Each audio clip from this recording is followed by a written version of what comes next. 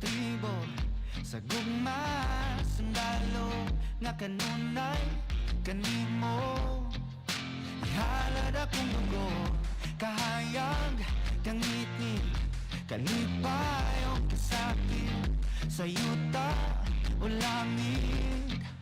Ikaw ang kalibutan ko, patubalani ka sa mga di ko pasipaan. Patubalani ka sa mga andang pagkamatyan ko. Kinsabay dilim ka na.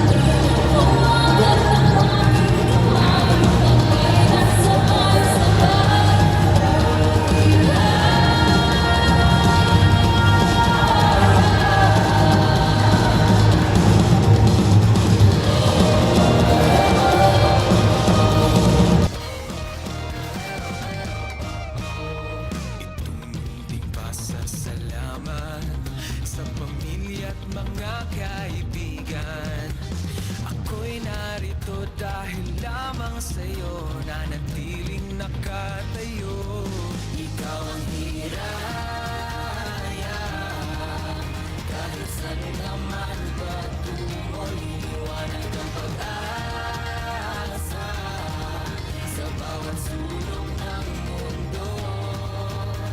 Halina't hawakan ang aking kamay, lumabay ng sabay-sabay, tayo ang hiraya.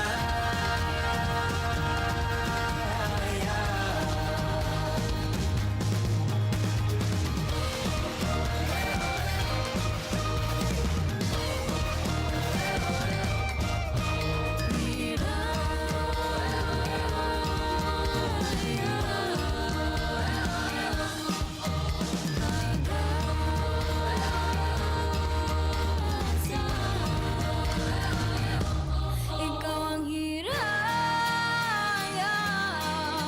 kahit saan ka man patungo, liliwanag ang pag-asa sa bawat sulok ng mundo.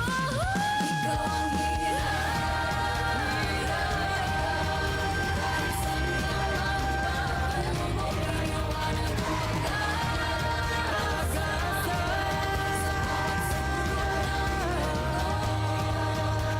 halina't hawakan ang aking kamay, lumabay ng sabay-sabay,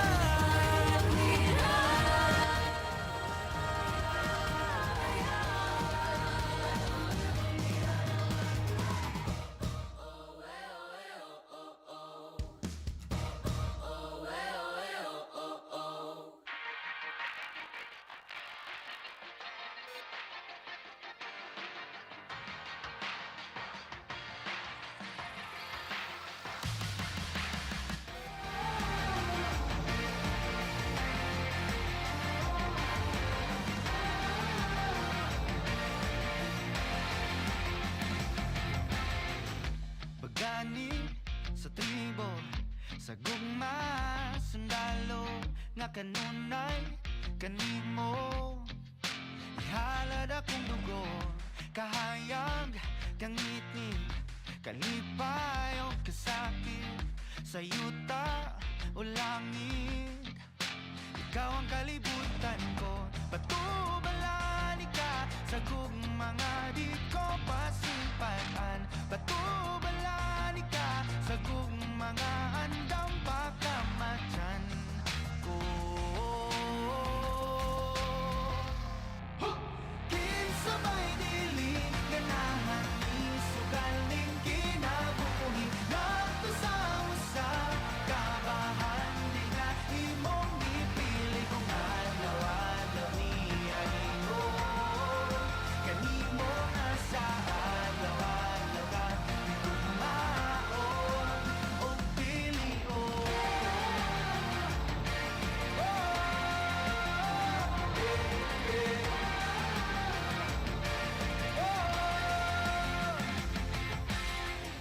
Guniti ang pagtuo, ipadilaaw daw kalayo, nga balaan sagrado, gabagaran ning dughan ko, o kung ugma na ang gera, kanunay kung sandata, ang pasalig mo glagda, nga diri ka mahilunta, batubalani ka sa gugmanga di ko hikalimtan, ug andam ko mapakabuhi, taliwala ng tanang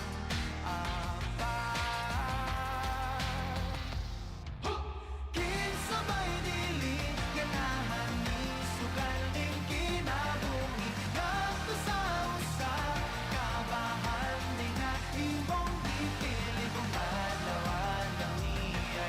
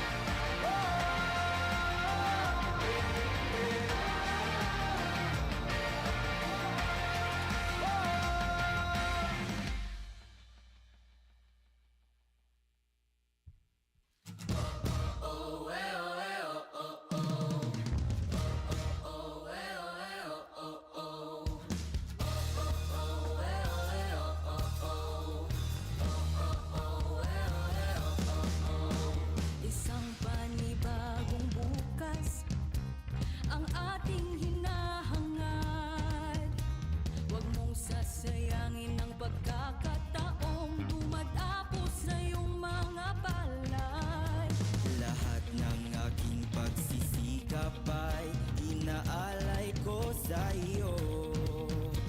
Anumang pagsubok ang aking harapin, mananatiling nakatayo.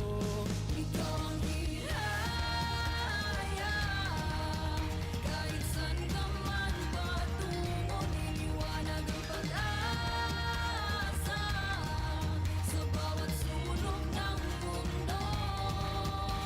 Alina't tawagan ng aking kamay, lumagpay ng sabay-sabay. Tayo ang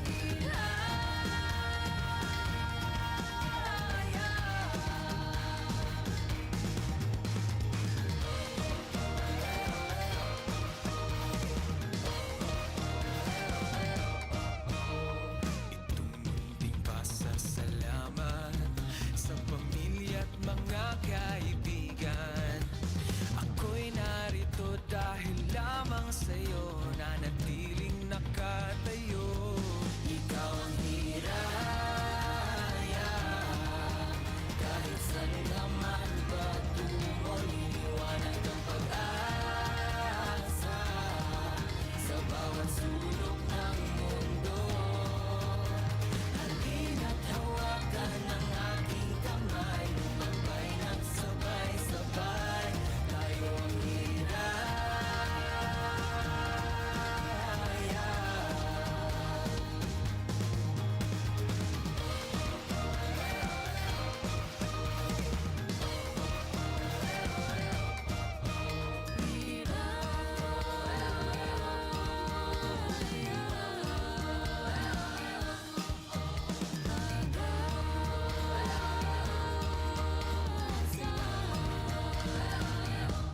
Ikaw ang hiraya,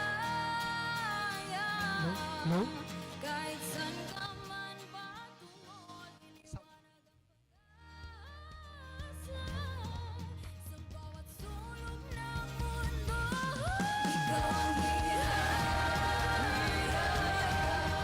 kahit saan ka man patungo, liliwanag ang pag-asa sa bawat sulok ng mundo.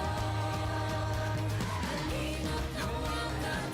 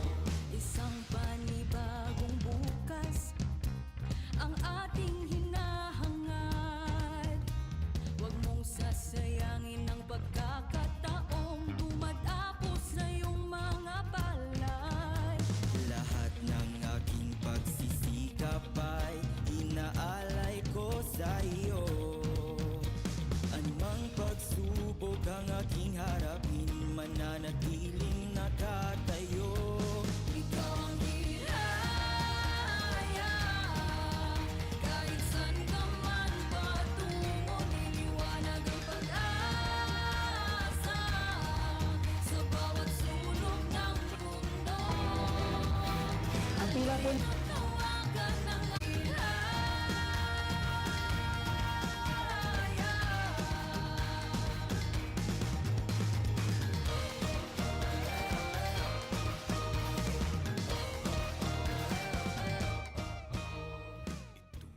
Itunting pasasalamat sa pamilya at mga kaibigan. Ako'y narito dahil lamang sa'yo, nanatiling nakatayo.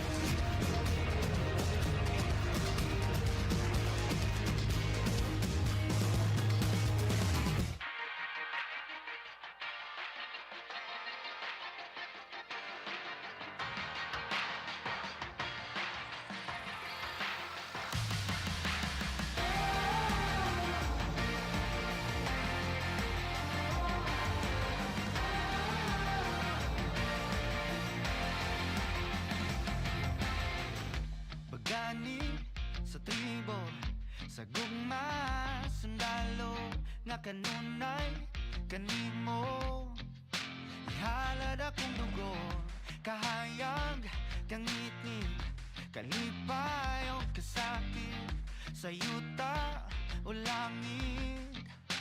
Ikaw ang kalibutan ko, batubalani ka sa mga di ko pasimpaan. Batubalani ka sa mga andam pagkamatyan ko.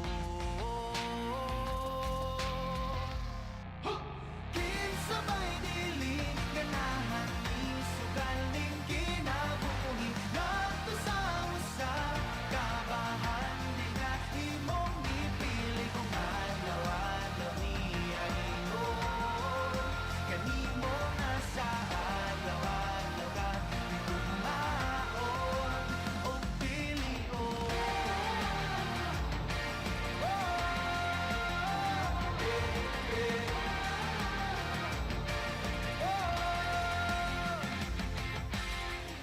Guniti ang pagtuo, ipadilaaw daw kalayo nga balaan sagrado. Gabagaran indughan ko o kung ugma na ang gera kanunay kung sandata ang pasalig mo lagda nga diri ka mahilon na batubalani ka sa mga di ko hikalimtan ug andam ko mapakabuhi taliwala ng tanang apat. Kinsabay dili ganahan ni sugaling kinabuhi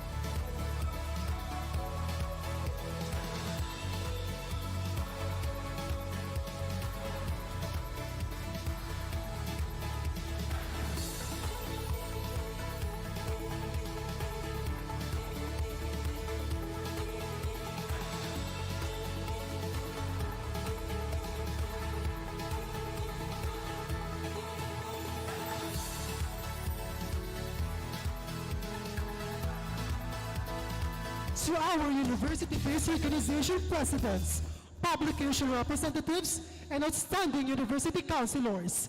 Gear up as we unravel the prestigious event, SAROK 2024, with the theme, Pagtiripon para sa padagos na pag-uswag ang pagtrayumpo ang leader estudyante nin futuro. An initiative of the Bicol University University Student Council which revolves on the term SAROK, which stands for Salok or to fetch water, symbolizing way to fill up the knowledge and competencies of our student leaders upfront to any situations and circumstances. It is through this event that you will be enlightened how to be a leader who is not just working for oneself, but one who includes his followers for one common goal. exactly, Mary. For me, leadership is never really innate. It is honed, it is shaped, and events like SAROK 2024 contribute to become the leader and student leaders and conquerors the university deserves to have. And like SAROK 2024, we greatly help to teach motivation and pour excellence to the progress our students deserve to see and feel in the coming years. I love that, JR. And speaking of excellence, here with us today are influential individuals who possess admirable attributes na they provide excellence and integrity to represent our students in the scholastic community fairly. And moreover, masasabi nating wasto at linya ang ating serbisyo kapag ito ay kinatha at siniksik sa maliwanag na hangarin. Precisely. And as our event reaches this point, I hope our respective delegates are at ease as excitement arises for the surprises we have prepared for them. At this juncture, may we all rise as we call the guidance of God Almighty through an economical prayer. Afterward, please remain standing for the conduct of our own Philippine National Anthem through an audiovisual presentation.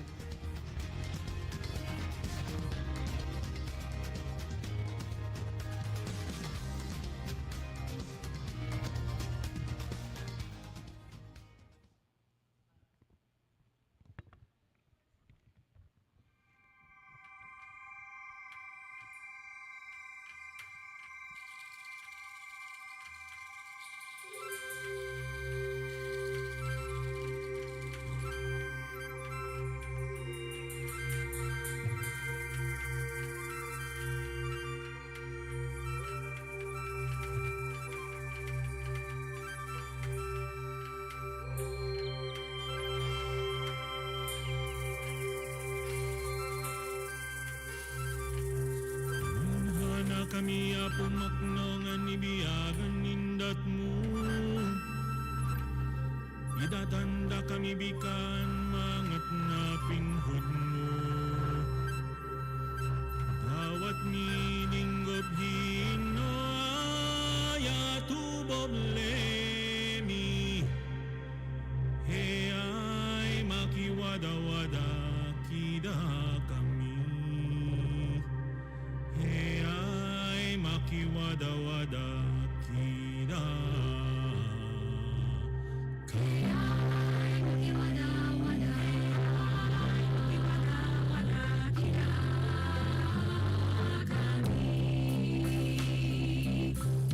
Bismillahirrahmanirrahim.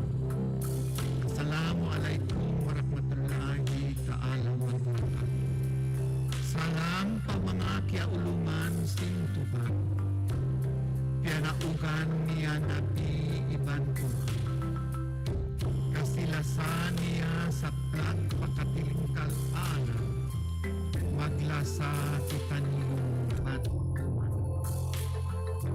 Tumbo Tuhan, tunggal nung sa sanggulan kami. Buwanin kami, ritchikik maglabilang. Law samong ratmat tu subaitan pinunci. Hangkan kita di subay magkasih-kasih. Sa ngalan Panginoon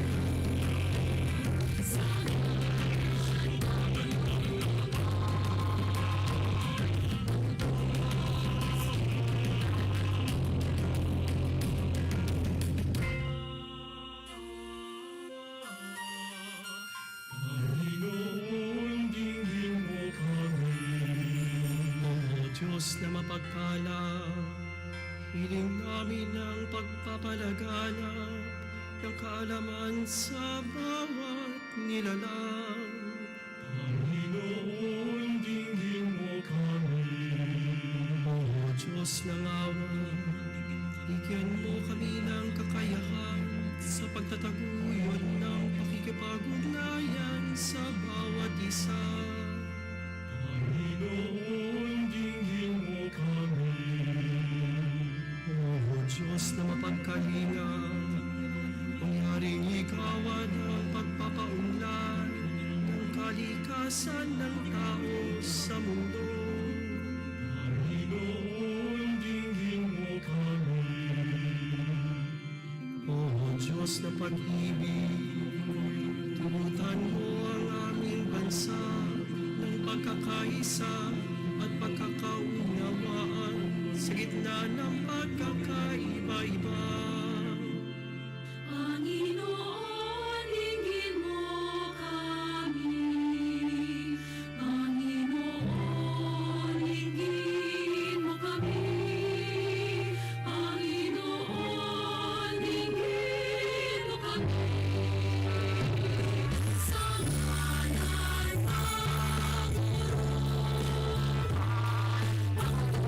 ng Espiritu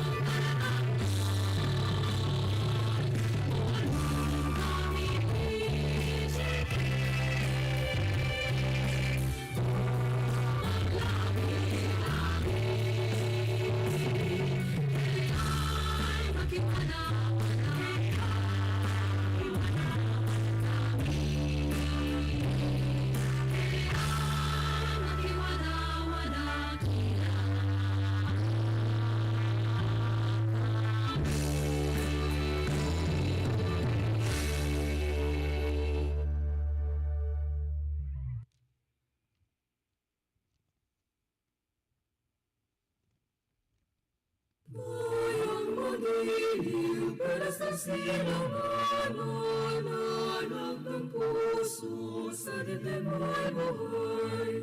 Lupang hinirang, gayat ka na magiting, sa manlulupig, di ka pasisihin. Sa dagat at bundok, sa simoy at sa langit mabaga, may nilagang tulad, awit sa paglayang minamahal. Pag-islap ng matawat mo'y tagumpay na nanininig. Ang bituin at araw niya kailan pang mali magdidilig. Lupa ng araw naman, bakit pagsinta mo'y langit sa piling mo? Ang hiligay na may malapit ang mamatay ng langit sa'yo.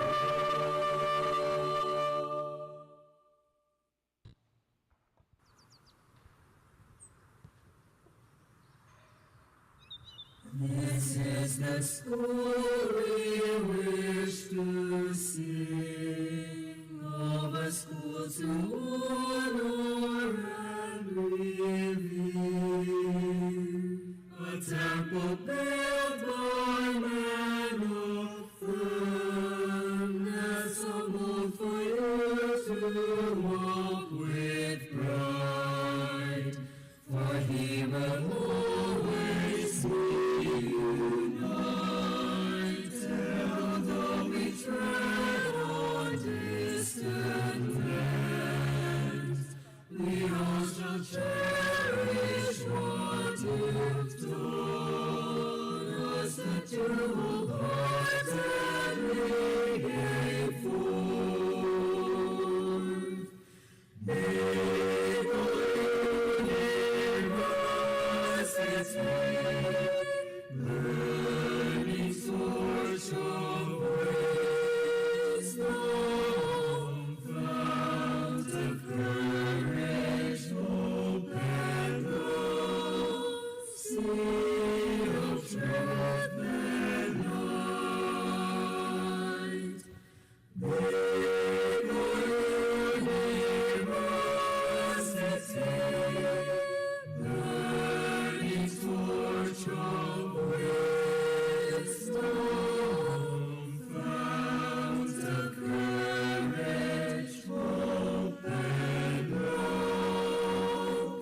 seed of truth and light.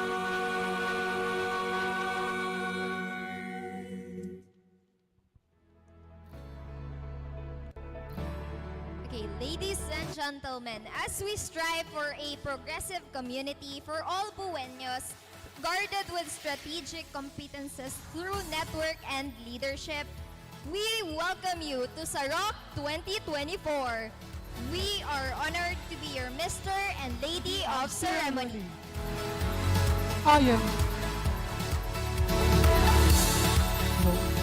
am J.R. Vasquez Tiscano, a University Counselor under ACSR of BUSC, grateful to share the stage with Mary Lourdes Ranera from Internal Affairs Committee of BUUSC.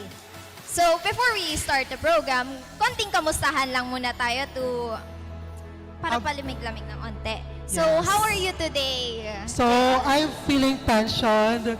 Kinakabahan ako, but since we have our STEAM student leaders in Bulwagan right now, I can really say that this event is really prestigious and minsan lang mangyari mga ganitong instances. And masaya ako nakita na yung mga student leaders ng Bicol University ay nagtitipon-tipon para sa isang hangarin. At alam kong ang events like SAROK 2024 will lead a great way para sa mas progressive na Bicol University na dapat nating abangan. I can feel the passion. How about you, Mary? Kamusta ka? For today, I'm feeling overwhelmed and very, very excited. I'm looking forward kung ano yung dadalhin ng day na to for me.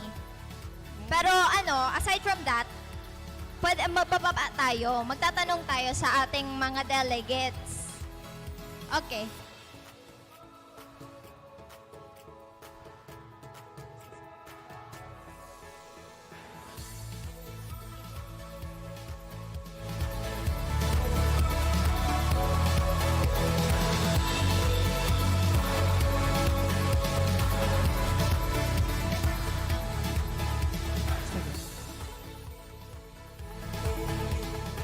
Okay. Mamaya na daw pala tayo magkukumustahan. Let's move forward. Let us give the floor to our chairperson and student regent for academic year 2023-2024, Ms. Remy Stephanie Baltorado.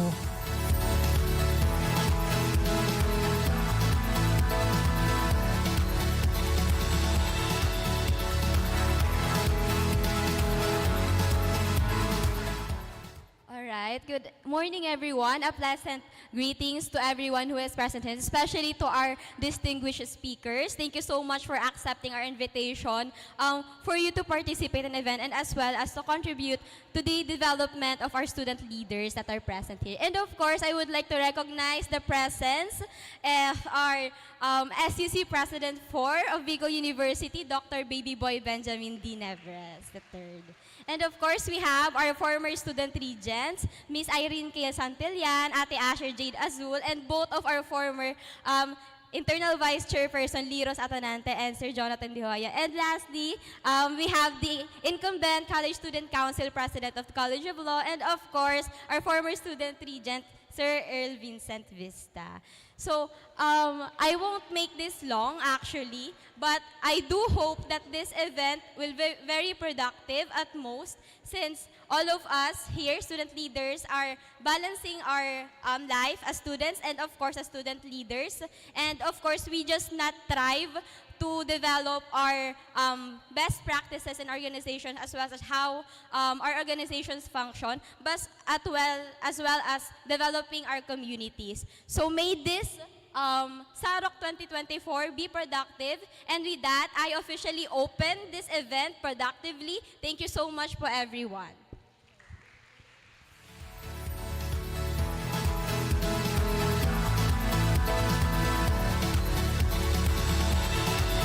Thank you so much for that message, Ms. Balderado. Distinguished delegates, to give his insightful and thought-provoking message for today's session, we welcome on stage Dr. Benjamin Baby Boy Nebres III, SUC President the 4th. Everyone, give our President the warmest applause.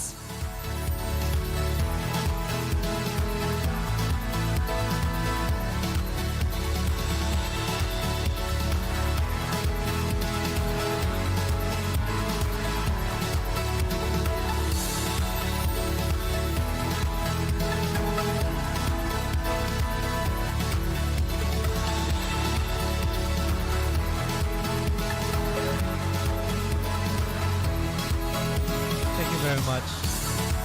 Thank you. Okay. Actually, this is one of the surprises, but why surprise? Because I was only invited last night to speak in front of you. Another thing is, normally, I keep on saying that if you're going to invite me, you should have to invite me. I think 12 hours or rather, a day before, because the schedule of being a president is too tedious. To tell you frankly, I have 4 commitments today, this morning. Kaya lang, I have to prioritize the USC programs and the student development undertakings. Sabi ko sa kanila, maghintay muna sila. Estudyante ang una. To the Dean of the Office of Student Affairs and Services, Professor Dave Stonga, who is presently at the main building or at the gas building for very essential meeting regarding about the future of student welfare in the university. Kaya, in-excuse ko na muna po sila.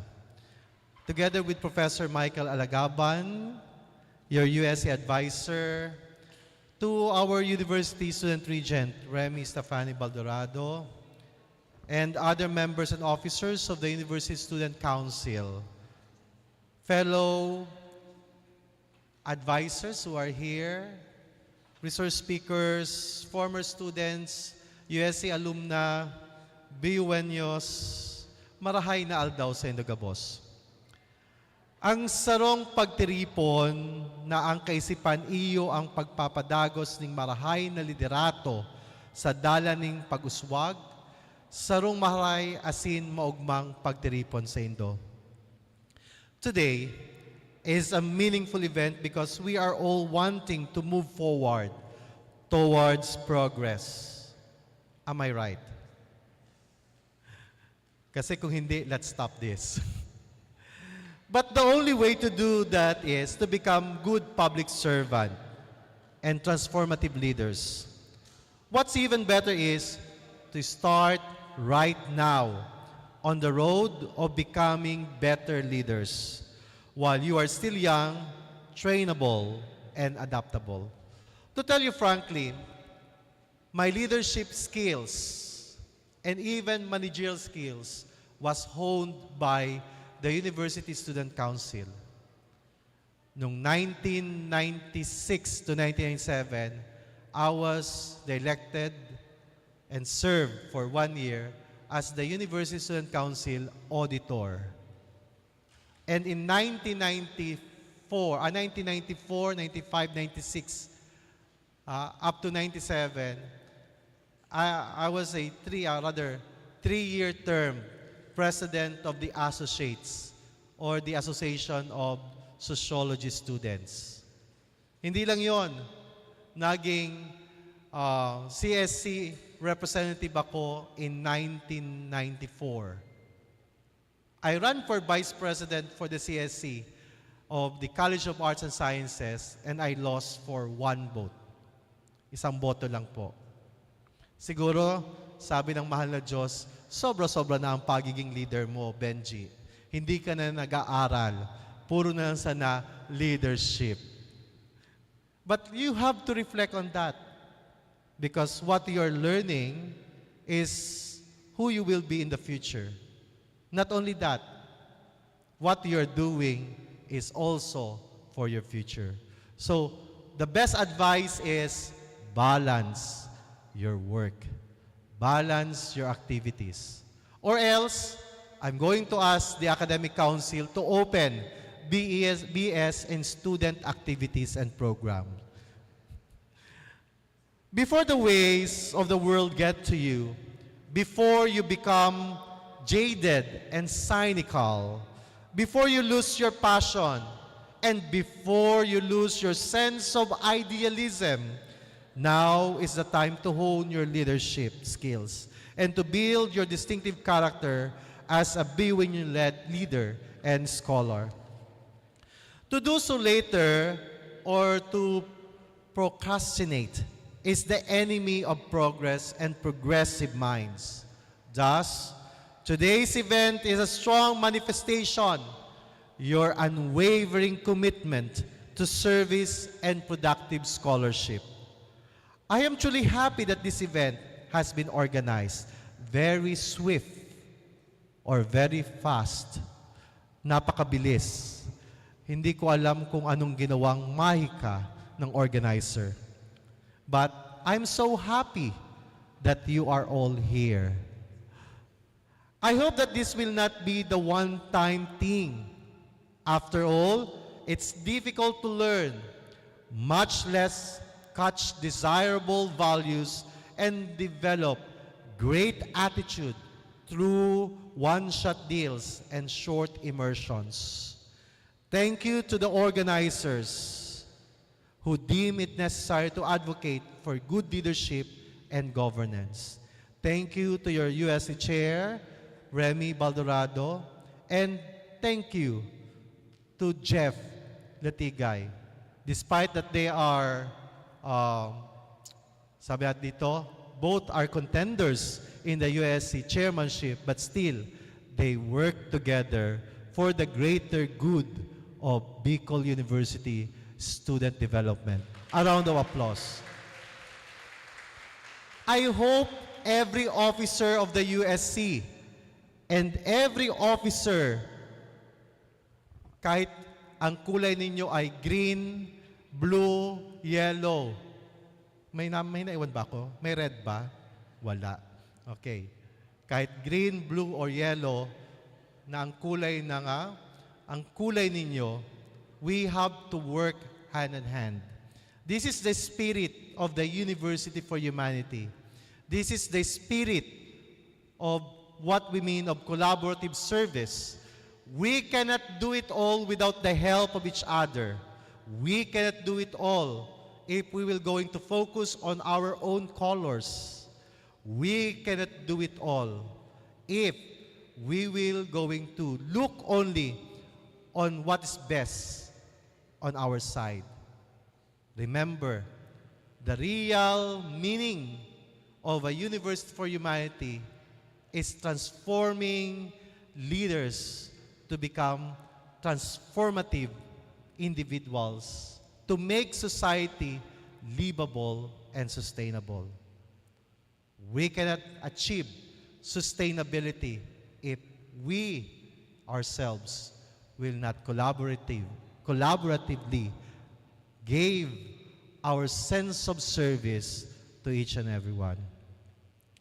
Finally, please remember, leadership, especially student leadership, is not just the quantity on extra and curricular activities that you have participated in.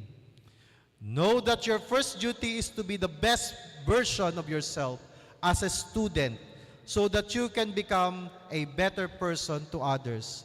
You cannot inspire others to be a leader like you if they see that you are not the good one to be the source of inspiration. Let it be first, be an inspiration to others in order others be inspired to you. Remember, at the end of the day, being a BYU is working together to achieve one common cause, and that is attaining the vision of a University for Humanity. And because of that, I am praying that you have to give yourself to the university for the betterment of the university, because BU is you, Bicol University is us. Diyos ang mabalo sa gabos.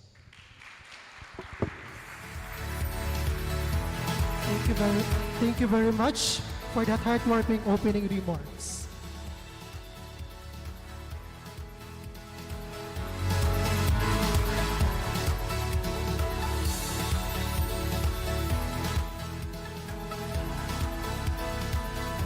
Okay.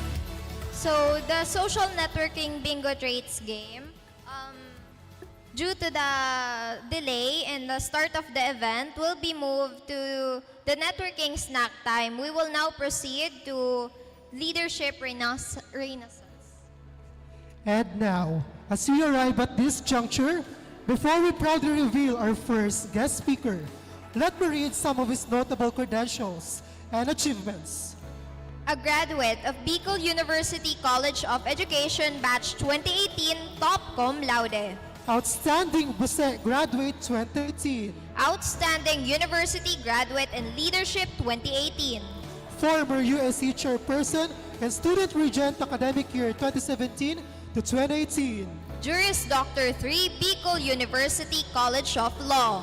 President, Bicol University College of Law, College Student Council. He is none other than Mr. Earl Vincent Hernandez Vista.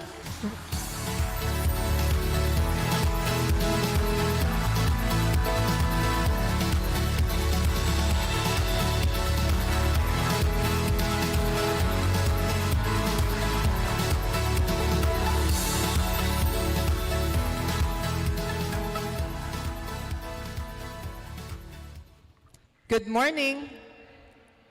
Good morning. Ayan, parang wala pa silang energy, no? Although kumain naman na kayo. How are you today? Kulang daw sa tulog. You know, dito na lang ako. Psychologists say that the first question that's being asked on a person each day is very important, because it sets the mood and the tone of that person for that day, the outlook of that person for that day. So it's very important that we ask the right questions every single morning. So nagtanong ako kanina, how are you? I hope that you are all feeling good today, because today is a wonderful and meaningful day to all of us. It's a learning opportunity, and let's maximize this day to transform ourselves into the best versions of ourselves as leaders, as student leaders of Bicol University. You know, when Jeff told me that I'll be speaking in front of student leaders of Bicol University, I never hesitated to accept the invitation, primarily because the University Student Council is my first love. This is where I've grown as a student leader. And I am what I am now because of the University Student Council. I owe so much from the council of what I am today. So kahit meron din kaming event ngayon sa College of Law, I am here because I want to see the new faces of student leaders in Bicol University. Now, the topic that was given to me is reigniting the flame of purpose and influence in the modern era. It's very fitting because as a student leader, myself, I believe that all of us are born leaders. Naniniwala ba kayo doon? All of us are born leaders. And we just have to awaken the leader that is inside all of us. Can we show now the PPT? Okay. Sige. May papakita sana ako kanina, kaya lang. Sige. Ito na lang. Sabi ni Jose Rizal, ang kabataan ang pag-asa ng bayan. The youth is the hope of the fatherland. Naniniwala ba kayo doon? Ay parang hindi. Naniniwala ba kayo na kabataan ang pag-asa ng bayan? Yes. But I refuse to believe that.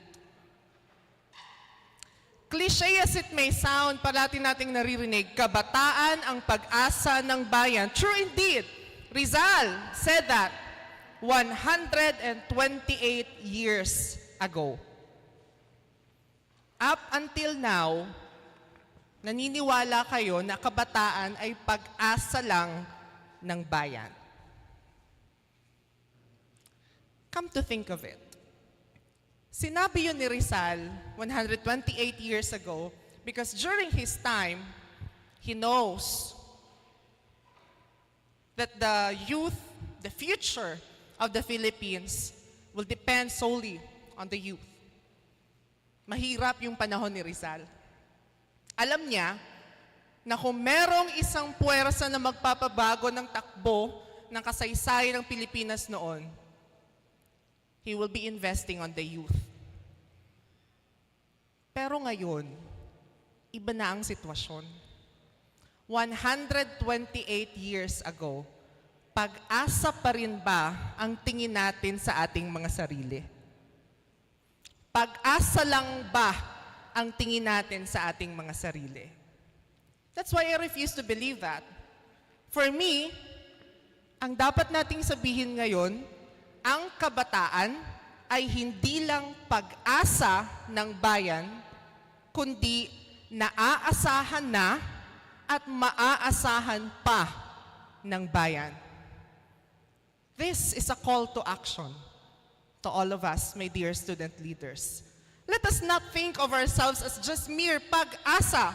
We have to work, and the work should start now.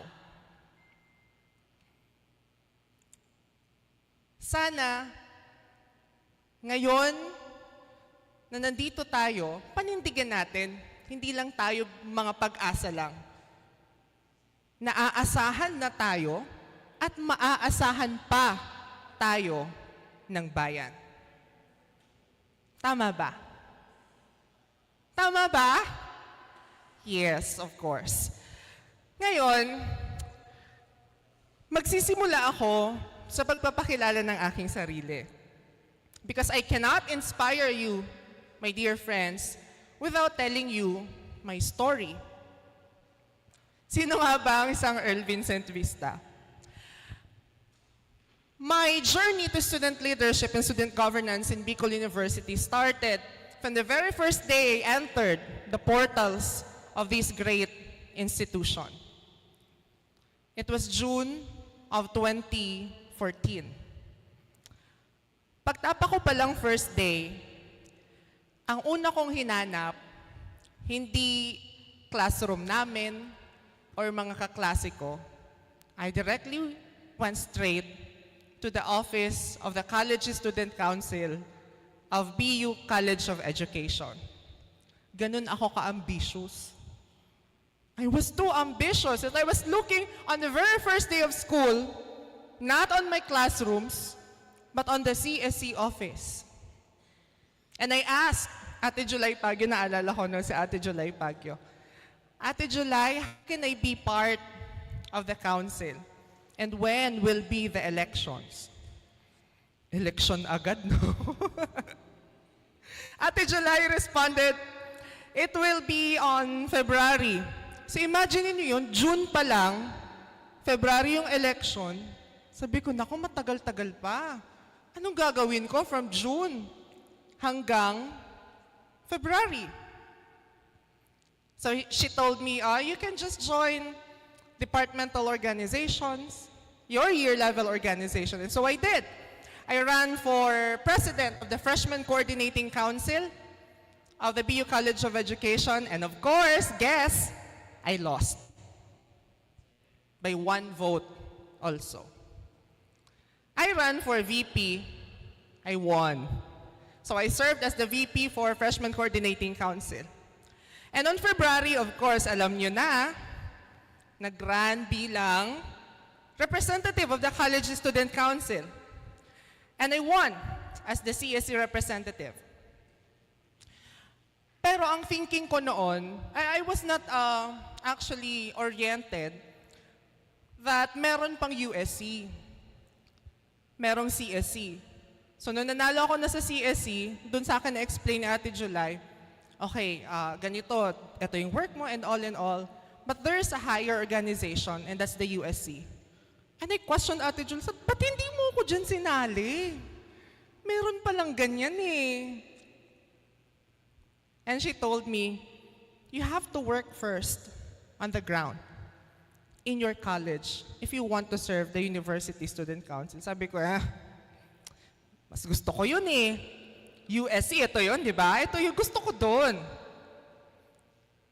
And so she told me, sige, kung gusto mo talaga, next year, mag-run ka. And so I did. I did run in the University Student Council on my next year, second year, as Deputy Secretary General. And of course, I lost. I lost in the elections. At ang malala, yung kalaban ko noon, was may pamangkin. Di ba? Medyo madrama talagang political student leadership life ko. Pamangkin ko. So, anong nangyari noon, pag umuwi kami sa Donsol, ang bahay namin halos magkatapat lang eh. Pag umuwi kami noon, talagang, hindi talaga kami nagpapansinan and all. Kasi nasaktan ako. Siyempre, hindi ko naman expected na magkakalaban kami. At natalo ako. So, that kept me, or that allowed me to realize, na sabi ko, maybe the USC is not for me. I shall go back to the CSC. On my third year, I said I would run as the College Student Council President of the College of Education. That was my plan. Kaya lang, nung filing na of candidacy for USC, our chairperson for USC eventually backed out. Nag-back out siya. So, walang papalit. Sabi sa akin, gusto mo ba mag-run ulit sa USC? Sabi ko, ayoko na. Masakit matalo. Diba? Masakit talaga pag natatalo. So, ayoko na. Dito na lang ako. Hanggang sa wala talaga. Walang gusto mag-run and all. And so, I told myself, maybe ito na talaga yung tadhana ko, no? Sinalo ko, knowing in myself that I have 30 to 20% only of chances of winning dahil alam ko ang kalaban ko noon incumbent USC officer. So accepted ko na, sabi ko, sige, magra-run ako, pero for the sake of pagdadala ng bandera ng partido, magra-run ako. Pero ang nangyari, there were sudden changes. Yung inaakala ko na magra-run na incumbent, hindi nag-run. So nagkapalitan ng mga taong nag-run sa student council. Doon ako nakapag-isip na ako, sabi ko, parang may chances. Kasi walang incumbent eh. Di ba kasi pag may incumbent, parang edge mo na yon over sa mga kalaban mo. Pero walang incumbent, so parang pantay-pantay kaming lahat. That was when I told myself, if I really want it, I will work hard for it. I did. Campaign season, 2017 to 2018 elections, aside from campaigning inside the university, I was campaigning inside the malls of Legazpi. Tumatabi lang po ako sa guards ng Pacific Mall at Ayala Malls noon. Nagpapaalam ako, Kuya Guard, pwede po ba akong tumabi sa'yo at kada may papasok na BUN nyo, magka-campaign ako. Ginawa ko po yun. To the point na Wednesday is a wash day, so hindi mo alam kung sino yung mga papasok, hindi naman naka-uniform. Nag-campaign ako sa Ayala, ang tagal ko na silang kinausap, it's a group of friends, siguro mga 7 sila. Pataas na sila sa escalator, so I was telling them, so sige, vote niyo ako, I am Earl, ganyan-ganyan and all. Tapos bigla silang nagsabi, ay, taga-Mariners po kami. Ang hirap. Pero dahil gusto ko, nilaban ko. Aside from campaigning inside the malls, I was doing a boarding house to boarding house campaign.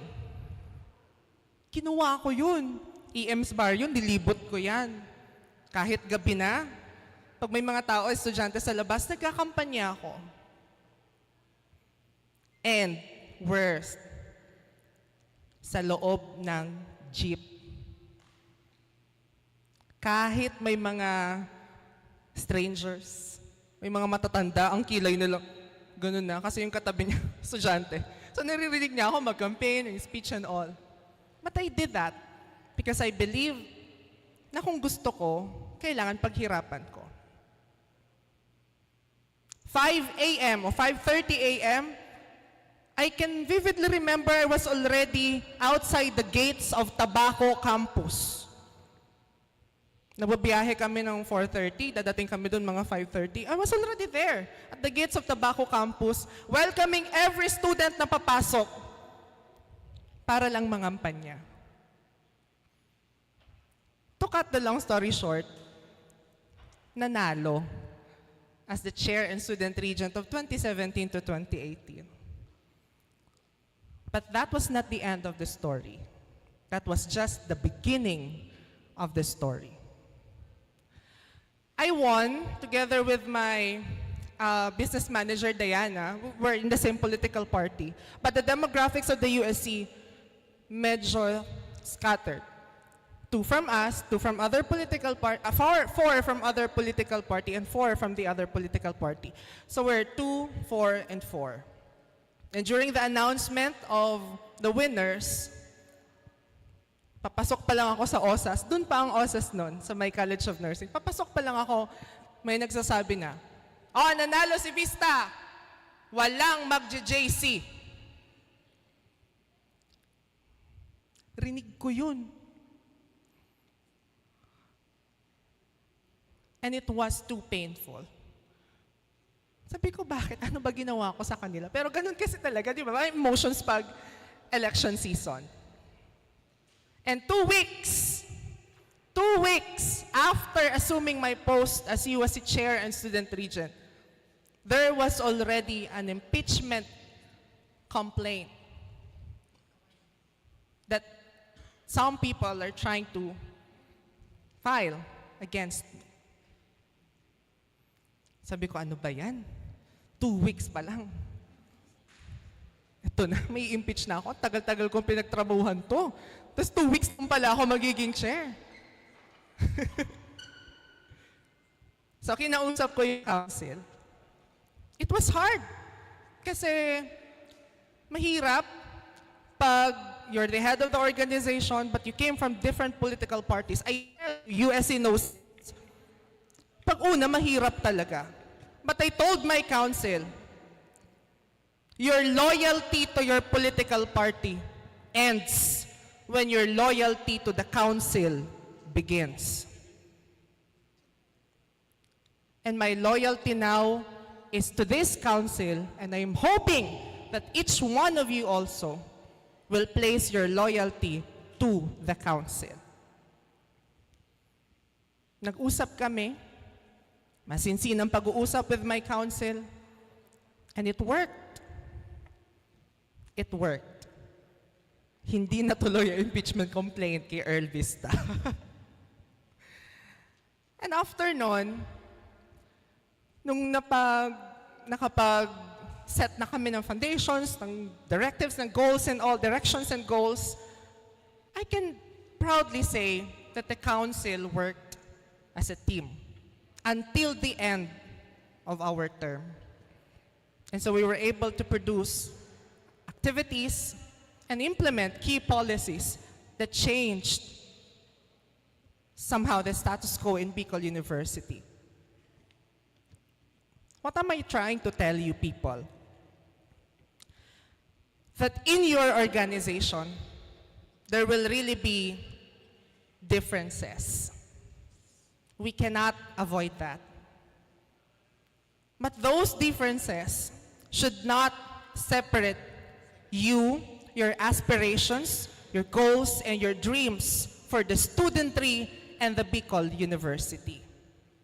That is why we are here as student leaders, to serve the studentry and not our own interests or the interests of our political party.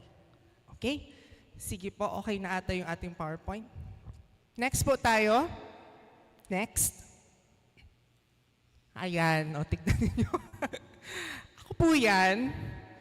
During my bid to the USC, this was already my last pictorial as chair of the USC. Well, one thing is consistent in that picture. Kilay.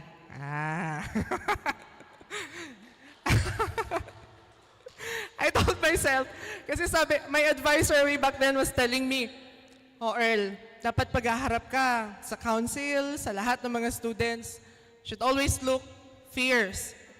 You should always look prepared. You should always look decent. Sabi ko, paano ko po ba yun magagawa?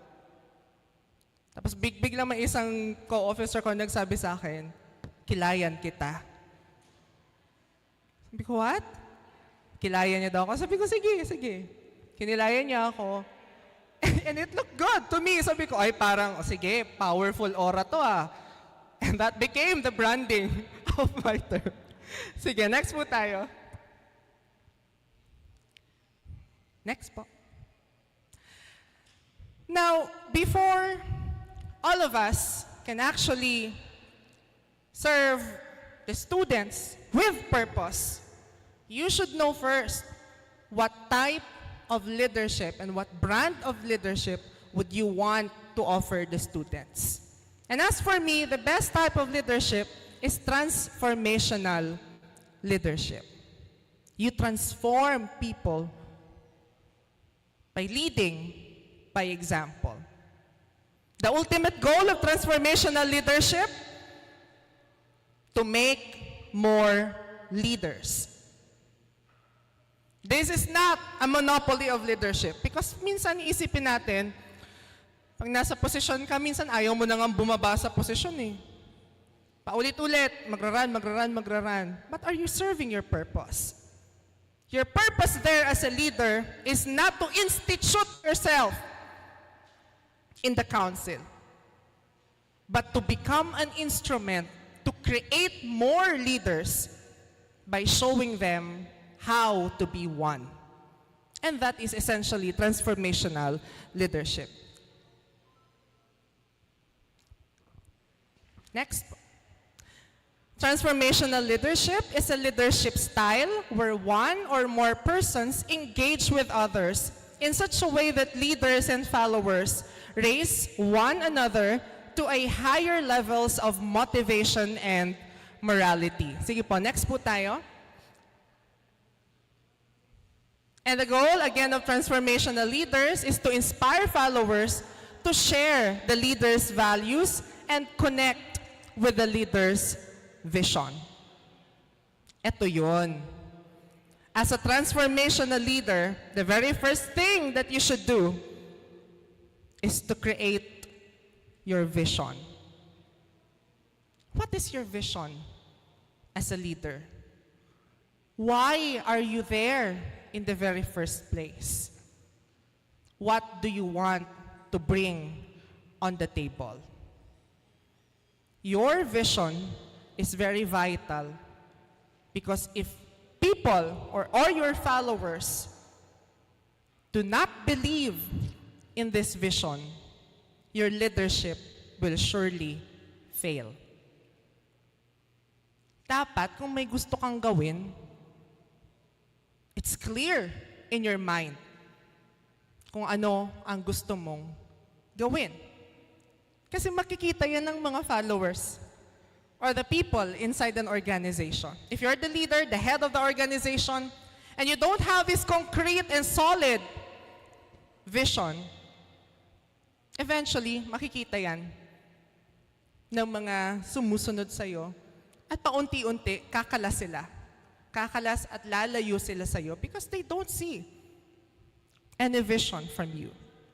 So first thing, create and make your own vision. Next po. Now these are the assumptions of transformational leadership. First, people will willingly follow a leader who inspires them. Of course, we know that. You will follow someone who is inspirational. Bakit magpa-follow ba kayo ng isang tao na hindi man lang ka-inspire? Malamang hindi. We follow inspirational people. Next, the vision and passion of one man can transform his followers, and together they can achieve great things. And energy and enthusiasm are the tonics that get things done. Energy and enthusiasm are the tonics that get things done. You have to be consistent in your quest for student service.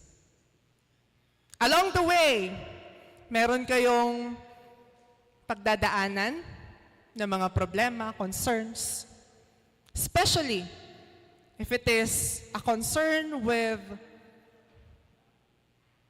sabihin na nating, concern na minsan babanggain mo yung mga tao na dapat, sabi nila, hindi mo dapat banggain. Nakakatakot yun. But if you know in yourself that it is the right thing to do not ever be afraid to go against the tide. Leadership is not a popularity contest. You are not there to please everyone. So do not ever be afraid to make unpopular decisions. Later, meron akong babanggitin sa inyo some of the unpopular decisions that I made during my term as the USC chair. But up until now, if I'll be given a chance, I will still do it and I will still decide similarly. Similar as to how I have decided it before. Next. These are the steps of transformational leadership, the processes. Again, as I've said a while ago, you have to start with creating a vision. Then you have to constantly sell the vision and build strong network of high potential. This is what we call consistency. Now, transformational leaders have a clear vision and they have a fair idea about the direction to move and want followers to move in the same direction. Be ready to accept failures. And lastly, the loading the charge stage, transformational leaders remain in the forefront during the action, always showing up, and always visible and stand up to be counted. They bolster and infect the followers with commitment and enthusiasm. Next po. Now, what are the effects of transformational leadership in an organization? Transformational leadership and organizational culture hold the key to understanding organizational effectiveness. Also, decisions taken by the leader are very important as they affect a large number of people. Especially when you're making decisions as the head of the organization. You know, sabi nila, the office of the chair and student regent are two different offices. The chair of the university student council and as a student regent. And the student regent is very powerful. You're deciding matters on student affairs and concerns with the highest governing body in the Bicol University, the Board of Regents. So when you decide not for yourself, but for the entire studentry. I remember one time I was questioning a policy. And then this person told me, "Excuse me, sino ka ba? Are you a dean?" I told her, I may not be a dean, but I am a student regent. And that's the highest governing body in Bicol University, with all due respect, Madam.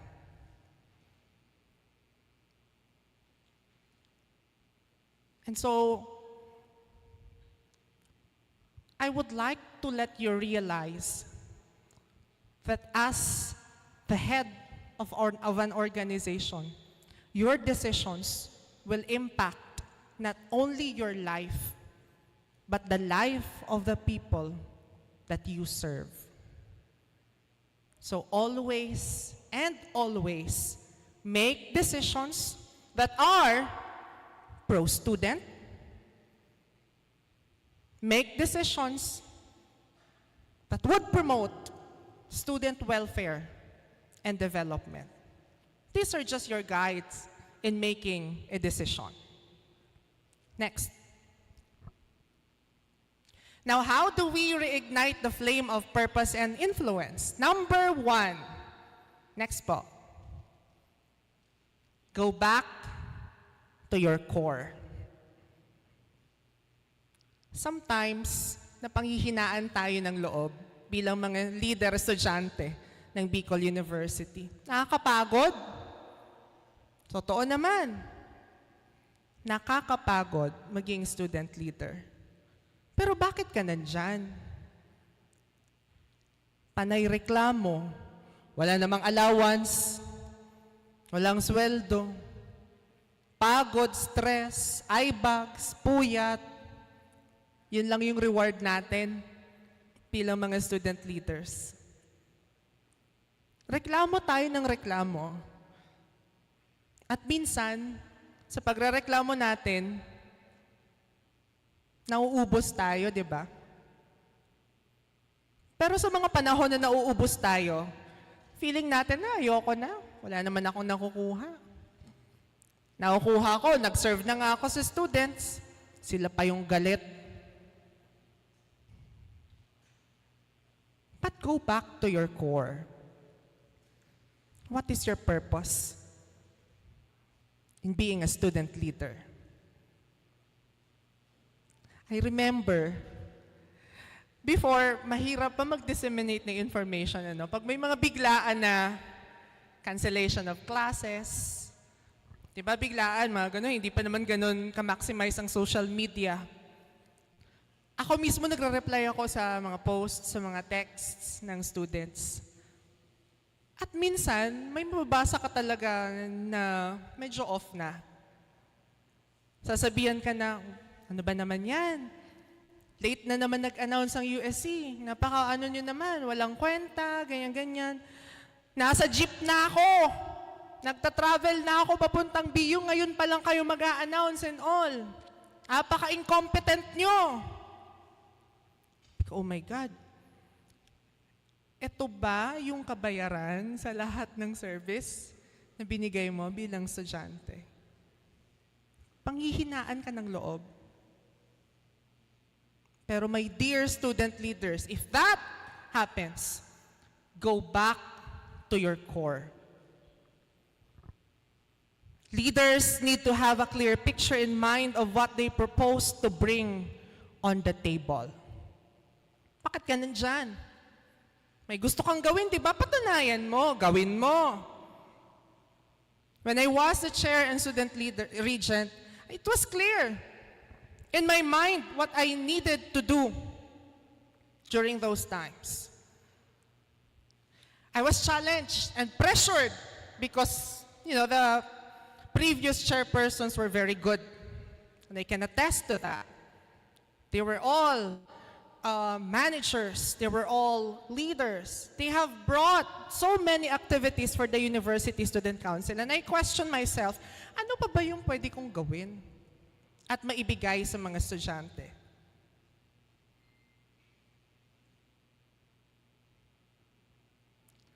And I had to go on the ground to realize kung ano ba yung dapat kong ibigay.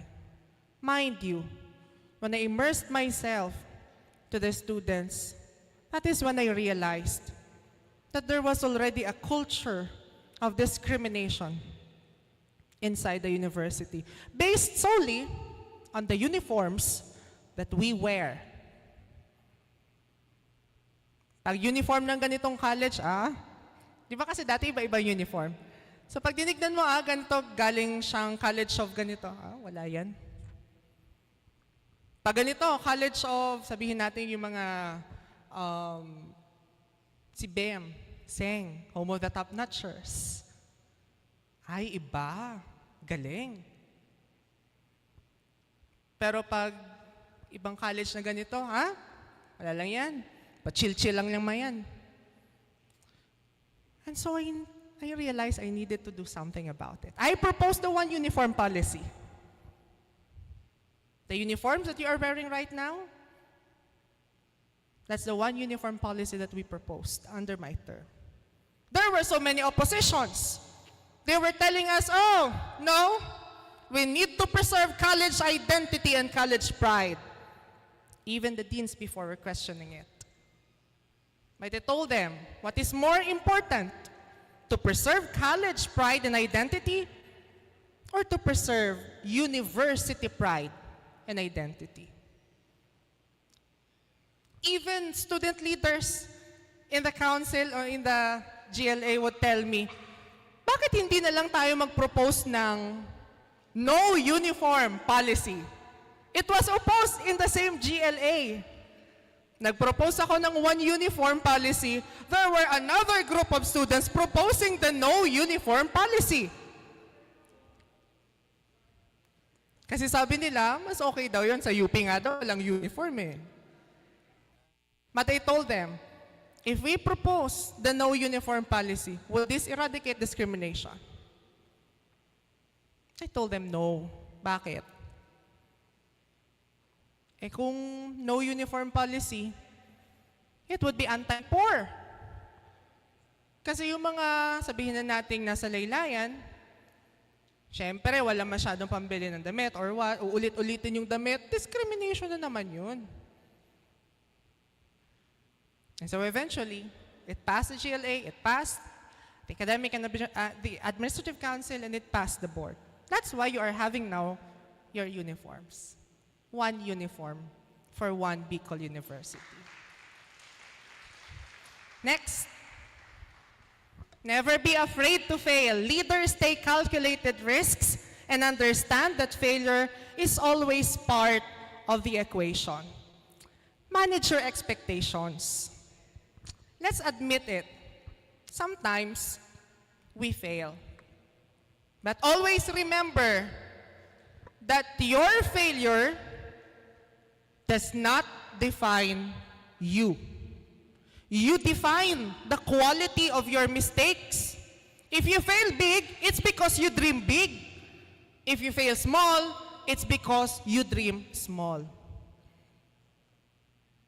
Again, your failure does not define you. You define the quality of your mistakes.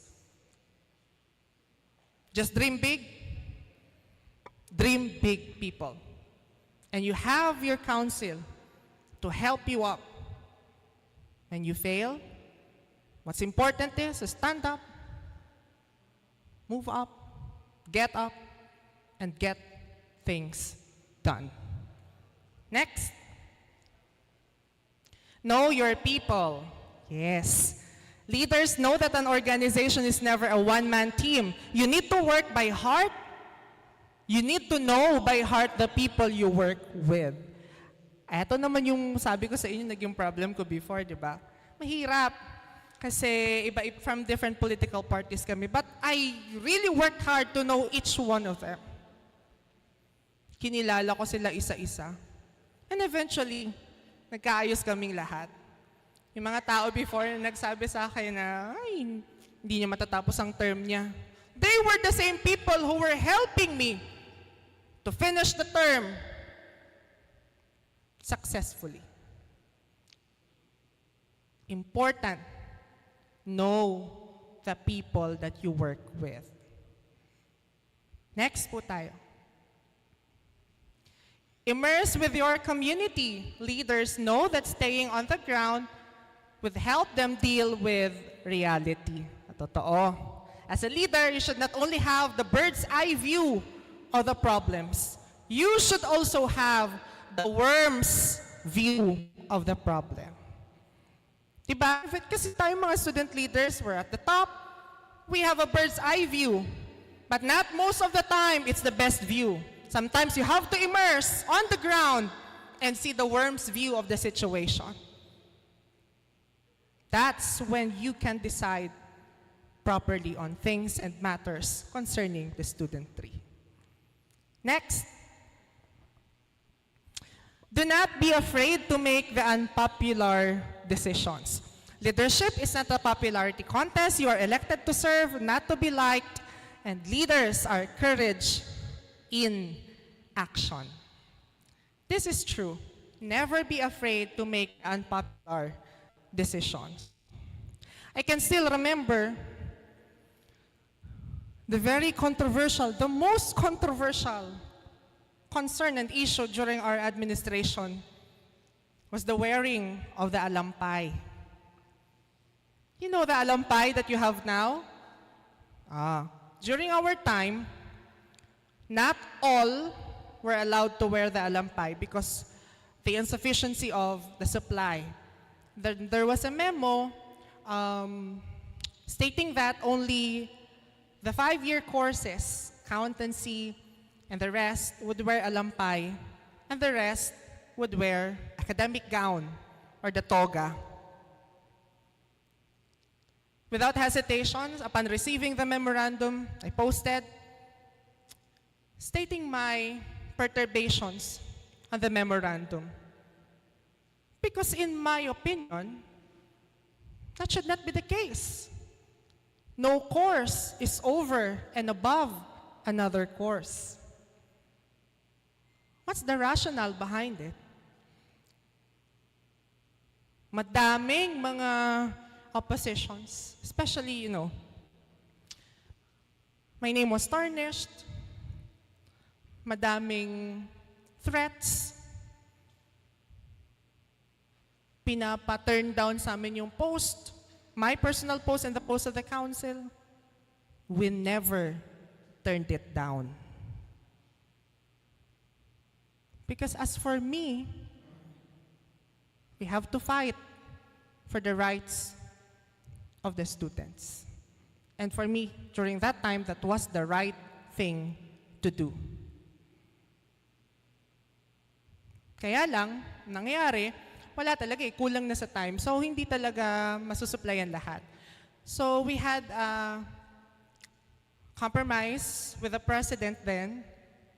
Very supportive naman si president. We had a compromise.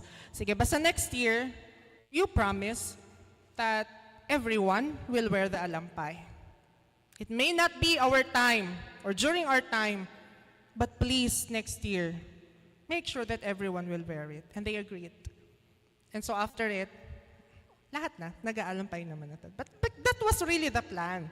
Kaya lang, nung una lang talaga na, inopost natin kasi hindi naman tama para sa akin na may napaboran na mga courses. And so it worked. Next. Yes. That was my graduation day. As part of the Board of Regents, I have the privilege to wear the alampay. But my graduation day was very important to me because for me, that was also a day of protest. I chose not to wear the alampay because I chose to stand with the students. I was marching, napunta sa stage, I was literally crying. Kasi nakikita ko yung mga estudyante, I'm with them, wearing the same academic gown. I could even have the chance to wear the gown, the academic gown of the PU Board of Regents. It's not that one. Before, nung wala pang alampay, may academic gown ang board. And the admin told me, if you don't want to wear the alampay, you wear the academic gown for the board. I said, no. I will wear the academic gown of the students. Kaya nandyan yan.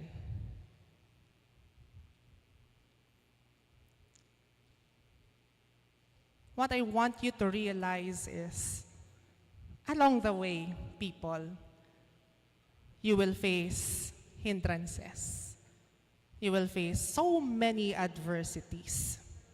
But if you know in your heart that you are doing this to serve your purpose and to be true to your mandate,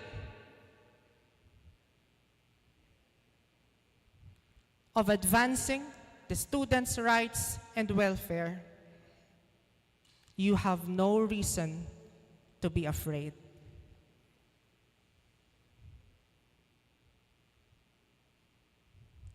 Next po. Tapos na pala. Tinatay mo na ako ni Jeff.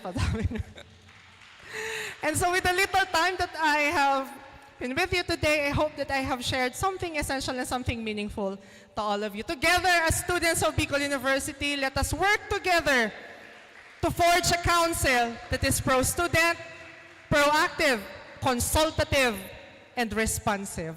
Again, I am Earl Vincent Vista, and I will always be proud to be a student leader. Thank you.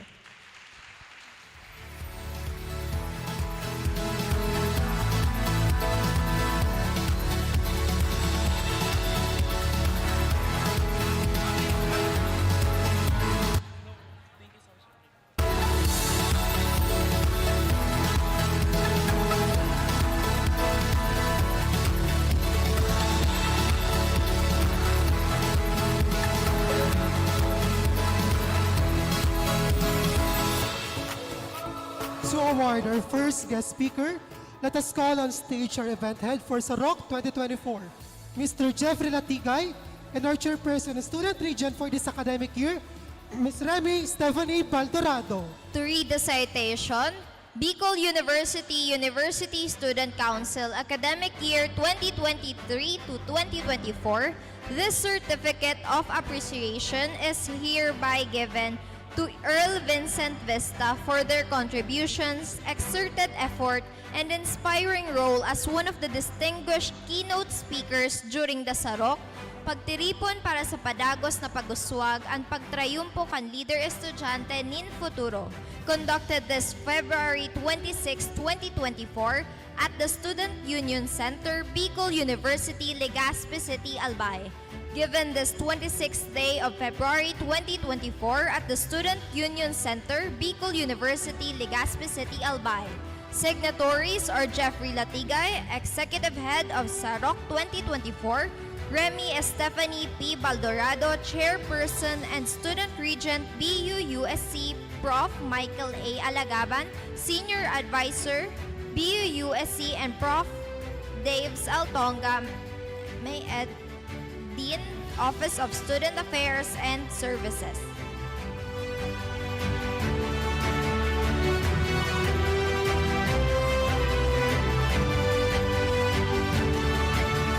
Thank you so much again for allowing us to resonate your presence, Mr. Earl Vincent Vista.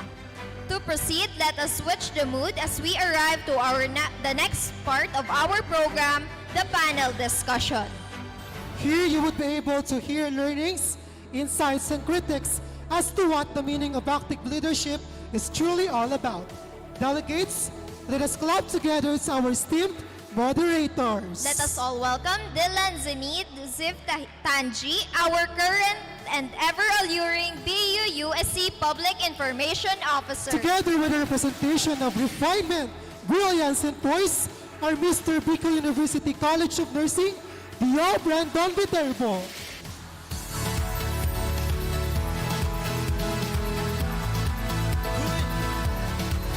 Hello. Good morning, Bicol University! And good day, BUeños! Welcome to SAROK 2024! And thank you for joining us here today. My name is Dio Brandon Viterbo. And I am Dylan Shanid Siv Tanji. And we are thrilled to be your moderators for this panel discussion on navigating active leadership.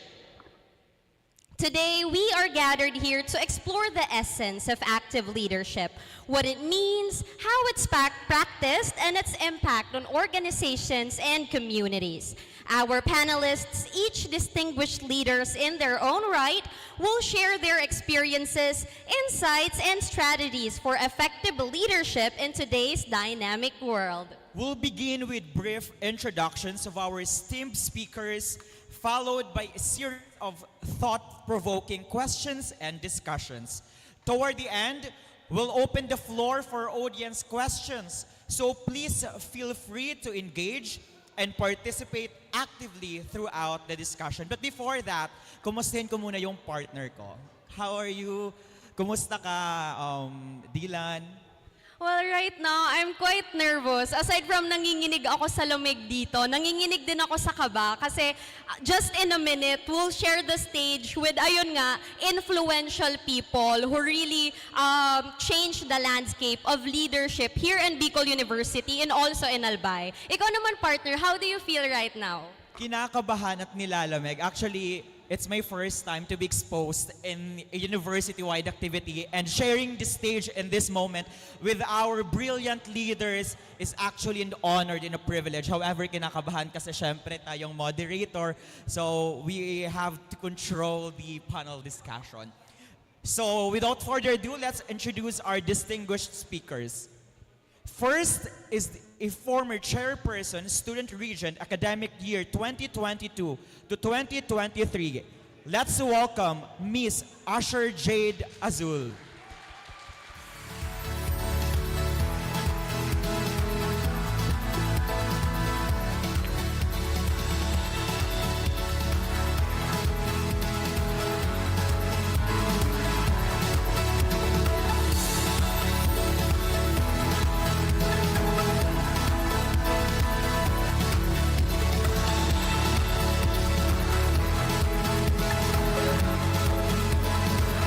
Our second speaker, a former internal vice chairperson, academic year 2022 to 2023. Let's welcome Mr. Liros Atanante.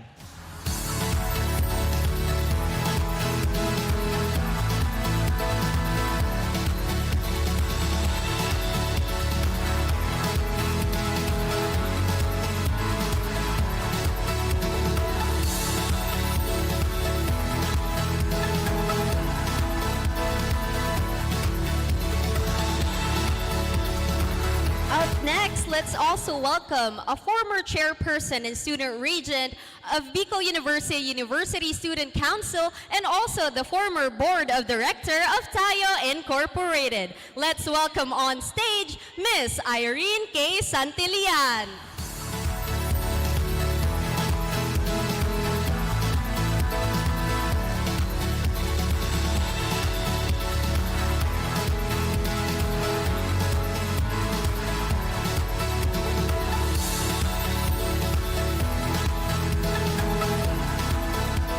And of course, last but not the least, our next panel is an alumnus of Bicol University College of Business, Economics, and Management, the Program Development Officer of the House of Representatives, 2nd Albay District Office under Congressman Joey Salceda, and of course, the Executive Director of Albay Youth Farmer Organization Incorporated. Let's welcome on stage Mr. Joshua Carl Barcelon.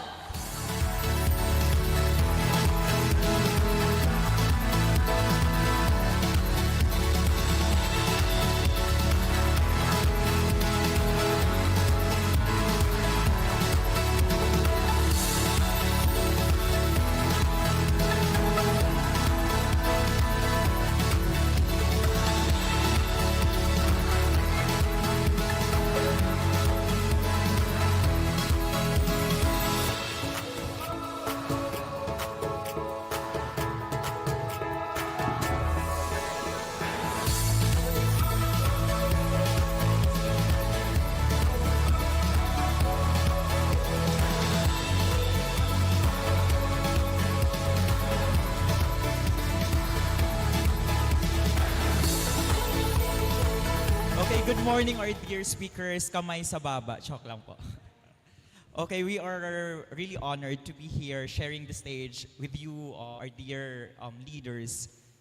And before that, we would like to have some quick kumustahan muna.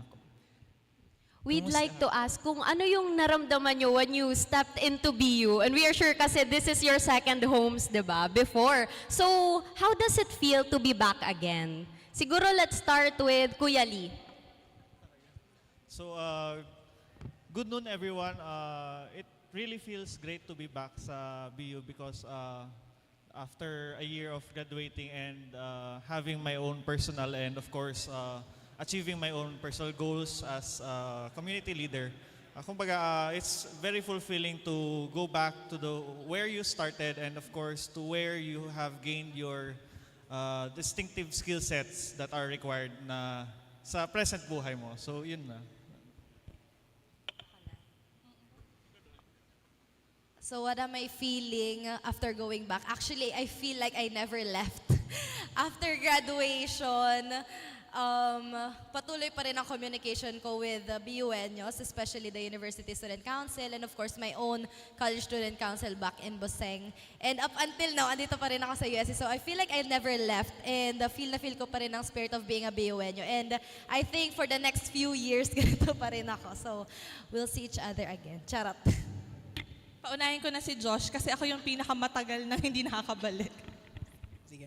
Anong feeling ko nung nakabalik ako ulit dito sa Bicol University? Well, ay, sakto lang. Charot. Hindi, first time ko kasi dito sa Bulwaga na venue nyo. First time, very first time. Dati wala pang OSAS. Dati ano pa lang, ining venue na ini o every time na may pakawat sa BU Week, palaging may station na nandyan sa uphill. Pero amazing race. So being back dito sa Bicol University is amazing. Amazing in a sense na dati kami yung nag-organize sa mga arog kaining mga events. Pero now, kami na ang mga nasa panel. Pero hopefully may matutunan kayo sa amin, sa aming mga pangka-clout chase. Ayan, so thank you very much sa organizers for inviting kaming apat dito. Ayan, si Ate Kil na. Alam niyo na kung bakit ako yung huli kasi ako yung inaate nila. It's been a while since I was able to go back here. Tinatanong ko nga si na Jeff kanina, sabi ko buo na pala yung 3rd floor.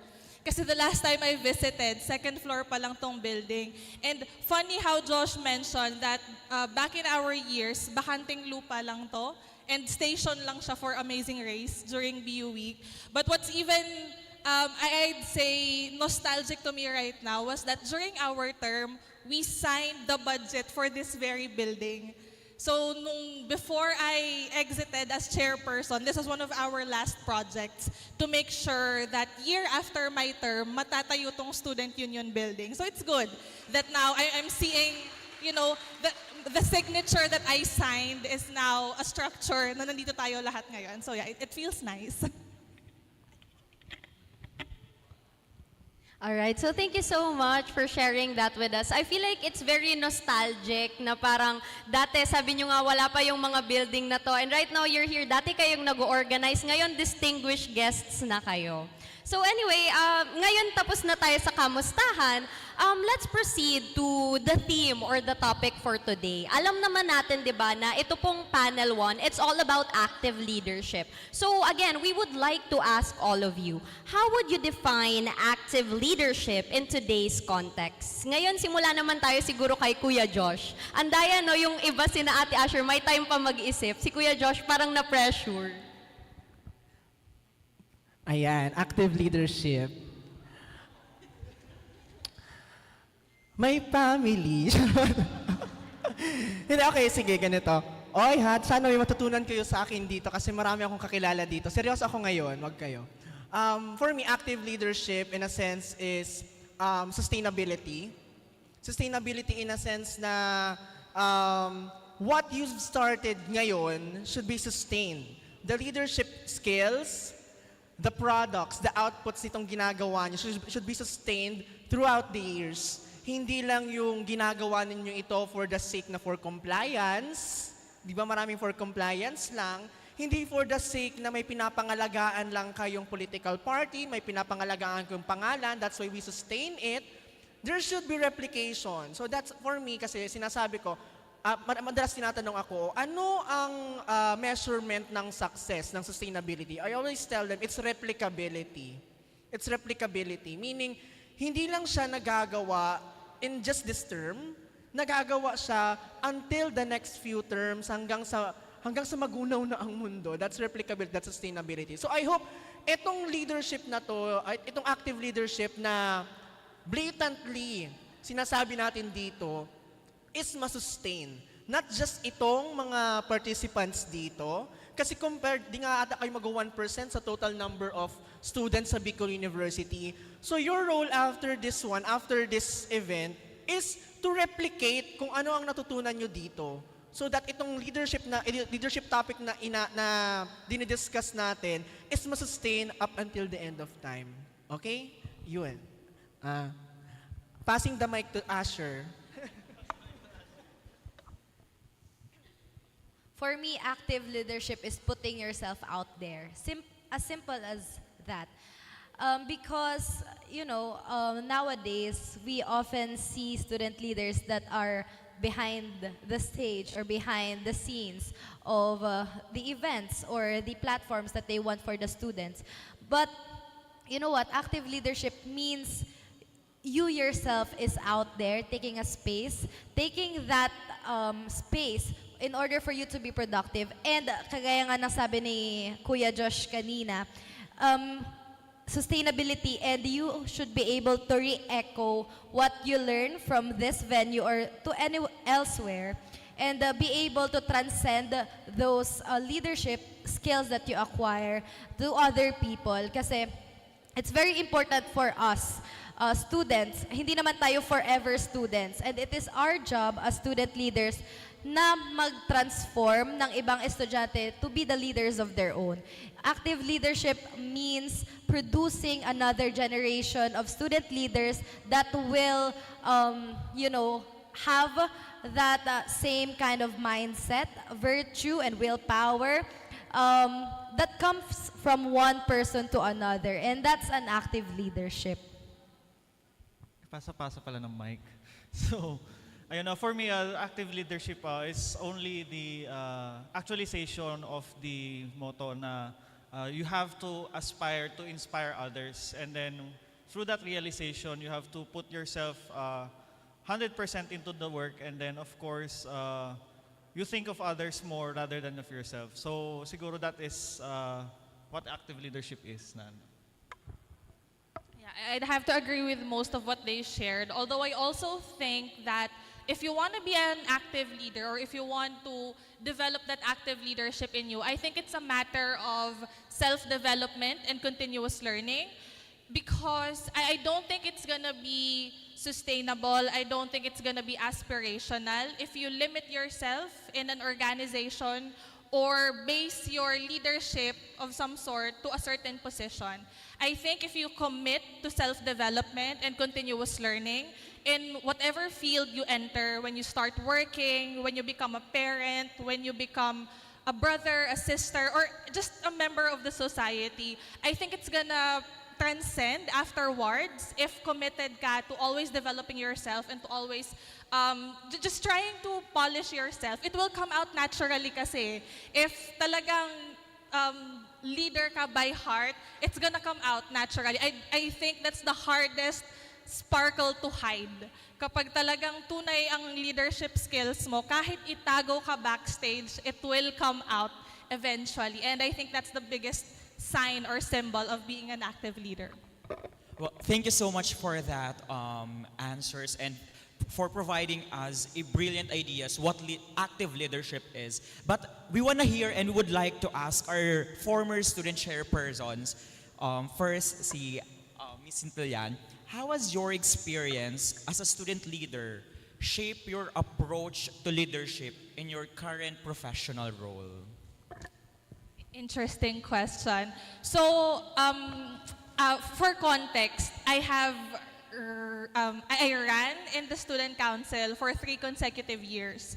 PIO, SecGen, and then chairperson. First run, PIO, I lost kasi kampante, hindi nagka-campaign. Hindi nagka-campaign, talo. But the second time I ran, I think I started to see the value of understanding kung what it means to really win. Kasi nung first year, I think yung mentality ko lang, if it's for me, mananalo ako. Simple as that. So sabi ko, I won't do anything beyond what is comfortable sa akin. Kasi pag sa akin siya, alam mo yun, yung typical law of attraction. Pag para sa akin siya, kusa siyang darating. But it slapped me hard na hindi pala yung totoo. Kasi if para sa'yo siya, halfway, nandun na siya, pero kailangan mo siyang salubungin. It means you have to work hard for it as well. Otherwise, hindi siya babagsak right in front of your faces. So I think that experience of running, failing, and then winning really helped me understand na you still have to work hard for things. Kahit pa nandyan na siya, technically incumbent ako at that time, but you have to work hard for it because there's no guarantee that it's just gonna be presented to you on a silver platter. I think it's important that we do not feel the entitlement after all, because I would be honest, when you're up there, I'm not sure if Asher and Lee and Josh would agree with me here, but when you're up there and people invite you, make you sit in special places, give you food, give you things like this, sometimes it gets in your head. Kasi it's gonna come into your head kasi, uy, ang special ko naman. Among, ilan nga yung population? 24,000, 25,000 students. Graduation, nakaupo ako sa stage. Kasama ko yung president, kasama ko. So sometimes, it will get into your head. And I think it's important to be aware when it gets in your head. Kasi instead of keep on denying it, na hindi, humble lang ako eh. Ano ako, servant of the students. Human as we are, you'll be flattered. You'll feel good. And it feels good to feel good, right? So sometimes it will really get into you. So I think one thing that guided me there is to always be aware if asan ka na as a leader and as a person, to always stay grounded and to be reminded of where you started para hindi ka maging helium balloon na untethered na you float really, really high until it's so hard for you to be down again. So I think yun yung isang pinaka naging influence sa akin. When you feel special as a student leader, the moment you're out in the real world, you're back to a blank slate. You're a person again, and ang pagkukunan mo na lang ng lakas is yung skill na meron ka and how you want to put it out in the world. So I think that's something that really made a mark sa akin. Thank you so much. Now, let's hear from the former chairperson, Ms. Asu. I get the same question. How did my student leadership affected my career after graduation? Well, most of you don't know, but I'm already a registered civil engineer right now.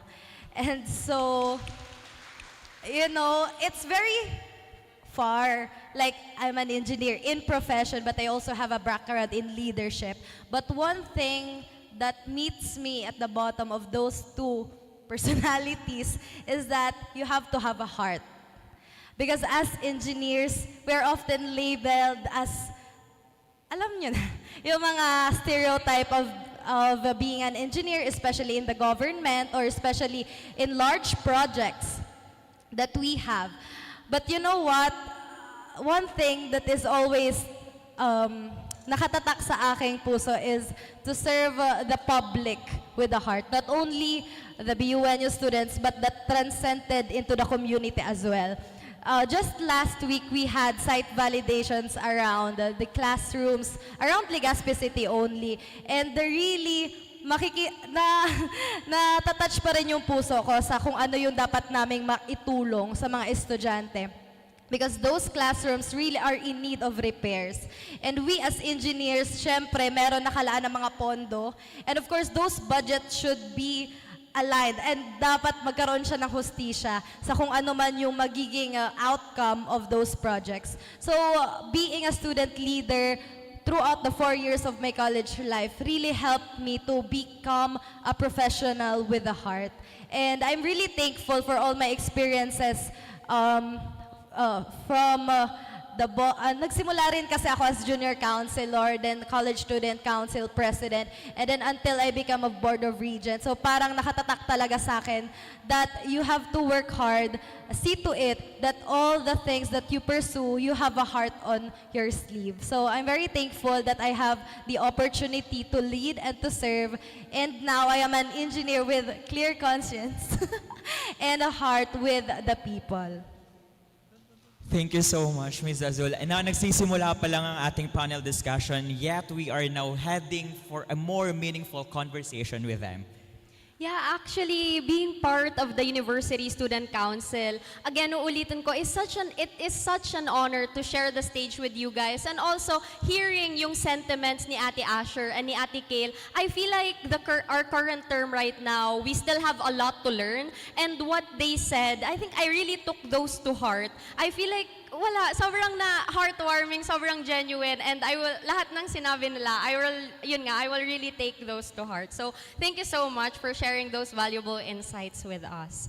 Now, I think we're going to move on to a much broader field. So, narinig natin yung insights ng mga dating student leader. But right now, what I'm also really interested in is the Albay Youth Farmer Organization. I'm very curious about it. Like, nakapartner na kasi siya ng USC sa ibang events, but I'm really curious, Kuya Josh, as to how it was founded. And like, ano yung naging vision, ano yung vision niya talaga? Paano ba siya nagsimula? Can you share it with us? Wala. ayan, gising na kayo. Okay. Albayang Farmers Organization is a non-stock, non-profit organization. Our operations are based here in the province of Albay, and this organization is powered by youth that are into agriculture, but just hindi lang siya into agriculture. May alam sa agrikultura, walang alam sa agrikultura pero gustong may malaman, may konti lang ang kaalaman, gusto matuto, go. Or anyone who wants to venture out into agriculture. Now, itong organization namin is sobrang bata niya pa. Siguro 1 year and a few months pa lang kami in operation. But prior, it was established and was registered sa SEC way back August 26, 2022. Ayan. August 26, 2022. But prior to August 26, nag-start na kami ng operations namin, which is February 2021, which is the height of the pandemic. We implemented this program called Edible Landscaping sa Barangay Project, wherein ang kapartner namin ay mga sangguniang kabataan chairpersons. What we did is to establish communal gardens sa bawat barangay in the 2nd District of Albay with 223 barangays. And out of those 223 barangays, lahat ng 223 barangays, merong gardens sila. It was considered as the biggest agricultural program or project implemented by the youth in the whole Philippines. In the whole Philippines, only in Albay. And was also recognized as a national winner sa 10 Accomplished Youth Organizations. We breathe life into our vision na walang albayanong magugutom.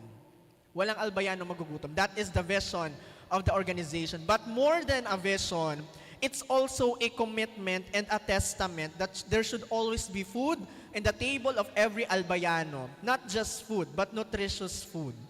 Now, after having these different accolades and winning different recognitions, we opt to change that vision na walang albayanong magugutom to walang Pilipinong magugutom.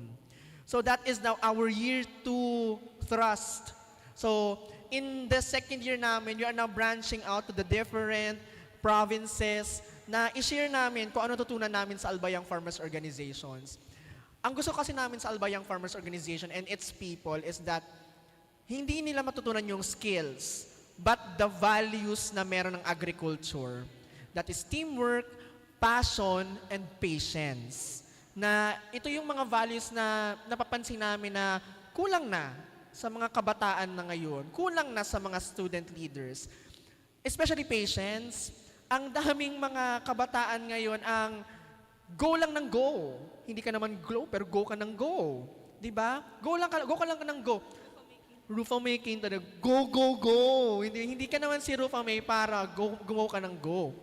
Ngayon, pansin ko kasi sa mga kabataan ngayon is parang may palaging hinahabol na oras.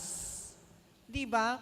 They don't know na, hindi na nila alam kung paano mag-slow down.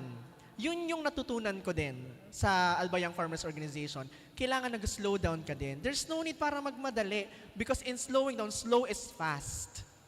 You learn the difficult things, the different values if you slow down. Huwag kayo, enjoy the moment. Enjoy the moment, appreciate everything. Kasi minsan, sa sobrang bilis mo, hindi mo na napapansin yung mga taong tumutulong sa'yo. Yung mga tao behind the success of the organization. And we always owe it to the people sa organization namin. Sabi ko nga, sobrang off ako. Not actually off, pero aloof ako kapag ini-introduce ako na the winner of the 10 Accomplished Youth Organization, blah, blah, blah, blah. It's not me. I was only the medium kung bakit nanalo yung organization. But the success is not me. The success is the organization and its people. So that is the story of Albayang Farmers Organizations. So thank you so much for that, Kuya George. But I would like to ask a follow-up. Being exposed in different communities and diverse young people of Albay, how was it? How was it engaging with them? Or what it feels like to be with them? Nabago ang perspective ko more than 360 degrees. Times 2, times 2, times 2. Naruto. Kasi, there has been changes. There has been changes. Ako, I graduated sa CBEM.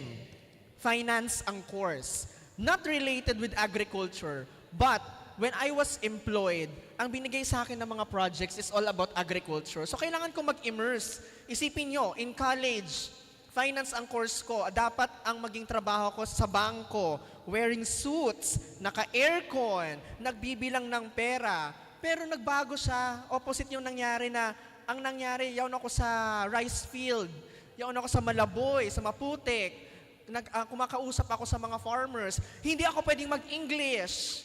Diba? Hindi ako pwedeng mag-English. So, kailangan magsasalita ako sa local dialect, Bicol. So, a lot has changed in a sense na it's humbling down. It's humbling down talaga. Nung Saturday, I attended this Ateista Buklod, gaya nito na forum na it was an issue when it comes to humbling down. The question there was, sino ka ba ngayon? Kung tatanungin kung sino ka ngayon, the best answer that time was, I am someone that is more humbled by the mistakes, the experiences that I experienced before. Na it was, let me be the sacrificial lamb na itong mga toxicity na ito na it's always I, ako lang palagi. And kasi I am now managing an organization. And for the past years, that I've been in different organization, iba-iba, siguro more than 30, more than 40 ng organization ang na-join. Kasi gaya nyo, nung college ako, mahilig na ako sa extracurricular, cloud chaser ako that time. Okay, cloud chaser ako that time na kailangan ako ang outstanding student of Bicol University or CBEM. Yun. But owning an organization, I thought about it na you need to take care of your people, you need to humble down, because mahirap, out of different studies, ang nagsasabi sa kanila is, ang number one na makakasira sa organization mo, hindi yung mga tao sa labas, but the people sa loob. So take care of your people sa loob. Kasi kapag umalis man sila, either in good faith or not, may masasabi at masasabi yan. And that person or those persons can tarnish the reputation of your organization. So you, as the person managing organization, you humble down, you take care of your people, serve, don't rule, and be humble. Yun. Thank you so much, Kuya Josh, for sharing that inspiring story of IFO. Ngayon naman, since we all know na you guys were leaders in your own different ways, different organizations, gusto namin malaman, ano ba yung naging mantra nyo or sabihin natin philosophy in life nyo na nag-guide sa journey nyo from a student leader to a corporate leader? I think let's start ngayon with Kuya Liros. So actually, mantra. Joke pa lang. My philosophy when it comes to leadership is always that I would put myself in a position na I am there to lead, not in order to rule, but I am there to serve. And of course, I put a great deal of amount of time in training myself. That's why I entered into the junior JCs that time. So aside from that, building your own capacity, of course, you have to put it into great work and really actualizing what you want to do in life and what you want to do for others. So that's all po. Thank you. Actually, when I was the chairperson last academic year, nakalagay yan sa t-shirt ng committee ko. Yung mantra na gusto ko talaga for not only for my committee, but for myself lang. I always believe that we need to serve in virtue and willpower. Because I believe the virtue is not enough without action. Willpower is not enough without a heart. So I really believe that we need to serve in virtue and in willpower, because virtue reflects your character and willpower reflects your dedication to serve not only for the students but of course for the community. And until nag-review ako for board exams, nadagdagan siya ng one word, which is faith. Kailangan natin magkaroon ng faith to ourselves and of course to the divine intervention talaga. No, this is not like a religious kind of faith, but just for the destiny. Na if it's for you, it's for you. If you worked hard for it, if you really think that you broke your neck, your back, everything for it, I think it will be given to you. So my mantra talaga guiding me as a student leader and of course as a professional is in virtue, willpower, and faith. That's all. Thank you. I think I'd like to give you a different perspective dahil ako yung medyo mas matanda sa group na to. I think one thing that I lived up to as a mantra, and this is something that only came to me now that I am old, take care of yourself. Take care of yourself, but never to the extent that it would cause harm to another person. Okay, I'm saying this because if you guys are student leaders or if you are holding positions, I know at some point you are guilty of making decisions to preserve the position, preserve the organization, that eventually it either hurt you, your friends, or your relationship with other people. I think at this point and age in life, I think if I were to go back to my time before, I would always choose to protect myself and my peace. But again, it's far from being selfish. But I think because at the end of the day, you only have yourself. The organizations will be gone. It will be transferred to a different person, a different set of people, younger ones. But you only have yourself after that. So I think in whatever venture you come into, you have to take care of yourself. Because if ikaw hindi ka okay, you have nothing to extend. Or if tingin mo meron, it's not right. I always tell people na hurt people. If you are in pain, if feeling mo inaapi ka, if feeling mo you don't deserve the treatment that you're getting, it reflects sa ginagawa mo. So your leadership becomes vengeful. Your leadership becomes a battle of ego. Kasi may pinapatunayan ka na. Kasi hindi ka okay. But if you're so sure of yourself, if you're so secured of who you are as a person, hindi ka matitinag.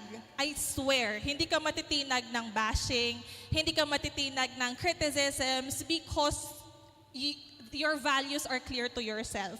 So I know it's an unusual advice from a leadership perspective because ang lagi nating nakikita is unahin niyo sila. And while that's okay, you always have to also, keep yourself in check. Kasi when you age, when you reach a point na hindi ka na attached sa organizations, what will you have left? That's only yourself. So you want to make sure you're secured bago mo ilabas yung sarili mo to the world or to other organizations. Gusto ko yung sinabi ni Ate Kael. Hindi. Sige. This is social media buzzword palagi. Palagi natin itong naririnig. Gasgas na. Pero ito yung mantra ko palagi. Especially nung nag-start ako ng organization, it's be kind. Kindness campaign. Be kind to, tama si Ate Kay, it's so underrated, but it's really important. Be kind to yourself, be kind to your people, be kind to people na you don't know, people on social media. Yan, be kind. Bakit ko sinabing kailangan be kind? Kasi before, ang pinapangalagaan ko that time was, for sure, may mga times tayo dito na ang nangyari, ay, maldita ako. No, I'm untouchable. Sino ka? Kilala mo ba kung sino ako? But, masama siya. In all aspects, that's wrong. Be kind. Dahil, etong mga tao na to na na-meet mo 10 years ago, and sinabi mo after 10 years, ay, nagbago na ako, kakalkalin yung butas na yan. After 10 years, successful ka na. After 10 years, eto ka na, maganda ng buhay mo. But lahat yan mawawala dahil sa mga issues mo, dahil sa mga tao na inagrabyado mo in the past. Kakalkalin yan. Yan ang Pinoy. Mahilig maghanap ng butas. Tama? Kaya wala akong Twitter. Diba? Wala akong Twitter. Oo. Pahamak. Pahamak ang Twitter. Kung gusto niyo ma-toxic, mag-Twitter kayo. X na pala ngayon, X. Be kind to yourself. Be kind to yourself, be kind to other people. Kung may issue, know when to stop. Know when to stop talking, stop posting. Kasi ang ugali ba ganyan ng mga tao, kapag may issue, ito yung issue. Ay, ito yung trending. Sige, magjo-join ako. Pag ongoing na yung issue, aalis na ako. Bandwagoning. Hindi tinatapos ang issue. Kung hindi mo kayang simulan, wag mo nang simulan. Be kind. Be kind in a sense, be kind to yourself. Kung alam mo sa sarili mo, marami kang makukuhang basher, wag mong gawin. Kung alam mo sa sarili mo na maraming maungkat na past sa'yo, wag mo nang gawin. Always be kind. Because, be careful of the word of the mouth. If you know Dr. Dimson Rivero, si Bem, tinuro sa amin ito sa social ethics namin. It's the grapevine theory. Grapevine theory is a theory na sinasabi na, it's a theory about chismis. Ang grapevine, di ba mapapansin nyo na dumadami, minsan may tatanggal, parang chismis yan. Kapag sinabi sa'yo, may madadagdag, may mababawas. So, para walang masabi ang tao sa inyo, always say good, always do good. Kung hindi mo talaga kaya, then, step back, isipin ulit kung anong purpose mo, what's your core, what's your mantra, what's your vision, then, say it in a manner na walang maagrabyado. It's not about the content. It's about kung paano mo siya sasabihin. Okay? So, yun lamang po. Be kind. Thank you so much for sharing different perspectives regarding your leadership style. They provided us with their own mantra and philosophy in life, and you all have that uniqueness. Pero sometimes, as a leader, natitempt yung mantra and philosophy natin because we are put in the position to be judged. So, I would like to ask each of you, can you share a specific challenging leadership situation that you have encountered and how you navigated it? Pwedeng specific examples, ganon. Sige, let me volunteer first since, you know what, it's last year but still feels very fresh to me because this is really an event that I think is one of the most memorable during my term, which is during the election of the SUC president. Because during my term, it was the 8th year of Dr. Mascareñas, and as the student regent, I am one of the regents that will vote for the next Bicol University president. And it was very hard for me. Not because of I don't know which attributes of the president should I choose. I know very well that I need to elect a president that will be beneficial for us students. I know very well that a president should be pro-student and really think of the student welfare, inclusivity, and all of that. I know that very well. But you know what? It was very hard because of the pressure. External pressures that we have undergone, not only myself as a student regent, but of course my council as well. Because mainit yung mata sa amin ng mga tao, not only yung mga mata ng estudyante, but also the different sectors. Board of Regents is composed of different sectors, private sector, alumni, our government representatives. So napakaraming mata. And as the youngest and the only female member of the board, it was very pressuring to me. But because I am guided by my principles, that I know which attributes of these kind of president that I will be elected, na-navigate ko naman siya. And of course, hindi siya naging one-man decision only. I know that when I was elected as the chairperson and the student regent of Bicol University, it is imposed to me the responsibility to speak for the 25,000 students. But I was not selfish that time. I thought of ways that I could reach almost, the different sectors of our university. We have a lot of steps na tinake so that I can really be direct kung ano yung mga gusto ng mga estudyante. Because although that right is imparted within me already, but I still want to hear and listen to the students. So ang ginawa namin, together with my council members, nagkaroon kami ng online surveys, nagkaroon din kami ng physical surveys, per campus at that. Every 5 p.m., pumupunta yung mga junior counselor namin sa iba't ibang campuses of Bicol University. And nagkaroon din kami ng face-to-face forum with all the students. So everyone is invited to come so that I, myself, firsthand can listen to them. So we sat and have a productive conversation. So para talaga alam ko kung ano yung mga ginagawa nila. Because it was very important for me that time to show the students na talagang nagkikare ako sa kung anong sasabihin nila. Kasi hindi siya critical for myself eh. It's for the university that I love. It's for the next 4 years of this university. Ako, ano naman sa akin? Gagraduate na ako. Ano pa bang makukuha ko dyan?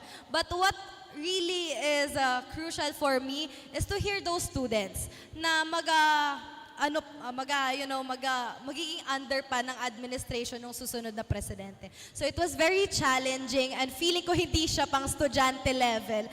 I think let's leave it to the adults. But syempre, it's your responsibility as the student regent to have a tough heart for it. And even, may mga kapwa kang estudyante na ipipressure ka pa na ilabas mo yung decision mo, kahit hindi naman talaga dapat.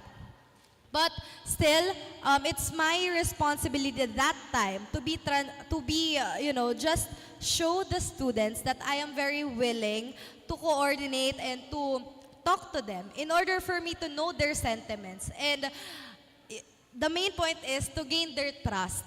That trust that is imposed to me upon my chairpersonship during that time will not be wasted. Okay, so ako na pala sasagot. So siguro I would like to share the most recent experience that I had. Especially, I entered into politics, and of course, I joined the SK elections last October 30. So, really, life within the university and life outside is really different. The politics here within the university is much more friendlier, despite na may mga bashing, may mga issue, mga ganon. But life outside the university is, kumbaga parang free for all, challenges left and right, front and back. So kumbaga, it will really test your principles and your beliefs in life and what you really stand for. So during that time, few days before the election, may mga chismis na, uy, si kalaban mo ngayon nagpalabas na ng ganito. Uy, si kalaban mo nagpalabas na gano. Tayo malalabas pa tayo ng ganito. So there were times na ika-question mo yung prinsipyo mo, and then there are times that you will have to really go back to why you really started that and why you really wanted to fight for their cause. And of course, the simple answer to that challenges that you will be facing outside the university is, of course, go back to your values, go back to your principles, go look at yourself few years back before you exited your college. So, kumbaga, you try to adapt but not change yourself fully because kailangan mo baguhin yung prinsipyo mo. So, I guess that is all po.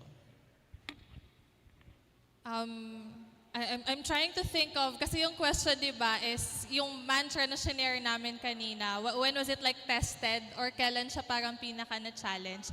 Anybody in the crowd na graduating na, about to enter the workforce? Graduating, ayun, meron na. Sige, good luck. Kidding. Joke lang, girl. Joke lang kay ating nakapink. But the reason I asked, kasi I think that's one thing that really challenged me when I transitioned into corporate working. Kasi after college, I ventured into non-government organizations then, public service, and I only ventured into the corporate world, I think, after 4 years.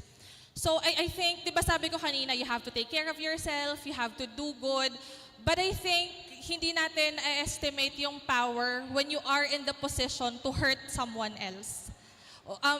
What I mean is, I think at work, I had one instance when I wanted to fire an employee because he was so much trouble sa akin.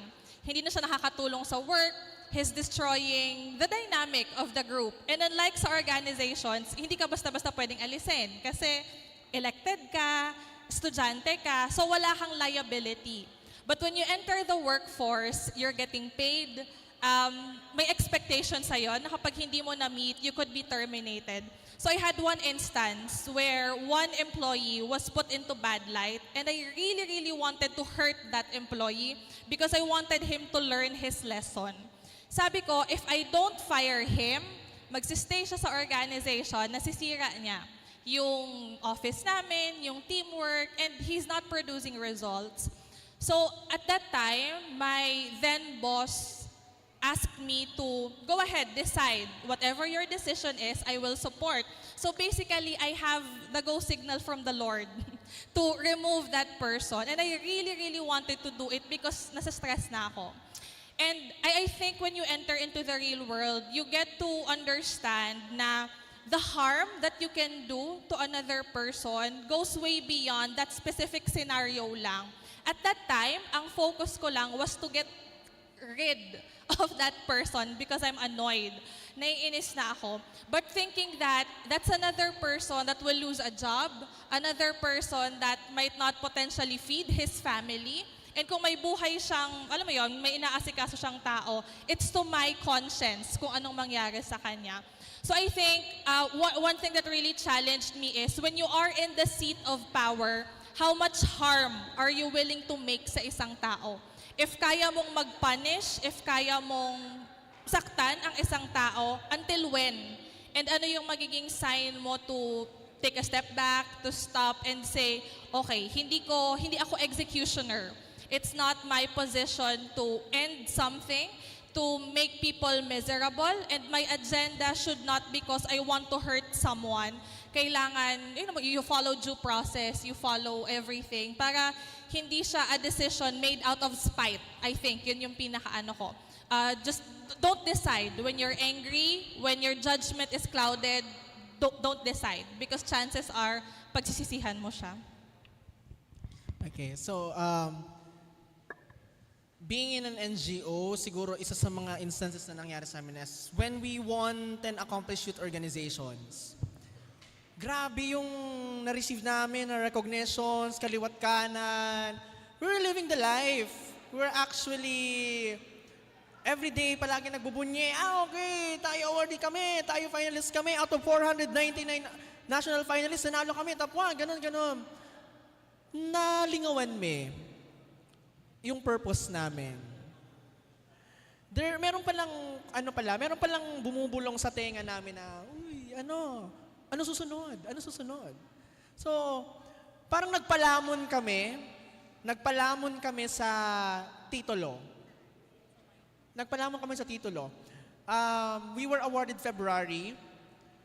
We resumed our operations August.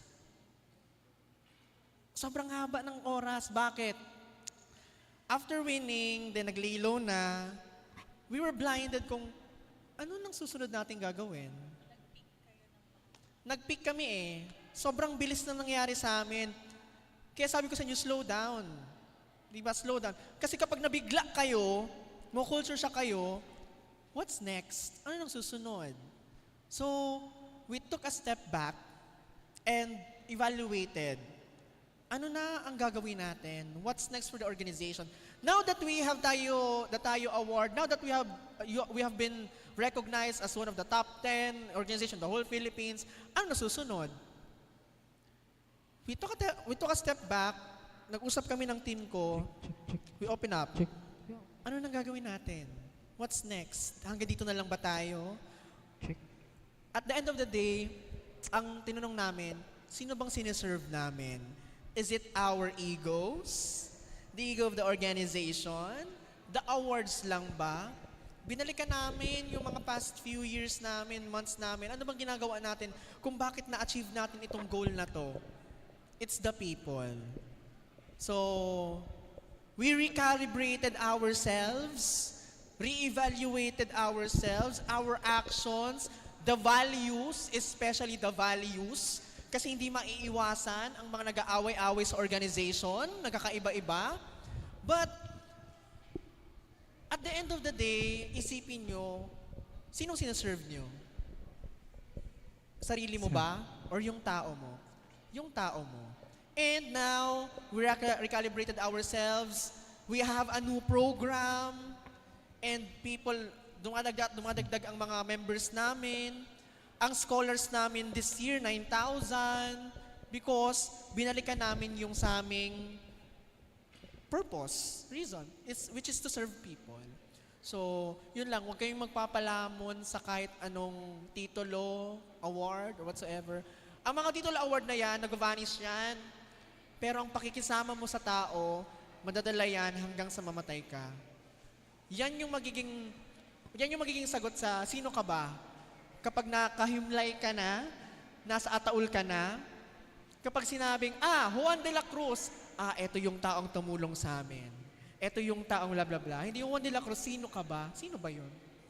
Yun.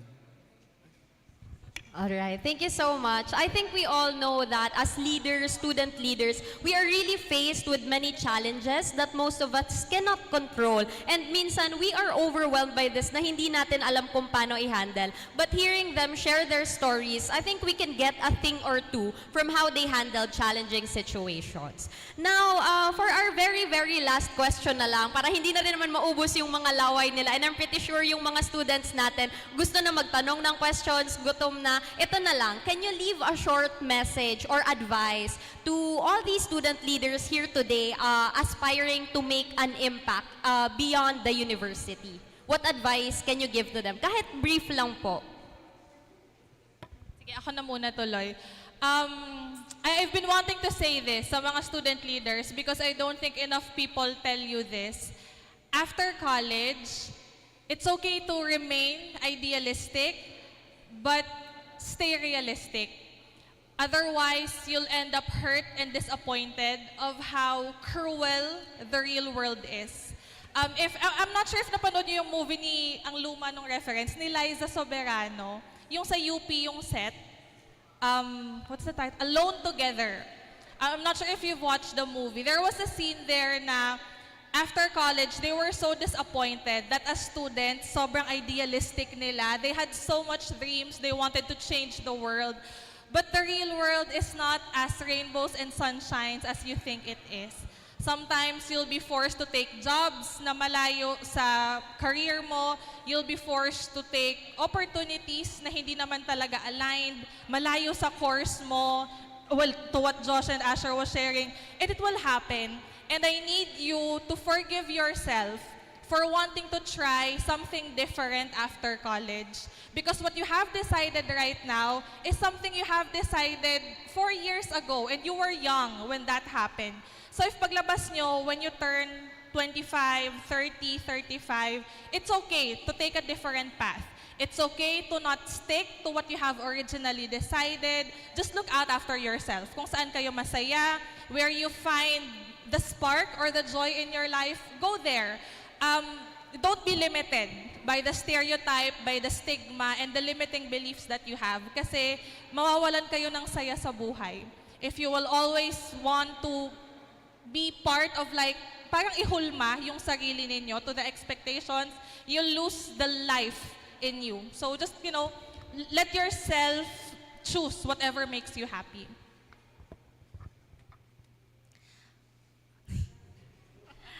Medyo hesitant ako to say this, especially we are all student leaders, but someone has to say this. Being a student leader, this is not about you. I don't want anyone to think that just because you have a position, it's all about you. The world revolves all around you. Kasi me, myself, I've been a student regent. So, but never kong inisip sa sarili ko na para sa akin tong ginagawa ko. I mean, ako na to. Hindi ko siya naisip. And that's one thing na dapat aware ka sa sarili mo. The world does not revolve around you. You may be the UBO president, you may be the editor-in-chief, you may be the chairperson and student regent, pero hindi ka lang ang nagtatrabaho dyan sa posisyon mo. You have your team behind you, and don't forget that fact. Don't claim all of your credit because it's for your organization. It's not for you. It's not for Asher. It's for the University Student Council. So that's one thing that I would like to put it out here, that you student leaders, this is not about you. This is about the students that have elected us into this position. Let us give back to them through our service, through the willpower that we have, and through the passion that we want to bring some kind of change we want in the university. That's all. Wow, hirap naman sundan yun. So for me naman, on my end, since you're all student leaders, and there will come a time na after being a student leader, you're just another ordinary person, then my only advice for you is, kumbaga, at the end of the road, you just have to take one step at a time to achieve your dreams. Take time to, of course, appreciate what is present now. Do not dwell too much sa past mo na you were entitled, you were ano. You have to forget the past, but you have to feel the present, you have to think of the future, and you have to take it one step at a time, and of course, live in the present na kumbaga live like it's your last day, but of course take time lang talaga and be kind to yourself. So yun lang po. Ayan. In life kasi I have three principles. Una, yung prinsipyo ni Ate Kale. Take care of yourself. Above anything else, above anyone else, take care of yourself. You keep on meeting the standards of other people kahit hindi ikaw yon.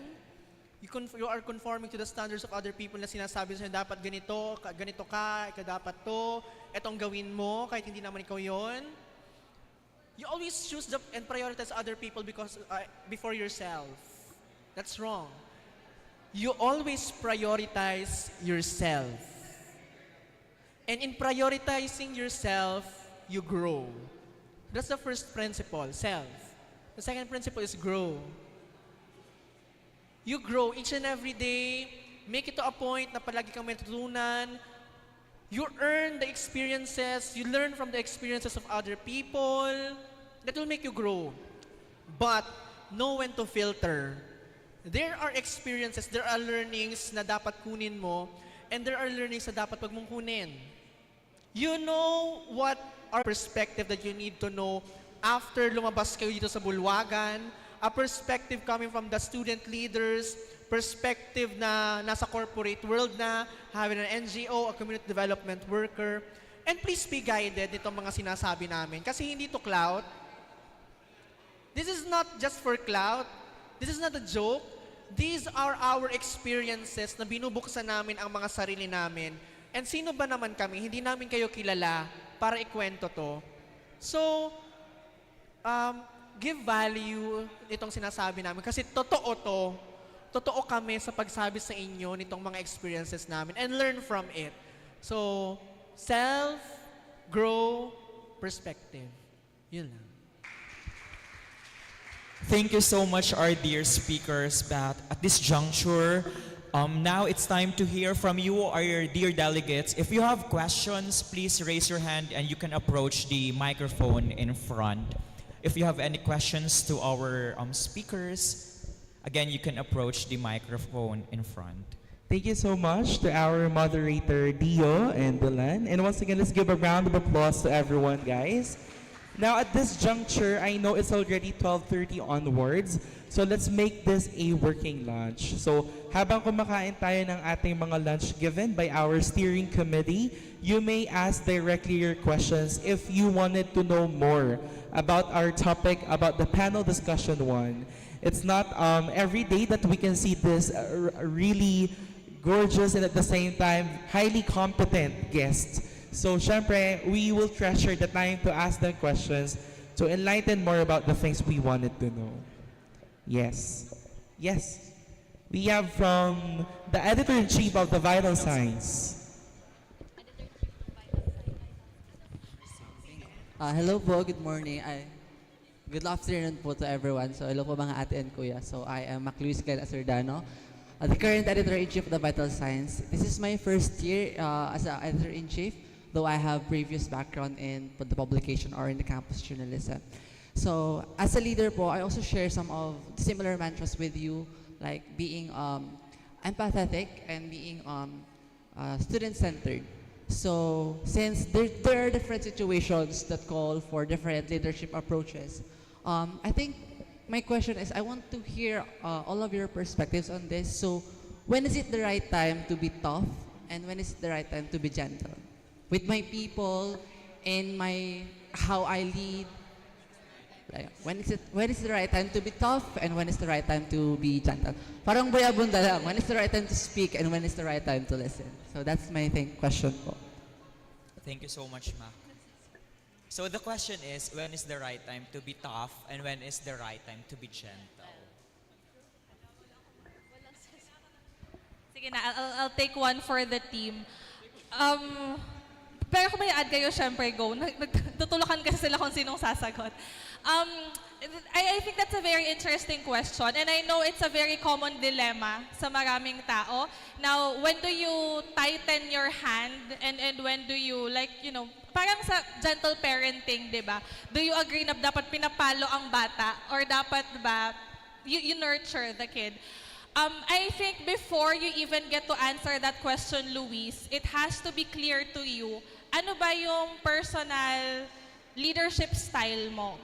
Because I think not a lot of people takes time to get to know it. Are you the type of person na nagna-nurture talaga? Kasi may mga ganon, yung very motherly, very fatherly. Are you the type of leader na talagang strong and firm? And I think you have to identify that first before you even decide on that dilemma para hindi na-skew yung values mo and preference mo as a leader. But because I'd have to answer for myself, nandun kasi ako sa nurture side, hindi ako matapang. Only because may natural fear sa akin ang tao. I don't know, maybe dahil matangkad ako, kasi malaki siguro ako. So may natural fear na sa akin ang tao. If I become too tough, kung sasakalin ko pa sila, I am leading people out of fear and dominance na, and I don't want that. I think I already got the respect as it is, and I'm very thankful for that. So doon na ako pumalo sa nurture side. Kasi hindi ko na sila kailangan takutin eh. Nagpa-follow na sila out of respect, out of, again, the natural fear na na-impose ko on people. So doon na ako sa nurture side. So I'm sharing this to you kasi ikaw, kailangan mo munang malaman, asan ba ako doon? Am I the naturally tough leader that I am? Kasi ako, hindi talaga ako tough person. I mean, I look tough madalas, pero hindi ako masaya when I'm tough. Hindi ako masaya when I make people do things. I don't find fulfillment in knowing that people obey out of fear. So hindi siya para sa akin.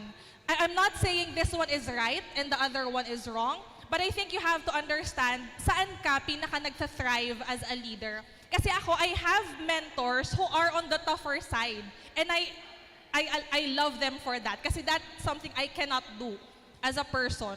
So dapat, alam mo din, asan ka, and then you navigate from there. If you feel like it's too much, di loosen up ng konti. But if you feel like it's necessary and it's justified, then I don't think there's anything wrong with toughening up from time to time. So yun lang, alamin mo muna kung which side are you on, and then start from there, navigate from there. Kasi pag hindi malinaw sa'yo kung ano yung type of leadership mo, you'll force it. Either you'll be too nice kasi gusto mo maging people pleaser, or you'll be too tough kasi kailangan mong mag-earn ng respect. So, just find your balance between the two is what I'm saying. So yun, that's for me. For me, oo, sasagot ako. Kasi I just want to share something.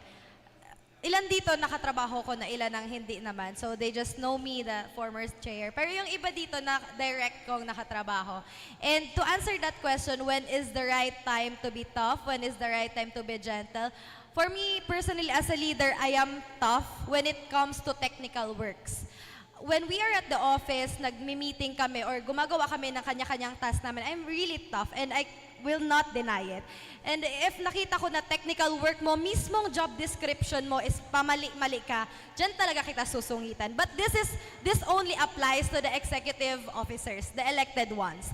Sila lang yung makakaya kong mapagalitan. So I'm very sorry that time. Kasi talaga, for me, it is very important na maging tough ako as chairperson sa technical works nila. But naturally, I am a gentle person. I have a lot of friends na junior counselor namin and I'm very close to them at heart. And nagtatranscend naman na ganun ako naturally because they can see it in my attitude sa office kapag normal days lang. Hindi naman kami pressured of work, hindi naman kami pressured of the upcoming activities. Pero alam yan ng mga tao na katrabaho ko na kapag malapit na ang event or program or platform na ginagawa namin, that's the time that I become top for them. And it works kasi napapagalitan ko sila, yes, on the inside of the office, but after that work, wala na. Friends na lang kami ulit. So it's like some kind of balance that you have to have naman siguro for me because it was effective during my term. And they accept it. Kapag napapagalitan ko sila o kapag napapagsabihan ko sila, they accept it kasi alam naman nila sa sarili nila na hindi din nila talaga nagawa ng very slight yung trabaho nila. But at the end of the day, we're all friends. I love everybody that I have worked with and I'm very thankful for them.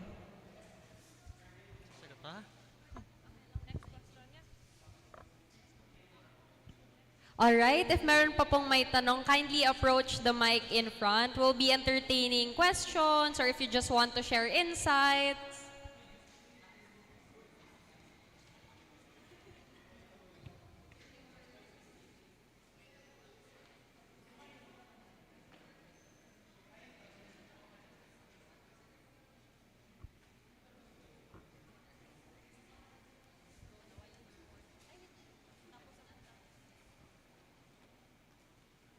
Hello po. Good afternoon. So before I proceed to my question, I would like to introduce myself. I am James Emmanuel Nazmanuel, the current chairperson of BU National Service Reserve Corps, or the university-based organization where we believe that volunteerism and service are the ways of life of RBBUNs. So as defined, active leadership means being hands-on or being present in guiding the team to achieve a certain goal. So, however, there are some instances na yung mga members mo hindi mo masyado nakakausap, especially when you are handling university-based organizations, diba? And as chairpersons, as former chairpersons. So my question is, how do you promote active leadership or let's say transformational leadership to your constituents na malalayo, di ba? Like from other colleges or other places. Yun lang po.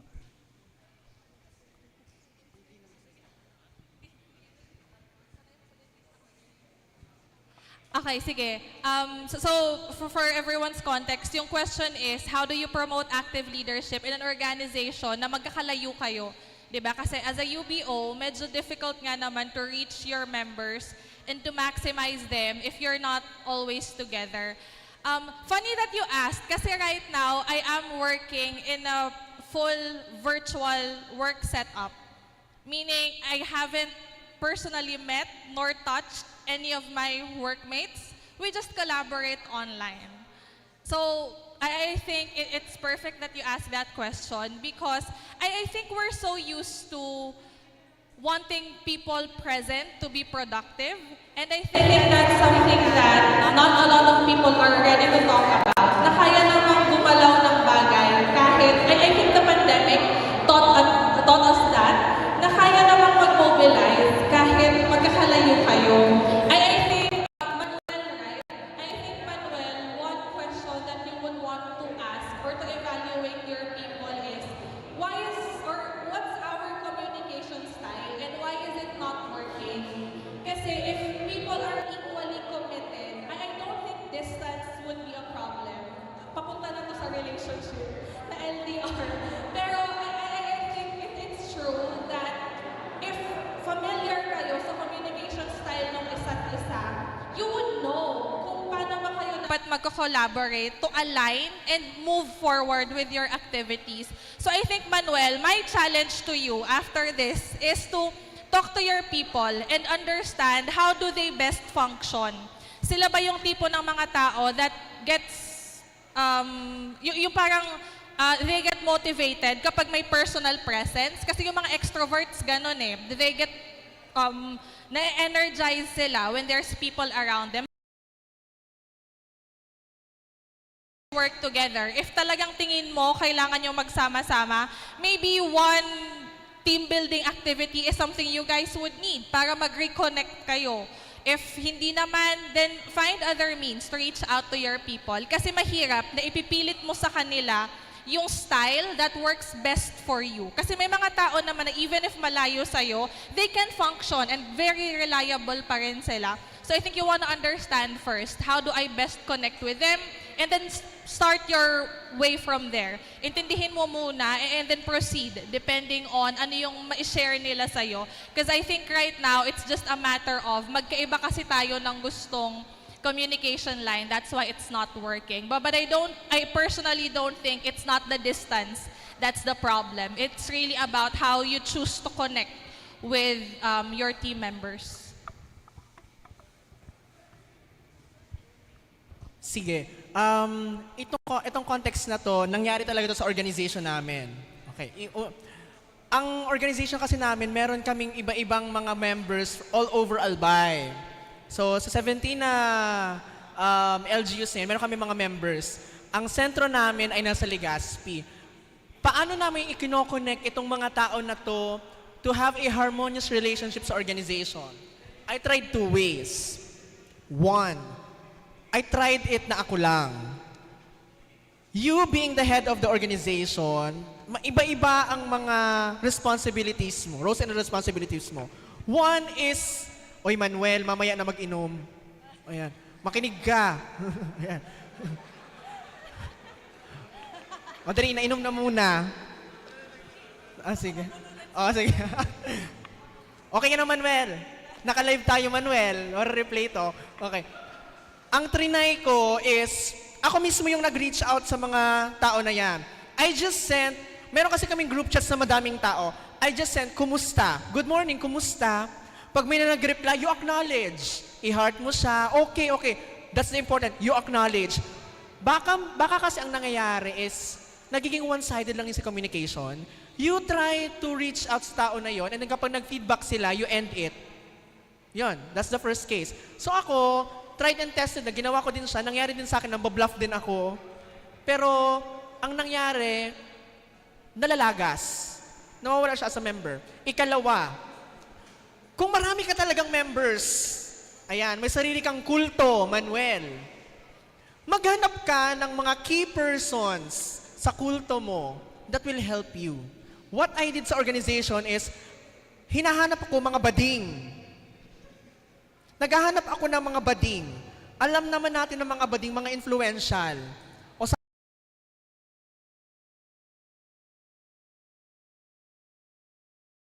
mga members na yan, mag-start kayo ng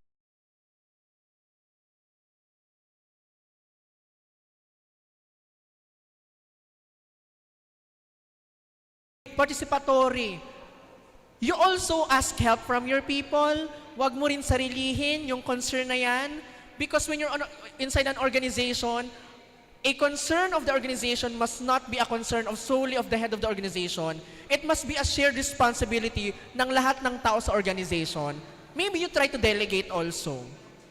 I-delegate mo din yung task na pakikipag-chismisan. To be specific, try mo sa PIO. Try mo sa PIO, okay? Pero sobrang malaking responsibilidad na atang sa mga head from the executive aspects, legislative minsan nga is also to reach out for your people kasi sila ang backbone mo kapag may kailangan kang gawin and they are people that supports you. Wala sila dyan sa mga pwesto na yan nila kung hindi nila nakikita yung potential mo. So, okay Manuel? Manuel. May na-highlight si Josh na I think kailangan niyong maintindihan, makipagchismisan kayo sa orgmates ninyo. Kasi if it's always transactional, it's gonna burn you out. Okay, come on, you're young, you're fresh, stay fresh. Okay? No, I mean, you're young, keep life interesting, makipagchismisan kayo and converse beyond the transactions ng office. Kasi baka naman, Manuel, kaya ayaw magpakita ng iba is because pagpasok, work na naman. Nag-aaral na nga ako, may thesis na nga, may project na nga. Pagdating ko sa office, trabaho na naman. So, take time out of your meeting. Kung 2 hours ang meeting ninyo, 1.5 hour lang. Ang 30 minutes, chismis na yan. Catch up. Be invested din sa buhay ng members ninyo. Wag nyo naman silang tingnan na parang manpower lang na commodity. Stay invested. Get to know their lives. Ano na bang ganap sa buhay ninyo ngayon? Para din kahit papano, your connection goes beyond the org. Kasi yun lang din yung only way para ma-mobilize mo sila. If you feel like you're friends and meron kayong pinagsasamahan beyond the position na meron kayo. So yun, connect is what I'm saying.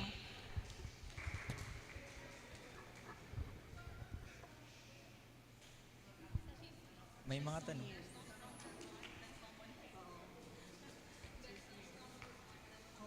And good afternoon, everyone. So, of course, I would like to introduce myself first. I am Stacy Daniel Alamares, the External Vice Chairperson of Bicol University Student Council. So, here's my question po. As a leader, how do you keep your words sa mga constituents ninyo? Kasi for example, like you promised that you create this certain project or platform, tapos additional question na din po, since my question is about keeping your word. Paano po pumapasok yung loyalty as a leader? And where does your loyalty end po?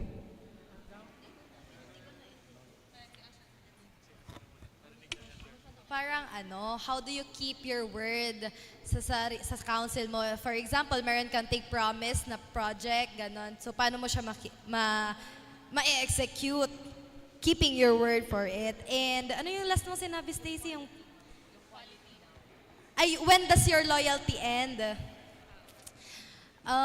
Ito, lagi ko tong sinasabi sa mga bata. Huwag mong sabihin kapag hindi mo kaya panindigan. Kahit ano pa yan, may it be your personal life, i-chismis mo ko, pero saan kaya mo yung panindigan? And same sa work.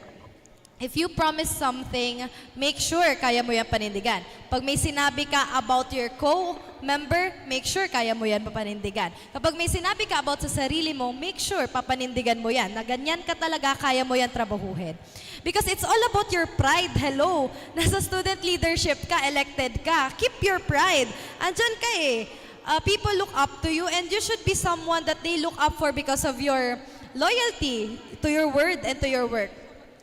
So for me, wag ka lang do everything, do anything, think about anything, be everything. Just keep your word at wag mong sabihin kung hindi mo kayang panindigan. That's all. Simple lang po. Sige, I was talking to si Dylan and si Josh na sabi ko, half-hearted ako dun sa concept of keeping your word. I know it's a bit new na marinig nyo na okay lang not to keep your word. But may reason bakit hindi ako maka 100% commit doon sa keeping your word. Similar to what I was telling to Josh and Dylan. Kasi it stops you from wanting more. It keeps you limited. Kasi ang nangyayari tuloy, ito lang yung sasabihin ko kasi ito lang yung kaya kong panindigan. And I'm afraid na kapag hindi ko nagawa, babalikan nila ako. So ang nangyayari tuloy, you shrink yourself. Papaliitin mo yung sarili mo to the point na ito lang yung kaya kong i-put out there. And I think that's not healthy for student leaders na natatakot tuloy kayo na balikan. So I think Stacy, oo, takot kayong magkamali because that's gonna lead you into a very, very boring term. I swear, if you're scared, if takot kayong hindi ma-keep yung word ninyo, it's gonna be a very safe yet a very boring term. So I think, bago kayo mag-worry about keeping your word or na mabalikan kayo for not keeping it, I think you have to settle sa sarili ninyo, are you willing to apologize if hindi mo siya maabot? Kasi sa akin, I have no problem when it comes to promising big things. I will try, I will do this, I dream of this. But in case hindi ko siya maabot, ready rin on the flip side. I'm willing to apologize, I'm willing to explain what happened, bakit hindi ko siya naabot. Kasi kapag you let fear run your leadership, napaka-limited kaya niyong gawin. You'll always choose the safe activities, you'll always choose yung sakto lang para walang masabi. Alam mo yun, and sometimes you're just gonna do it para lang, kasi promise na ako, kahit naman hindi na siya align sa gusto ninyong mangyari. So I think doon muna, don't be afraid to promise, kasi yun yung magiging parang anchor ninyo to aspire and to become better. Pero on the flip side, be ready to apologize and be ready to take accountability in case hindi siya mangyari. Kasi kapag ganun lang lagi lang kayong sa safe, wala. Matatapos niyo yung taon, yeah, sure, congrats, but impact will it leave sa mga estudyante. So yun lang, stay risky, but be ready to accept the responsibility and the consequences after. To add then, Katikil, it's okay to be ambitious, right? Okay lang naman maging ambitious and it's the challenge for you.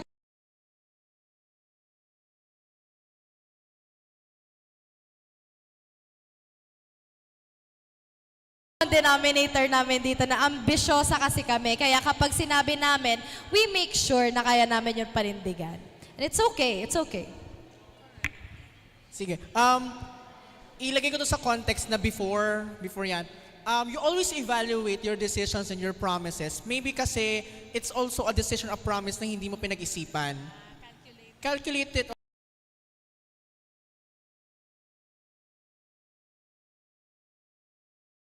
It's something that is measured. But if you do not measure that risk, that is gambling. So you don't risk. You don't gamble, you risk. So it should be measured. Para maiwasan natin yung mga mishaps na mangyayari in the near future. Kasi yun yung issue madalas. It's the issue of accountability. People keeps on making promises na 10 million niya kada pamilya, 10,000 kada pamilya na hindi naman nagkatotoo. Di ba, 20 pesos na bigas, charot. Ayan. So, pero hindi naman nangyayari.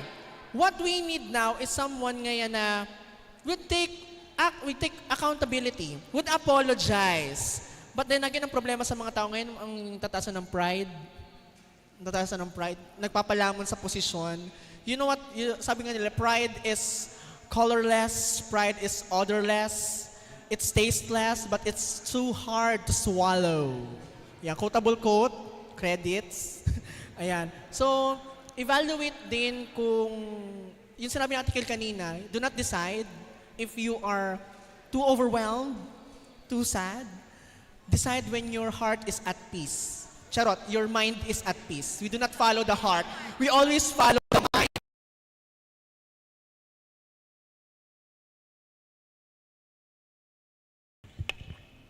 Actually, sinagot na nila yung first question mo, diba, Stacy? So, the last remaining question was, where does your loyalty die?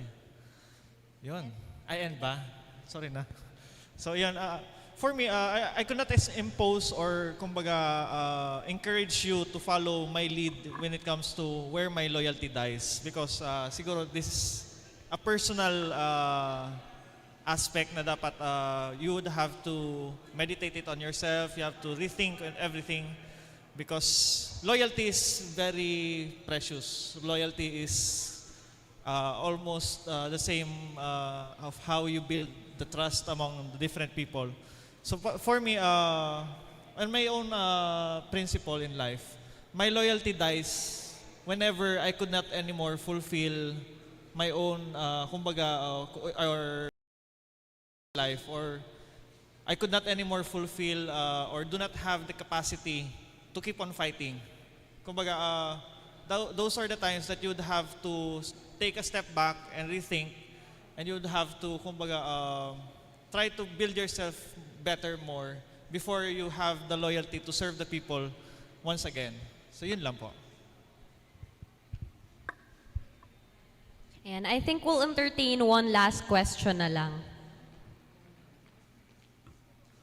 Hello po, good afternoon. I'm Homer Dandisolo, the chairperson of LLR Reforma Coalition. And leading this organization, I've learned that there's always the next step. There's always a problem to solve, and there's always people. In this symposium, in this panel discussion, you've taught us that as leaders, things start from ourselves. But I'd like to ask the question, what are the signs? When do we stop our service, or do we even stop our service as student leaders?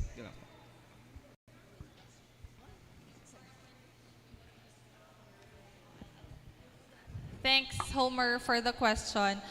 So yung question ni Homer is parang when do you know when to stop your service as a student leader, or kahit ba sa context ng organization, parang when do you stop existing na as an organization?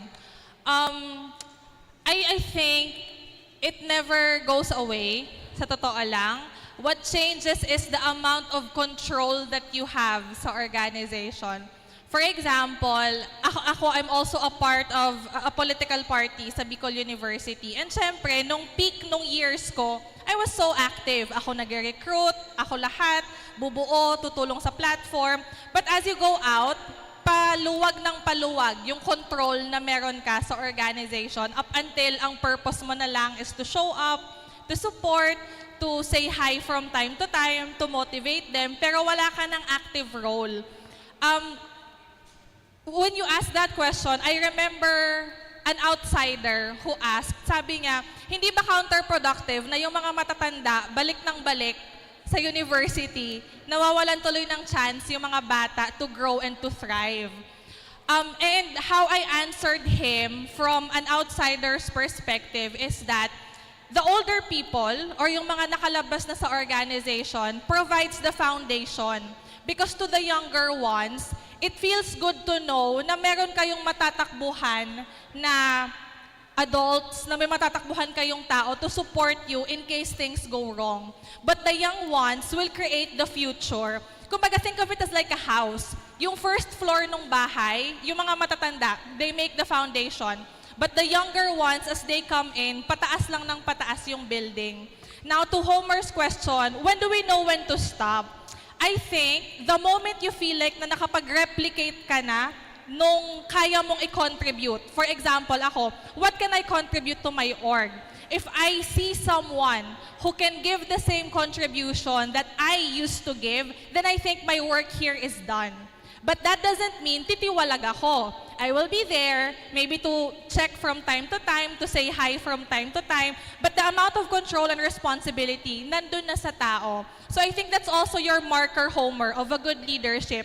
If you are able to create, duplicate, and multiply versions of yourself, and maitanim mo siya sa organization, I don't think that's not just a sign to stop, but I think that's a sign that you did well in your organization kasi nakapag-create ka na ng versions mo sa loob to make the org sustainable. But I don't think I could answer your question about when a group should stop because only the recent members, the present members can answer that. Pero sa leadership, your engagement, the moment na nakapag-create ka na ng parang, hindi naman mini-me, pero ng someone na you know could bring forward the group, then I think that's it. That's enough. It's like, your work here is done. Pwede ka nang mag-retire. Pwede ka nang mag-retire kapag ganun yung nangyari sa'yo because you know that the org is in good hands kahit wala ka. Pero on the flip side, that's also your marker to know if you failed. Kapag 5 years na, tapos yung term mo, pero you have to keep on going back, that's a red flag for you and your for org. Kasi bakit hindi ka nakaka-create ng tao na kayang magtuloy nung progress ng organization? So I think that's a good telltale sign kung saan papunta yung org ninyo. If you are able to keep on making good people to sustain the organization, then that's a good sign. Pero if on the flip side, parang paulit-ulit, tayo-tayo lang ulit, or parang, bakit kailangan ko pang bumalik, ilang taon ang nakalipas, then that could be like a red flag for your org na, are we not creating enough leaders for them to be able to stand by themselves? So I think yun, yung para sa akin lang.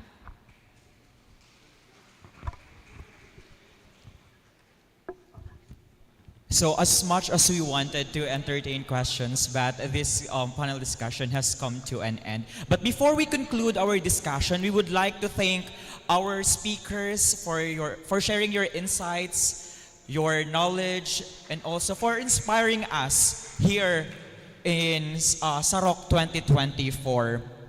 As we conclude our discussion, I hope that each one of us will reflect on the insights shared today and consider how we can apply them in our own leadership journey. Despite the turbulent landscape in the field of leadership, there is hope, and that hope lies in our energy, passion, and determination as young leaders. We are not just leaders of the future, we are leaders today. And also, fellow student leaders, also remember that active leadership is not just leading in the front, but also it is about empowering others to take the lead and to effect positive change. Ayan. So thank you so much. Thank you so much, Engineer Asher Jade Azul, Mr. Liros Atanante, Ms. Irene K. Santillan, and Mr. Josh Barcelon. Thank you and good afternoon. Now we will proceed to the awarding of certificates.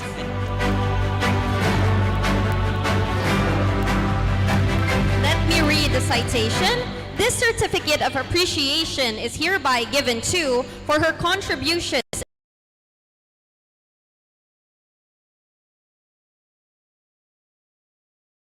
para sa padagos na pag-uswag ang pagtrayumpo kang lider estudyante ning futuro conducted this February 26, 2024 at the Student Union Center, Bicol University, Legazpi City, Albay.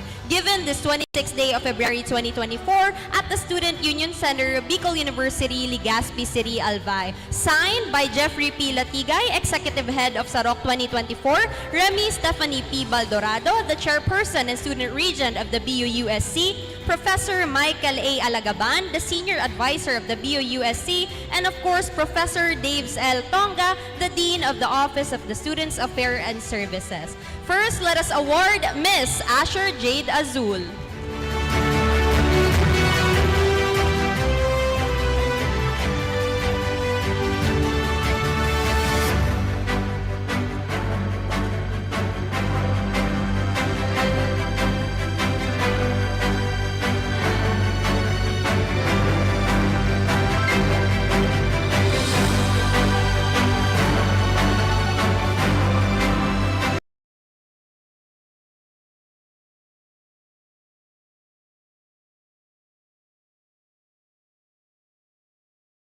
Atanante.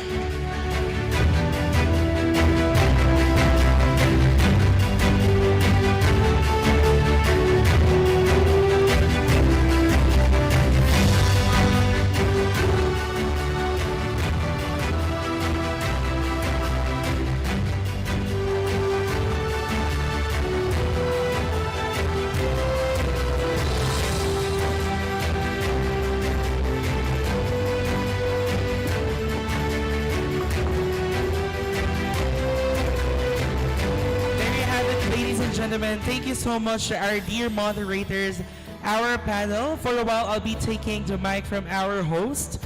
We'll be giving at least 10 to 15 minutes bladder break, and at the same time, a way to, fix ourselves and have the lunch networking. Once again, we already distributed our lunch on your tables, and please continue to do your activities there if you're writing down notes or you're having your lunch. Once again, we'll be continuing or resuming after 15 minutes. Thank you.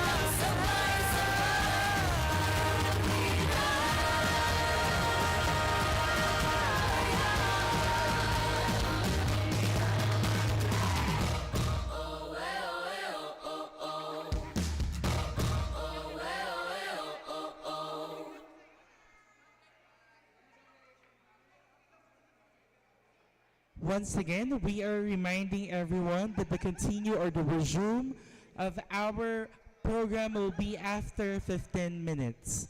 We are inviting everyone to please settle down after doing our things. Thank you.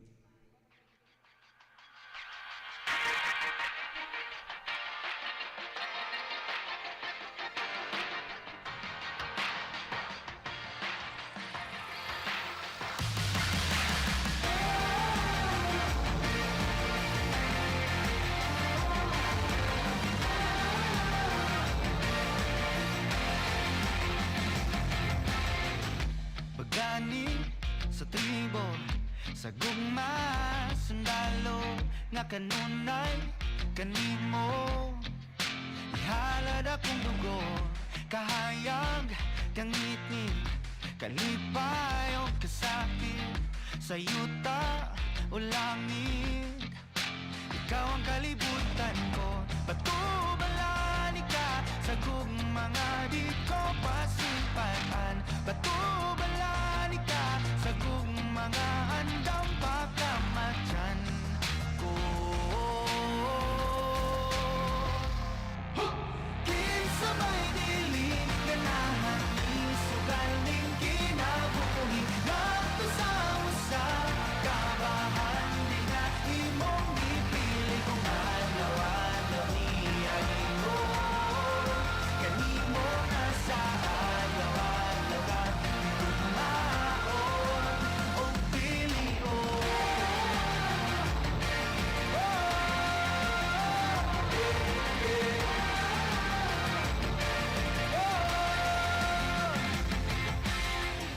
Guniti ang pagtuo, ipadilaaw daw kalayo, nga balaan sagrado. Gabagaran indughan ko, o kung uma na ang gera, kanunay kung sandata ang pasalig mo lagda. Nga diri ka mahilunta, batubalani ka sa mga di ko hikalimtan. Ugandam ko mapakabuhi, taliwalan tanang apa. Kinsabay dili, ganahan ni sugal ning kinabuhi. Nagto sa usa, kabahan di na imong ipili kung alawan ang niya ingon. Kanimo na sa alawan-lawan, itugmaon o pilion.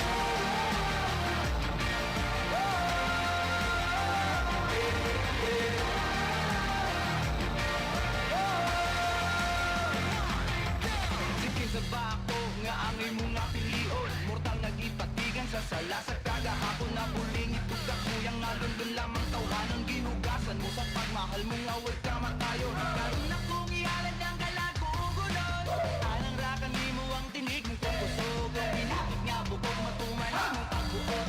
Abot ko na ang langit sa ako ang pagbuot. Kaya mong maabot, tinabulik, tanang makalulik.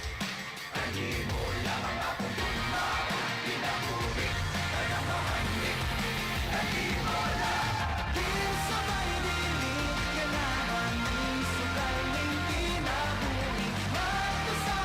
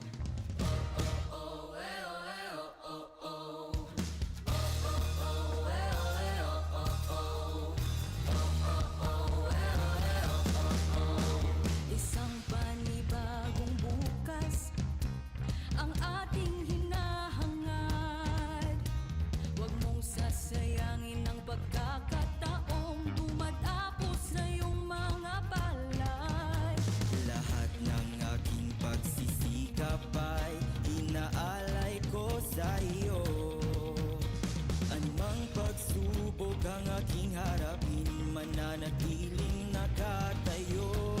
Ikaw ang ihaya, kahit saan ka man patungo, niliwanag ang pag-asa sa bawat sulok ng mundo. Halina't hawakan ng aking kamay, lumakbay ng sabay-sabay, tayo ang Hello everyone, good afternoon. I would like to greet Ace Norico a very happy birthday. Hey, happy birthday Ace!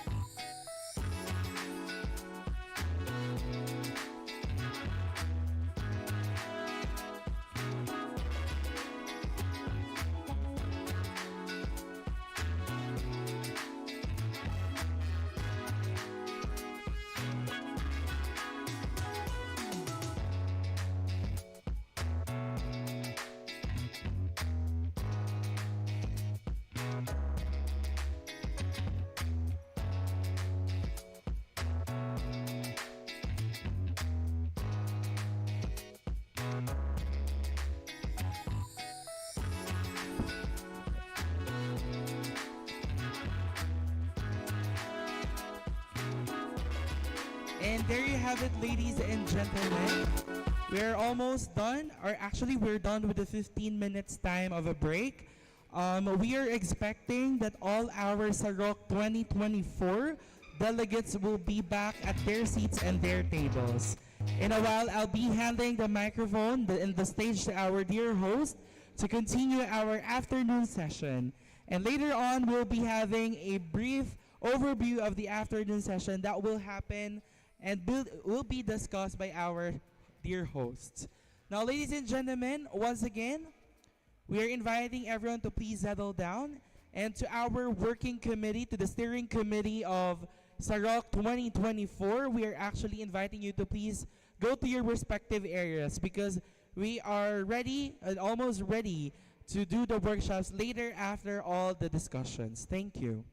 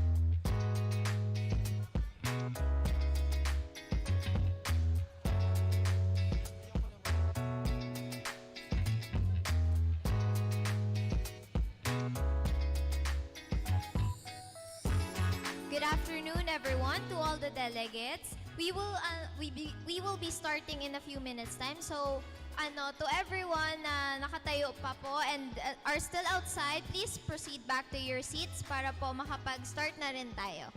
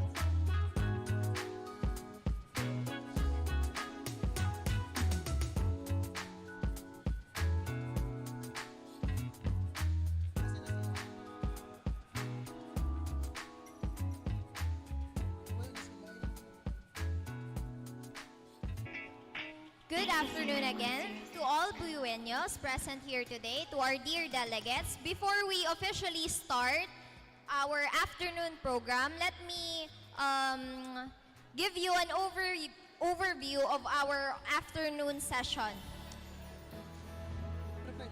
First will be a pop cultural intermission number by the Decalibre Dance Troupe, to be followed by a keynote message by Attorney Gio Bongao, to be followed by another talk by Attorney Norly Reyes, to be followed by the panel discussion 2 with Mr. Ralph Raven Tubis, Mr. Reynard Sevillano, Mr. Summerjan Forrest Untalan, and Mr. Mark Kenneth L. Salcedo. Next, we have Phase 1, Roundtable Discussion and Problem Tree Activities. Phase 2, Synthesis and Sharing of Resolutions and Learning Experiences.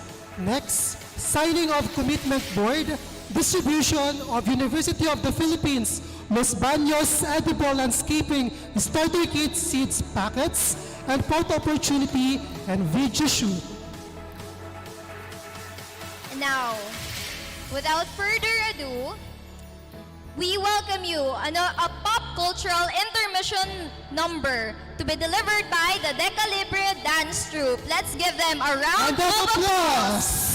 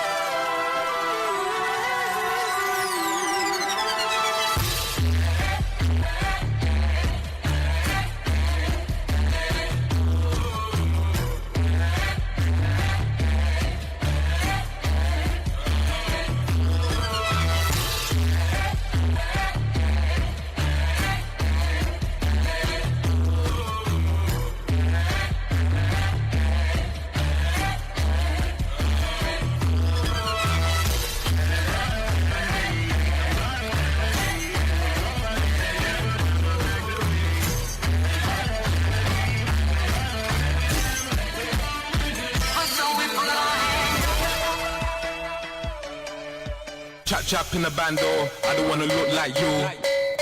Chap chap in the bando, I don't wanna look like you. Chap chap in the bando, I don't wanna look like you. Chap chap in the bando, I don't wanna look like you. Chap chap in the bando, I don't wanna look like you. Chap chap chap in the bando. Chap chap in the bando. Chap chap in the bando, I don't wanna look like you. Chap chap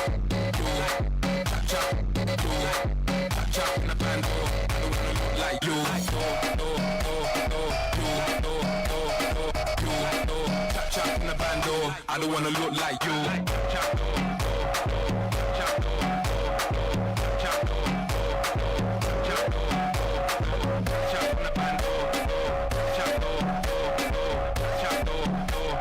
Chap chap no.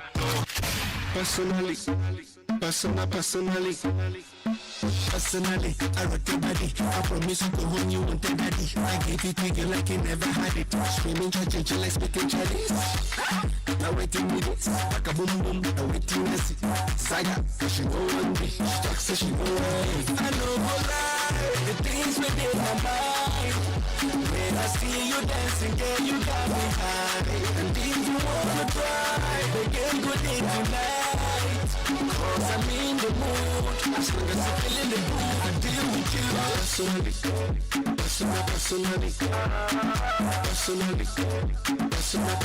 I go deal with you.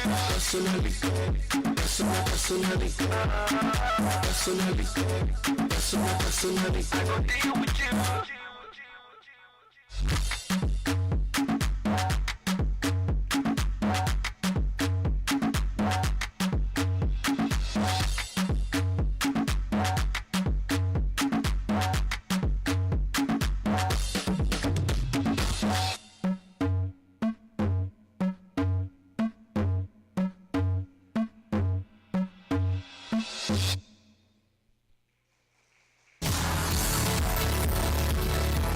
Thank you so much for the powerful performance, Di Calibre. Indeed, a pride of College of Arts and Letters. Proceeding to the next part of our program, may we call on Mr. Jeffrey P. Latigay to share some information about our distinguished speaker for this afternoon.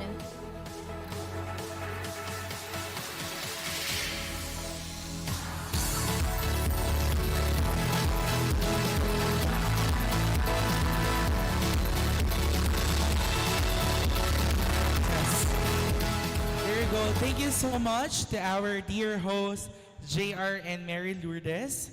Ladies and gentlemen, as we come to resume our afternoon session filled with a lot of information and imparting of learning experiences, ladies and gentlemen, it is my honor and privilege to introduce one of our keynote speakers that will share his experience with regards to public service. Ladies and gentlemen, he is the only son of the Vice Governor Glenda Ong Bonggao and Mr. Jomar B. Bonggao. Just like any kids, his endless admiration of her mom was his greatest motivation why he entered the world of public service. Young as he was then, he was already determined to be like his mother and maybe destined to be one. At the age of 29, he is the youngest member of Sangguniang Panglungsod of Tabaco. He was a former Sangguniang Kabataan chairman of Barangay Guinabat and has been elected as president of the SK City Federation of Tabaco and vice president of the SK Provincial Federation of Albay. He has been part of the local government unit of Tabaco from 2010 to 2013 as an ex-official city councilor and member of the Sangguniang Panglungsod. After his term as such, he was elected as a barangay kagawad of Ginubat, but wasn't able to finish his term because he ran for councilor of Tabaco City and luckily won the election. At the young age, he is no longer a neophyte in terms of legislation. He chairs one of the most important committees in Sangguniang Committee on Laws and Ordinances and the Committee on Education, a true believer of the indispensable benefit of education. He wants to ensure that programs and education will be a top priority of the local government.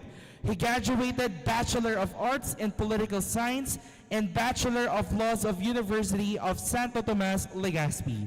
An active student leader in the university debater to reckon with. Ladies and gentlemen, please welcome Honorable Attorney Gio Ong Bongao.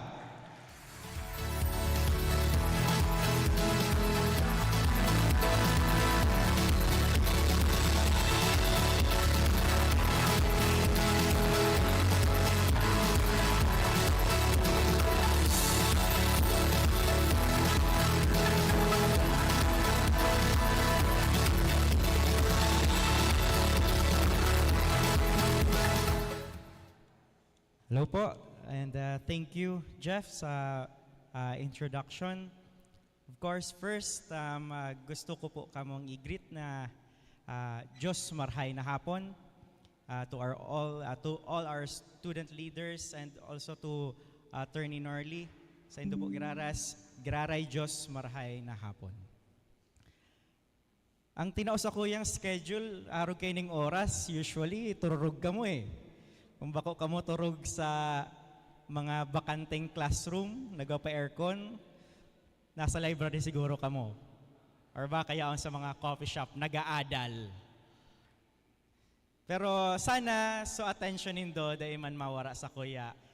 Madali lang ang tataramon ko, tigtaonan lang okay 30 minutes.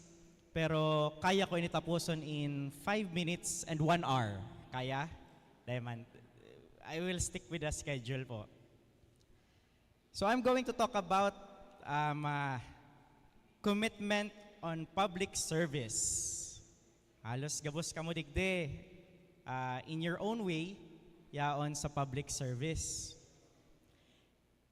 Gusto ko mo nang haputon kung ang mga taga Bicol University takot ba kamo sa commitment? Garo ba ko man takot ka mo sa commitment? Garo sa mga taga-Aquinas ang tarakot sa commitment, ano? Bako man gabos, bate ako taga-Aquinas man eh. Polsay ako sa Aquinas. Bad sa mga taga-engineering sa Aquinas, yung mga takot sa commitment. Pero digi sa Bicol University, gusto ki commitment, sigurado ako.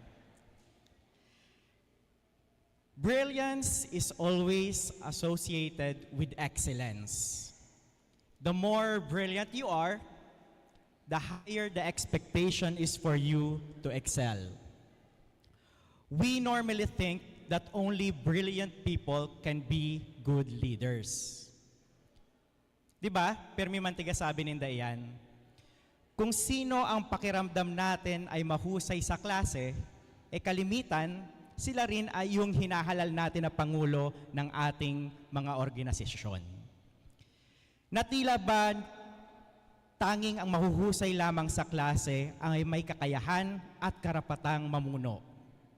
These norms have dictated us of what leadership is all about. These mindsets have been passed from generations to generations. We base our concept of good leadership on how we perceive a person. Maybe because we believe that when you're good at class, you can be a good leader. Tama? Usually, arog ka yan eh. If you make good grades, then you can make your organization a better one. Pero I don't want to sound here like I'm against with this idea. I don't want you to think that brilliant people are not capable of being good leaders. What I'm trying to say is that anyone can be a leader regardless of your seat assignment. Yaon ka sa pinakainutan kang klase o kaya yaon ka sa tiga-apod na row 4, pwede ka maging good leader. Whether you top the class or whether you're top of the class or you're at the bottom of the class, you can be a good leader. And why am I telling you this? I, for one, wasn't the best student when I was still studying. Just to give you a brief background, digdi po ako nag-first year sa Bicol University sa College of Social Science and Philosophy, Bachelor of Arts in Political Science. I transferred kang second year na ako sa Aquinas University of Legazpi. Ang reason ko man kaito kung naglipat ako duman, digdi kaya sa BU, may trabaho ako kaito SK ako kaito that time, from 2010 to 2013. Dahil change ang schedule. Pag may trabaho ako, may session ako, dahil ko siya change.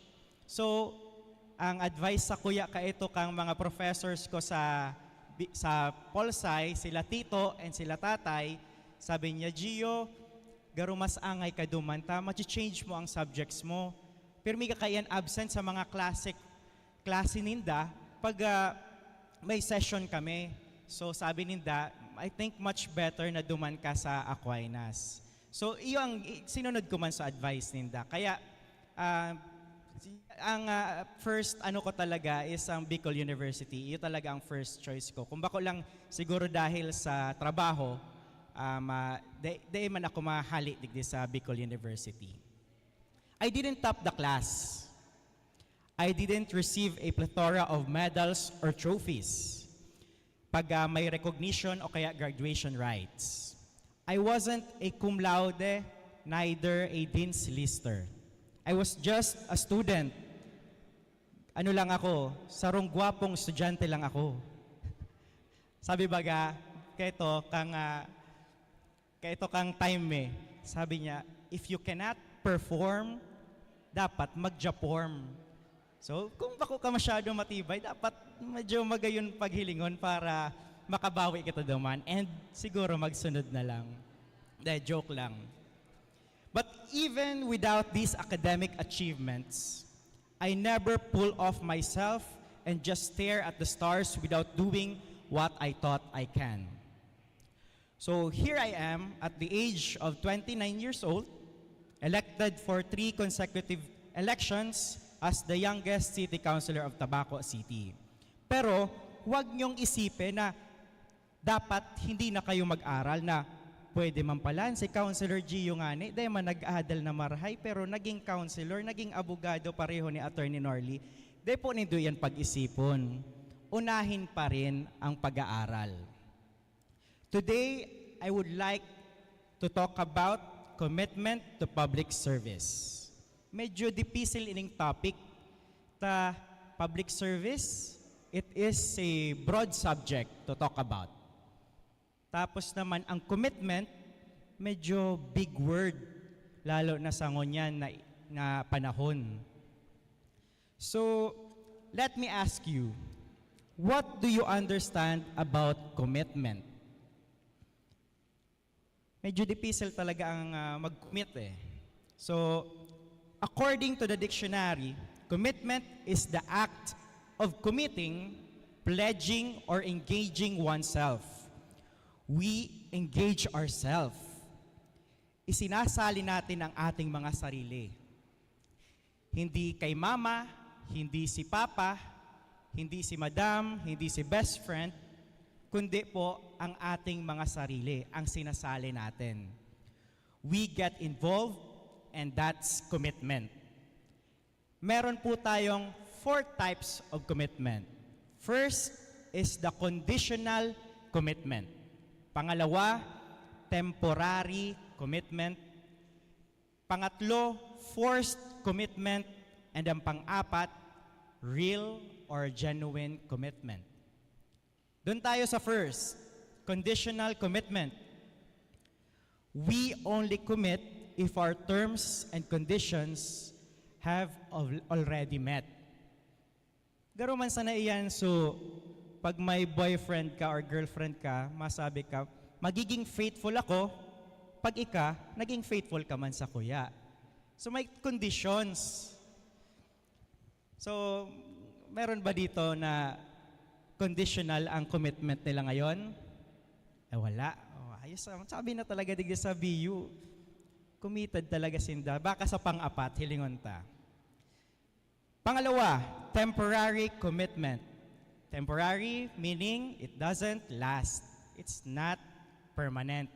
Committed ka sa ngayon kasi masaya ka. Tapos, pag hindi na nag-text yung girlfriend or boyfriend mo, ayaw mo na, hindi ka na committed. O ano, meron ba tayong ganyan dito? May nag-aarog ka iyan, pero nag-text pa da. Nag-text pa da. So, hindi sila yon, temporary commitment. So, meron naman tayo yung pagtatlo, forced commitment. Forced, napilitan lang. Kaya committed siya kasi napipilitan lang. Sinabihan kasi ni Madam na kailangan gawin tong project. O sige, gagawin ko na kasi sinabi ni Madam, napipilitan kahit ayaw. So, natakot ako, kaya ginawa ko. Forced commitment. Doing something that you were forced to will not succeed. And the last kind of commitment is the real or genuine commitment. Ginawa mo kahit hindi nasusunod ang mga conditions mo. Ginawa mo kahit ikaw lang ang gumagawa. Ginagawa mo kahit nagmumukha ka ng tanga. Ginagawa mo kahit napapagod ka na. Ginagawa mo dahil committed ka. Ang commitment ay tumatalakay sa ating pagkatao. Yawan an sa tuya eh. Ito ay sumasalamin sa kung ano at sino tayo. Hindi ito nakasalalay sa iba, kundi sa ating mga sarili lamang. Ang commitment ay paggawa sa bagay na dapat gawin kahit hindi ka inuutusan. Commitment is doing what you have to do no matter how difficult the situation may be. Ang tanong ngayon, and that usually iuman talaga pero may ang pigahapot kuman sa diri ko pag may tigigibo akong bago sa buhay ko. Committed ka ba? At kung oo, anong klaseng commitment ito? Young as you are, it is imperative as learning the mathematical equations on how to be committed. A lot of people failed in their prospective careers because they lack commitment. Maraming estudyante ang nakakakuha ng mababang marka at hindi makapagtapos dahil din sa kakulangan sa commitment sa kanilang pag-aaral at lalong-lalo na sa kanilang mga sarili.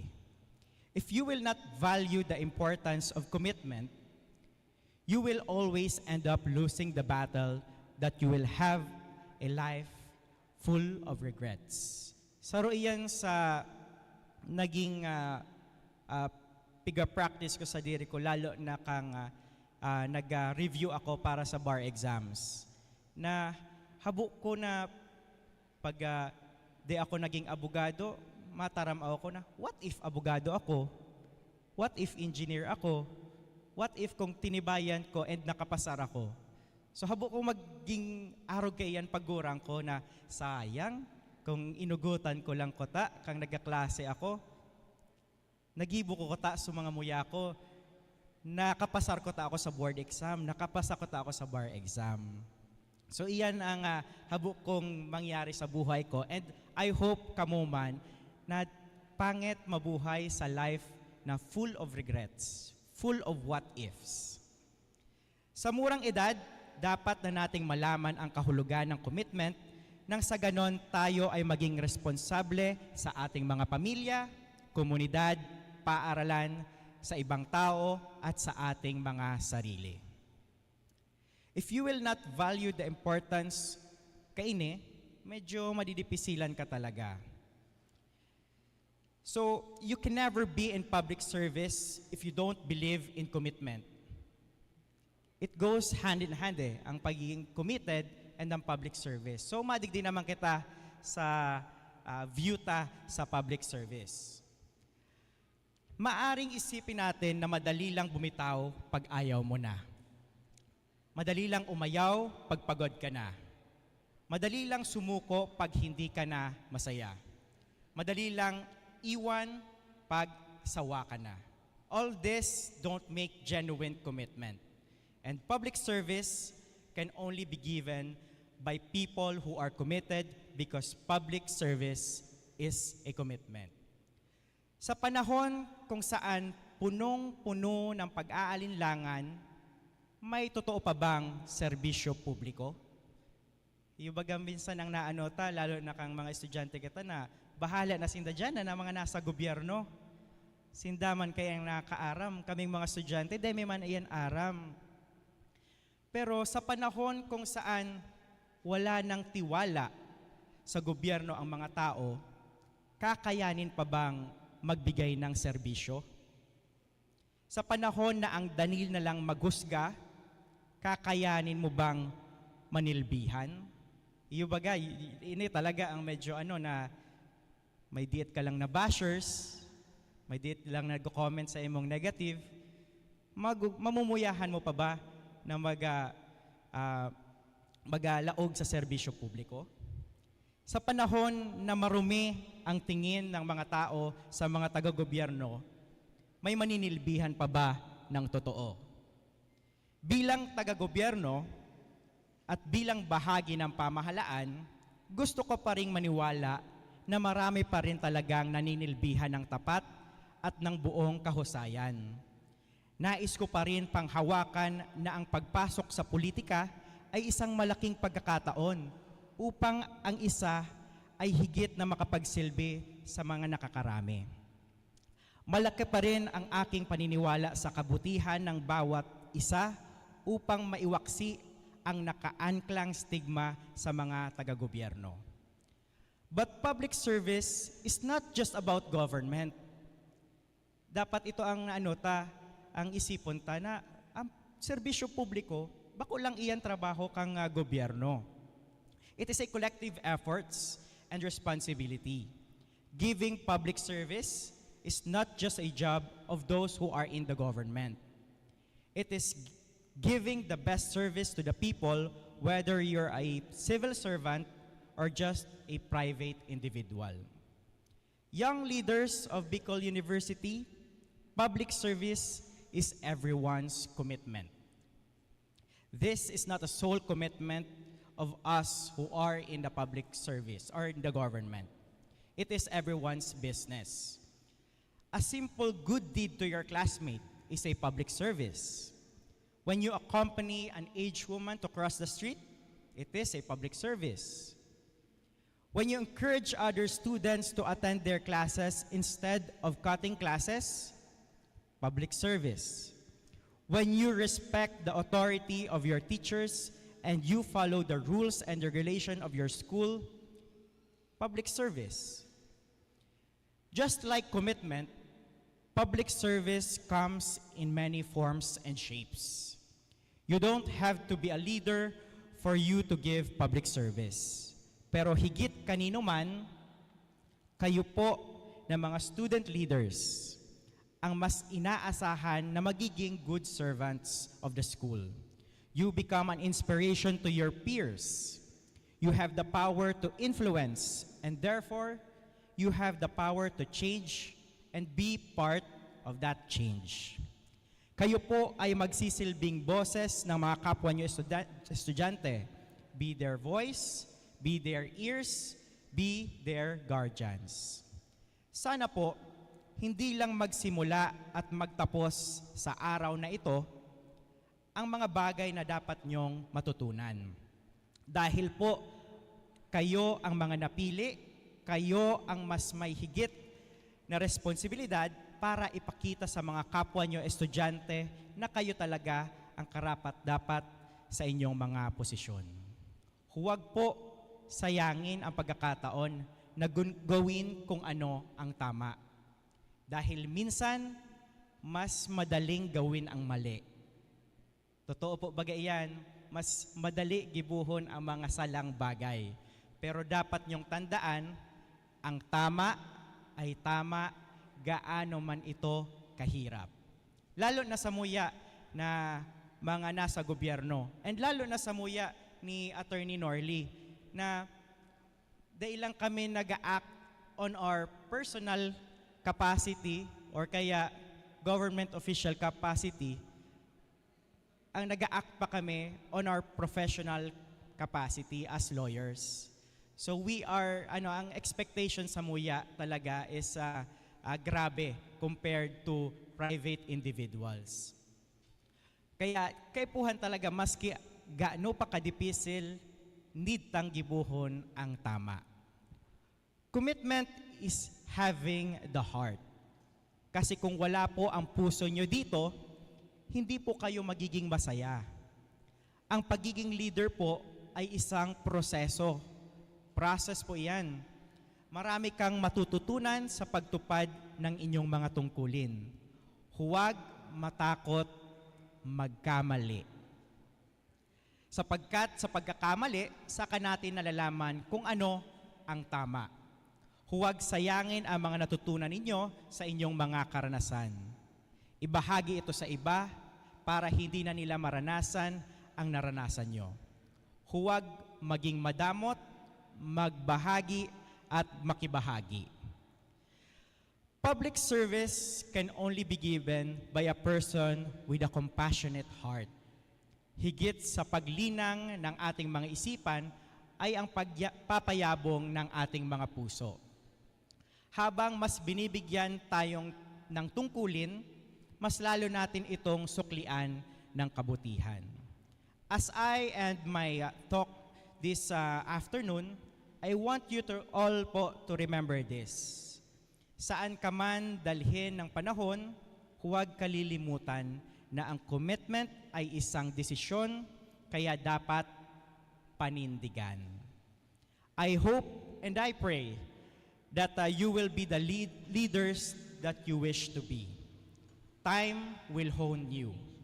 Whatever happens, good or bad, never forget there is always a tomorrow to start and have the chance to correct the mistakes.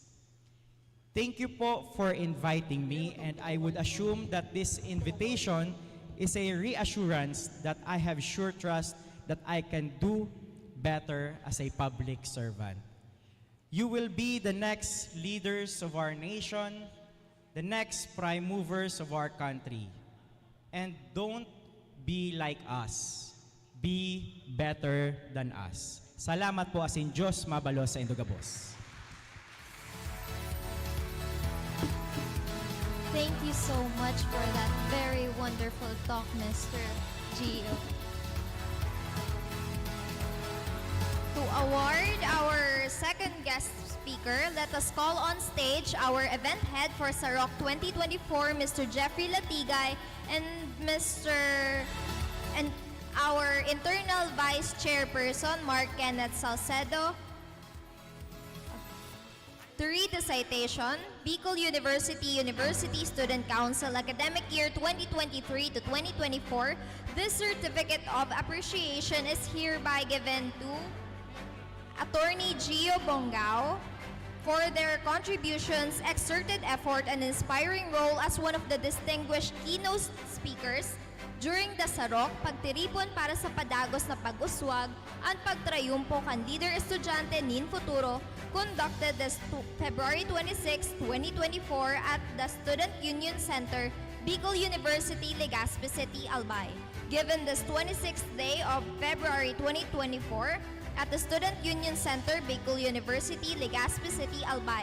Signatories are Jeffrey Latigay, Executive Head of SAROK 2024, Remy Stephanie P. Baldorado, Chairperson and Student Regent, BUUSC, Professor Michael A. Alagaban, Senior Advisor, BUUSC, and Professor Davis L. Tonga, Dean Office of Student Affairs and Services.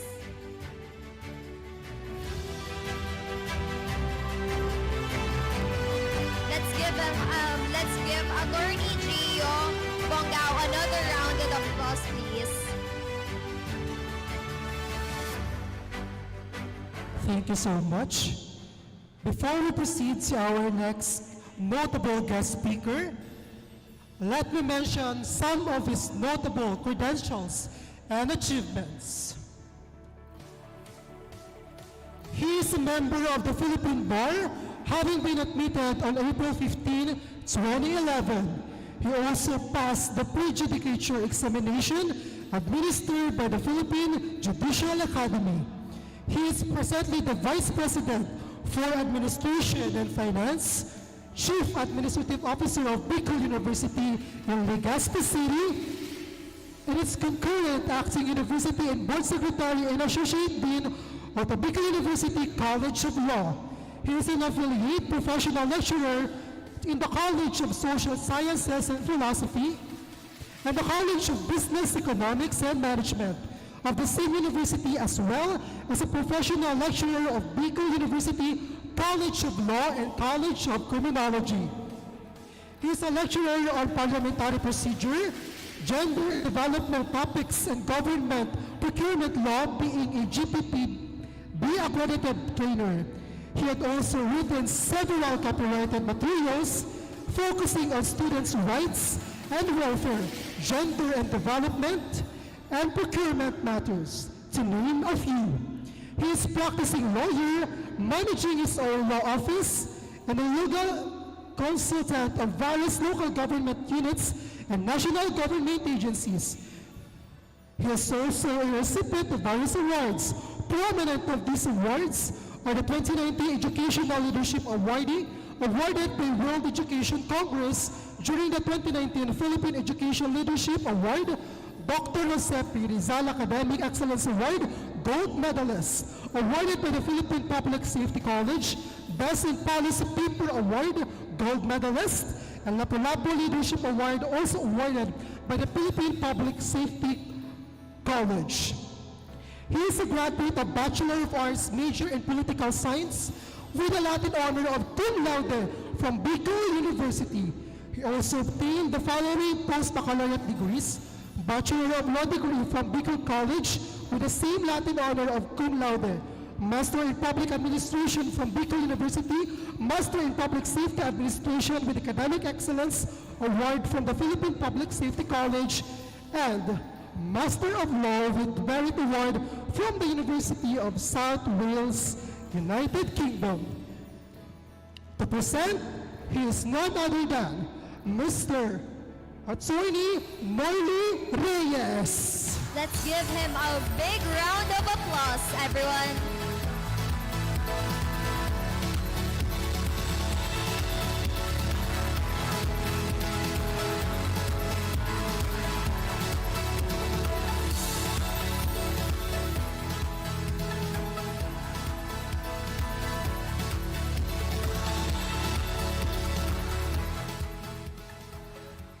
Thank you. Good afternoon. Maray na hapon. Okay lang kayo dyan? Okay, sige. So my assignment this afternoon is to discuss with you the topic about ascending leadership peak, the evolution from student leader to a university administrator. Let's wait for the PowerPoint, please. All right, next. So let me begin with this exhortum of mine. Leadership, both in the fields of student governance and public administration, is and will always be a continuing struggle and pursuit for clean governance, equity, if not equality, and the fight for what is just and what is right. So my felicitations to the organizers of this event, the university officials who are present here, former student leaders. I saw former student regents here, the esteemed student leaders that we have today, my fellow resource persons, ladies and gentlemen. Last week, while I was about to attend the special Board of Regents meeting in Manila, I received a message from Mr. Jeffrey Latigay, a very active student leader of this university, inviting me to discuss my personal accounts from being a student leader to a university administrator. I first hesitated, thinking of the voluminous work that the offices that I'm handling have on a daily basis.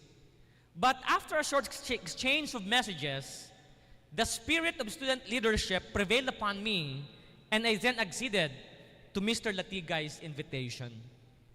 So let me present to you 3 parts of my discussion.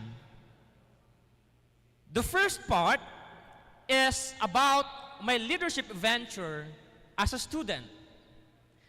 The second part will be the period of transition from my life as a student leader to leadership in the public administration field. And the third will be my leadership experiences in the field of public administration. So let me begin with my first part, my venture or my student leadership venture. My proposition to you this afternoon is this, whether you accept it or not. A student leader cannot claim success if he is a failure as a student in the first place. I'll repeat, a student leader cannot claim success if he is a failure as a student in the first place. Looking back, just like you, I was once an adventurous student leader myself. I would say I was a progressive activist, not a radical, not even a liberal one.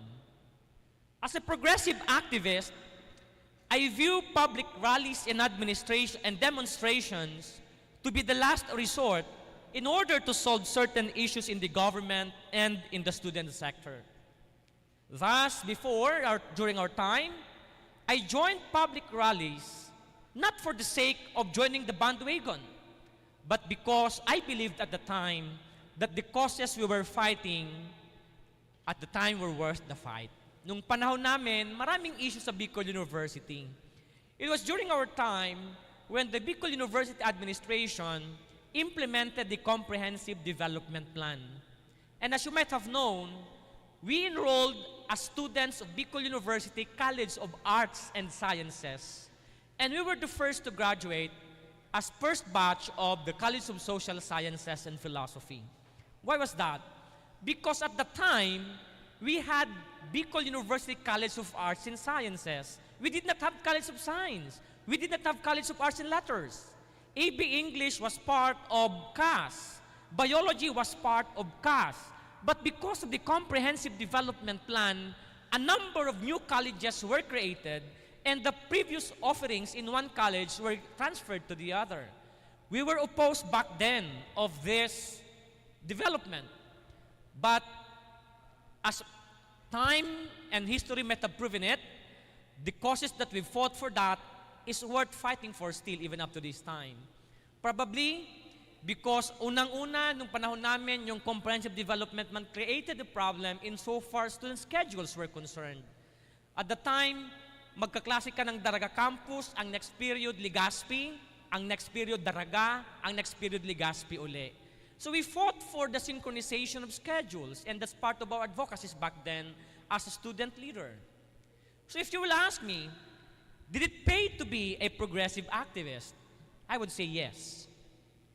Lest shall I be misunderstood, however, I do not discourage nor encourage liberal or even radical activism.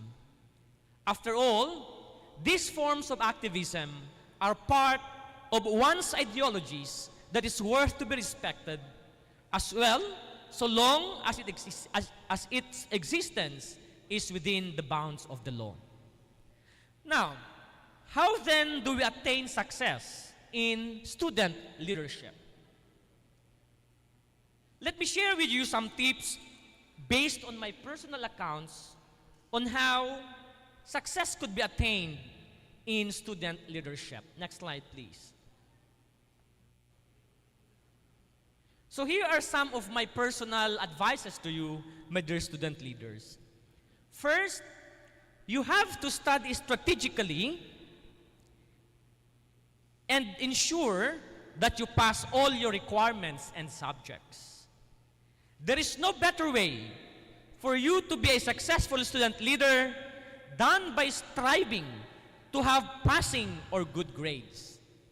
In this way, Your professors will not have any reason to fail you in any subject because you have been a student major in extracurricular activity.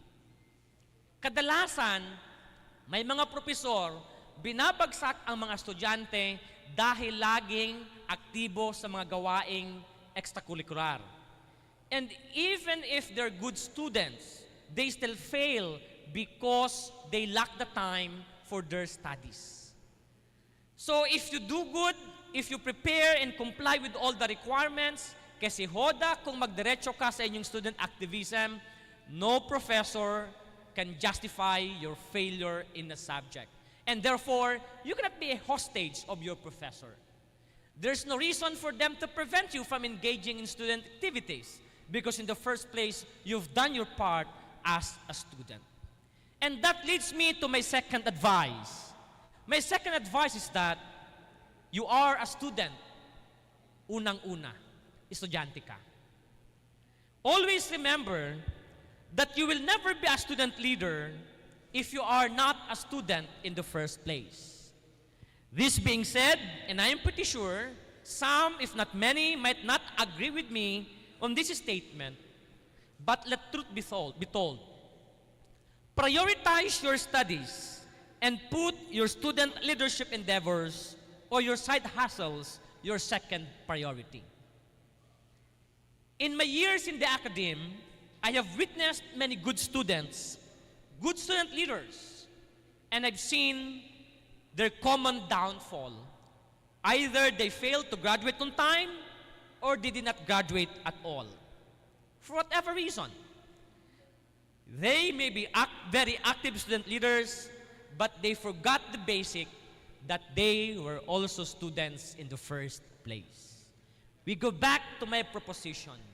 You can never be a successful student leader if you are a failure as a student in the first place. And number 3, be bold with your ideas and do not be afraid to commit mistake. Attorney Gian mentioned a while ago, huwag matakot magkamali.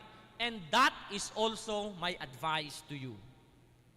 Student life is the best time to experiment, to explore, and even to commit mistake. When you commit mistake as a student, what do you get? An opportunity to learn, an opportunity to develop and to enhance your skill. Compare it when you commit a mistake as a professional.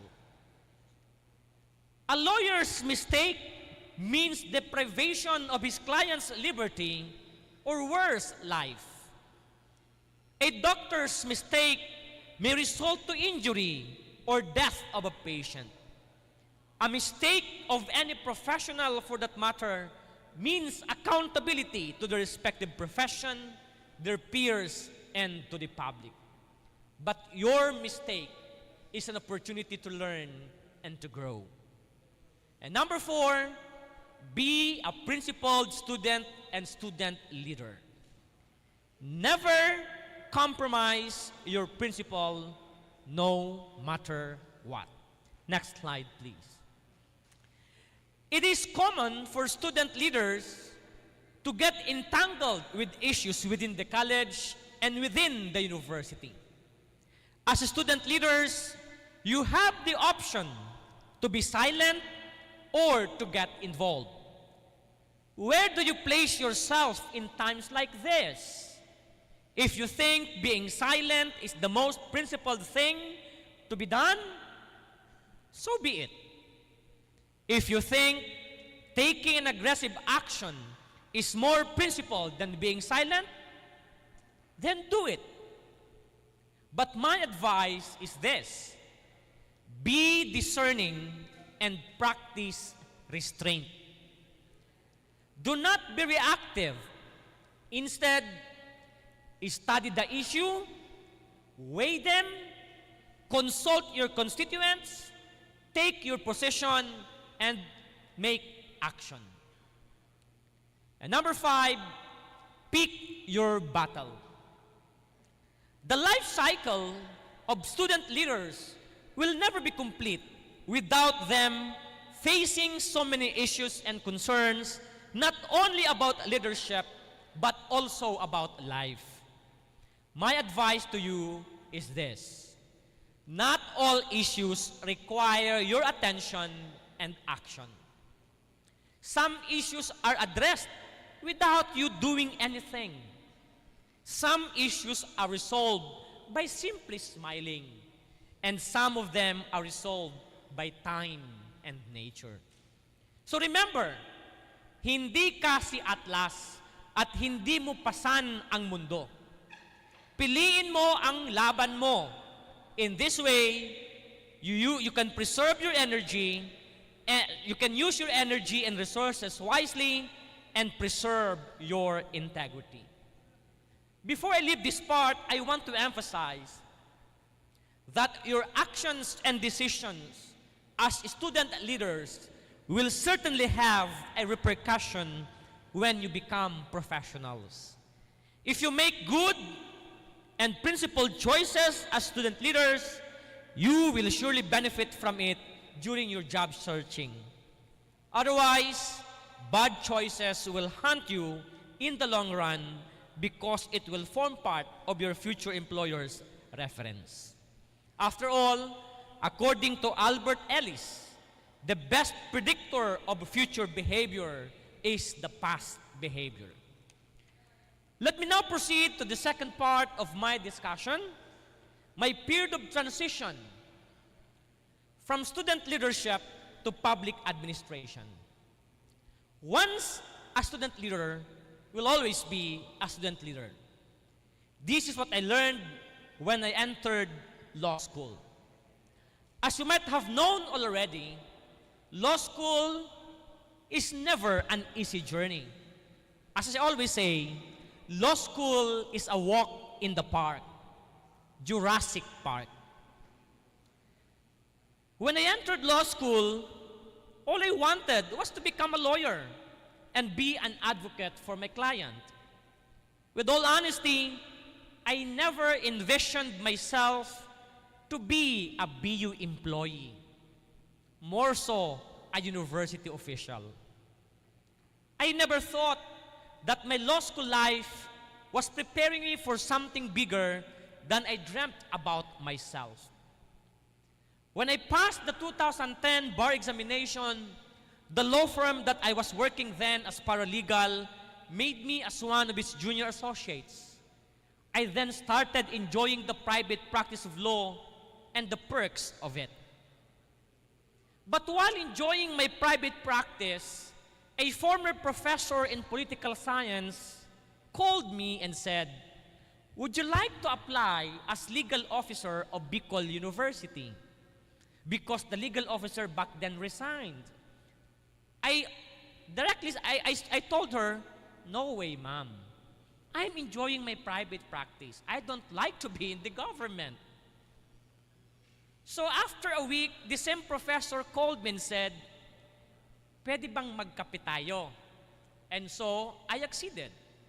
And over a cup of coffee, she told me, "Minsan nga naman ang mga tao nagbabago ng prinsipyo. Yung dating gustong magtrabaho sa gobyerno, ngayong may pagkakataon ng magtrabaho sa gobyerno, ayaw na magtrabaho sa gobyerno." And so I told my professor, "Diretsahin mo na ako, ma'am. Ako bang pinapatamaan mo?" And so she said, "Yeah. Remember," sabi niya, "when you were a student in political science, anong sabi niyo magkakaibigan kayo because we have a circle of friends?" Sabi namin, "Mahal namin ang bansang ito. Hindi namin ito iiwan. Lumayas na kayo sa Pilipinas, maiwan pa rin kami dito. Kasi love na love namin ito. Ano ngayon ang ginagawa mo? Pinapatrabaho ka sa gobyerno, may pagkakataon magtrabaho ka sa gobyerno, ayaw mo magtrabaho." And so, that gave me a realization that indeed I have to go back to my principle. I have to go back to being a nationalistic person as I was before. And I am still right now. And so I decided to join Bicol University as Legal Officer 3. Back then, the president was the seventh president, Dr. Faye Mata Loraya, and I promised myself, I will just be staying in this university for 5 years. para maapis ko lang yung aking professor. But look, I am now 13 years serving this university because I love working in this university, my alma mater. So, my life as a university administrator began on that fateful day of August 15, 2011. And with that, my life as public administrator also began. Now let me proceed to the third part of my discussion, which is leadership experiences in the field of public administration. I hope my time is not yet up. So public administration is never a smooth sail on a calm water. Every day is full of challenges of a different class and scale, just like the PowerPoint who might not jive with what I say. Fortunately or unfortunately, my academic preparation and experiences as a lawyer is really of help in navigating the complexities of public administration. I would say that the success in the field of public administration is never a solo flight or a one-man endeavor. It is and has always been a conglomeration of efforts of countless men and women in the public sector governance. This being said, let me share some practical advices as you venture in public administration in the future. Next slide, please. So the first thing that I would like to advise you is value the learnings that you get from your mentor, or take it from your mentor. I would say that I'm a bit lucky because I had the chance to be mentored by the best persons in Bicol University. I came in Bicol University under the leadership of Dr. Faye Leapatra Mataloraya, the 7th president of Bicol University. And in her, I discovered the nitty-gritties of public administration, and every time that I would go to her office, I have to bring with me a number of solutions. Why is that? Because if Dr. Loraya asks you of your solution to this problem, and you only bring one, she will ask you, what if the solution fails? What's next? If you provide another one, she will make another question. What if that fails again? What's next? So during Dr. Loraya's time, every time that I'm being asked to go to her office, I have to be ready with a number of propositions so that I will always be ready responding to her questions. And that I was trained to be double my efforts every time that we face challenges in Bicol University. I am what I am now, partly because of the teachings that I've learned from the 7th president of Bicol University, Dr. Faye Mataloraya. And the great Dr. Faye Mataloraya was succeeded by another great man, the 8th president of Bicol University, Dr. Arnulfo Mateo Mascareñas. The learnings and lessons that I've had during the Loraya administration was fortified by the Mascareñas administration. And there, I learned the technical principles of management, and I was able to, during the time of Dr. Mascareñas, I was able to expand my leadership capability because he gave me a number of designations from being the Chief Administrative Officer to Legal Officer and Board Secretary all at the same time. Did I refuse those designations? Firstly, I did, but eventually I learned to, to engage in multitasking, and thank God I did not fail Dr. Mascareñas. Until last year, when we had our 9th president, Dr. Baby Boy Benjamin Nebres III. As his board secretary and as his designated vice president for administration and finance, I continuously learn from the teachings of Dr. Nebres based from his experience as OSS Dean and as a scholar. So taking all these learnings from the 3 leaders of the university, I'm pretty sure that I've had a good grounding in so far as public administration is concerned. Then the second learning that I would like to impart to you is that you are never everyone's cup of tea. Accept it. Just do your best and do what is right. Do not be discouraged by the fact that a number or 2 or 3 of your colleagues do not like you. Kasi hoda kung ayaw nila sa inyo. Ang importante, ginagawa mo ang dapat mong gawin at ginagawa mo na ito ng tama at walang naapakang tao. As you proceed in your public administration life, you will be a subject of criticism. You will be a subject of unfair treatment. You will be a subject of rejection. Take it and use it as a challenge and to be a part of your learning process as public administrator. After all, hindi lahat ng oras gugustuhin ka ng isang tao. Take it from the words of Attorney Gian, the important thing is you are committed. Committed to do your work as a public servant, or in your case, committed to do your work as a student leader. And third, cultivate your interpersonal skill. How do you cultivate your interpersonal skill? Or what strategies could you use to develop your interpersonal skill? Number 1, you have to communicate powerfully and prolifically. Communication is never a one-way process. It is always a more than two-way process. So when you communicate, you listen first before you respond. Because usually, many would respond even without listening first. That is not communicating prolifically. Next is that when you speak of communicating prolifically, it is not simply limited to verbal expressions. It is not simply limited to written communications. Your non-verbal language also matters. Besides, sabi nga nila, action speaks louder than words. So, if you want to communicate prolifically and powerfully, be consistent. Your words and your actions must be consistent. Next is inspire others to high performance. That's part of developing interpersonal skill. Now, how can you inspire others to high performance kung ikaw mismo ay hindi nagtatrabaho?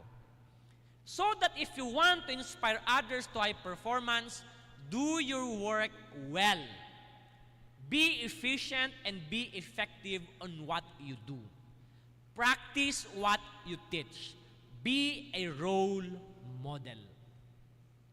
Next, you have to build trust. Importante ang tiwala sa bawat isa. Hindi ka magkakaroon ng magandang interpersonal skill kung walang tiwala sa mga tao sa opisina. And you have to develop others. When you speak of interpersonal skill, it is not simply how you deal with others, but also how do you train others in order for them to develop themselves as well. And collaborate and develop strong teams. In this way, you will achieve your organizational goal with success. Then the fourth one is that we have to be open to new ideas and take initiative. How can we make ourselves open to new ideas and how can we take initiative? The first way to do it is to study the organizational landscape. I came from the private sector before I was engaged in the university. I did not have any background at all on how government offices work. All I know before is that I was paid on a per result basis. Okay? But when I came into the government, andyan yung 8 to 5 work. So in order for me to take initiative and to be open to new ideas, I need to study first. I studied first the organizational landscape of Bicol University. Why? Because every organization has its unique organizational behavior. Each organization has a unique organizational structure. You need to study them first so that you will be able to communicate with them properly and be able to open ideas and take initiatives if you want to develop the organization. Next, you have to make an action plan. Take note, action plan. Hindi lang po lahat yan plan, dapat may action din. Hindi din lahat ng action, dapat may plano din. Planning without action is a failure. Action without failure, action without plan is a disaster. So if you want to continue, you work in public administration to be at peace, always ensure that you have an action plan. In this way, hindi ka mabubulaga kung anumang challenges dadating sa buhay mo. And do not wait for responsibility. Take it. Huwag niyong hayaang mabulok kayo sa isang kanto sa paghihintay ng kung anong responsibilidad ibibigay sa'yo. Kung hindi ka binibigyan ng responsibilidad, edi gumawa ka ng responsibilidad para sa buhay mo. Sabi nga nila, if opportunity does not knock on your door, you should be the one to make an opportunity. Same way with leadership. And number 5, do not stop learning and continue your pursuit for professional development. I did not stop when I graduated from political science. I did not stop when I graduated in the College of Law. I continued my learning until I was able to acquire a number of master's degree. But did I stop learning because I already had my master's degree? No. Even up to this time, I am still a student of experience, a student of law, and a student of life. That's why, hindi po nagtatapos ang ating pag-aaral kapag tayo ay may diploma na. Bilang isang tao na patuloy na nakikibaka sa buhay, kailangan nating patuloy na mag-aral upang malaman natin kung anong landas ang dapat nating tahakin. And as a matter of epilogue, I would like to share this with you. If there is one commonality of being a student leader and public administrator, that is of giving selflessly part of yourself for the service of others.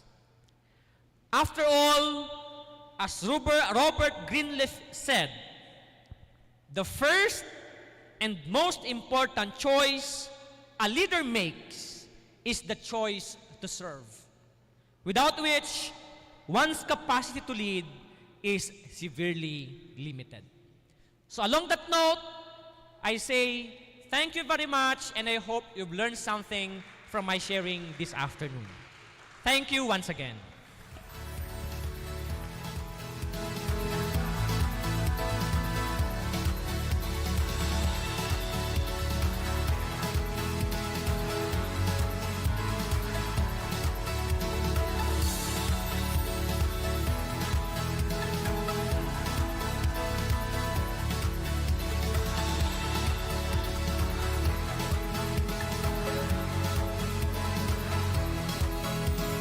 Very much, Attorney Norly, for that wonderful speech.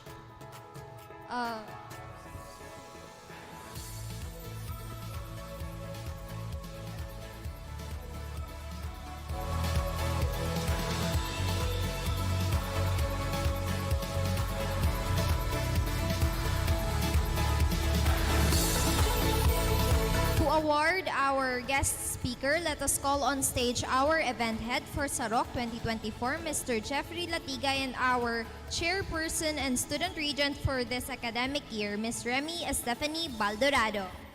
To read the citation, Bicol University Student Council Academic Year 2023 to 2024, this certificate of appreciation is hereby given to Attorney Norly Reyes. Tama ba? Attorney Norly Reyes for their contributions, exerted effort, and inspiring role as one of the distinguished keynote speakers during the SAROK Pagtiripon para sa Padagos na Pag-uswag ang Pagtrayumpo kan Leader Estudyante nin Futuro conducted this February 26, 2024 at the Student Union Center, Bicol University, Legazpi City, Albay. Given this 26th day of February 2024 at the Student Union Centers, Bicol University, Legazpi City, Albay. Signatories are Jeffrey Latigay, Executive Head of SAROK 2024, Remy Stephanie P. Baldorado, Chairperson Student Regent, Prof. Michael Alagaban, and Prof. Dave Saltonga, Dean of BU OSAS.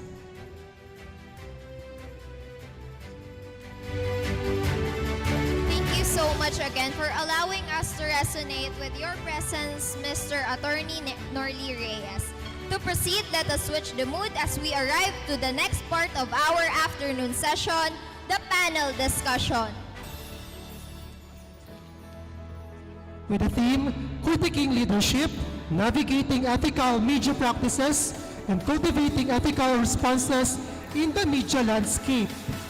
For this panel discussion, may we call on the BU-USC Internal Vice Chairperson along with Justin David Reynoso, Internal Affairs of BU-USC.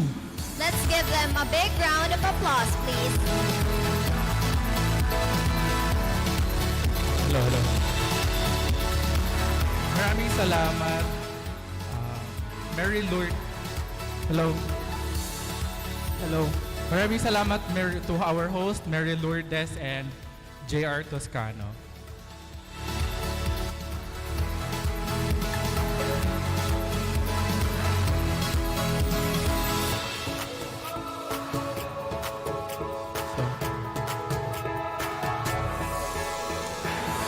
So we are down to our last and second panel discussions for today's event, which is themed Critiquing Leadership, Navigating Ethical Media Practices, and Cultivating Ethical Responses in the Media Landscape.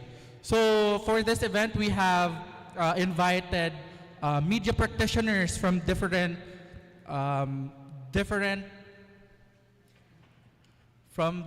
medias Fields. like CNN Philippines and Bombo Radio.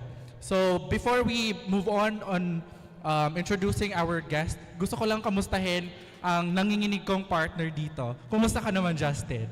Okay naman. Kanina actually bumaba ako kasi Arts Month celebration din ngayon. So just how art is celebrated sa first floor, we are also celebrating the art of leadership, kumbaga, and how leadership fosters creativity and innovation among us. Ikaw po ba, Mr. IVC? Why do you think leadership is an art? Yes, leadership is an art. And also, let's not forget the theme of our talk today, which is ethical media. Napapanahon talaga ngayon ang topic natin today, which is ethical media, because media becomes very pervasive in today's time because of internet, and napakalawak na ng naaabot ng ating media. So without further ado, let's start introducing our guest speakers.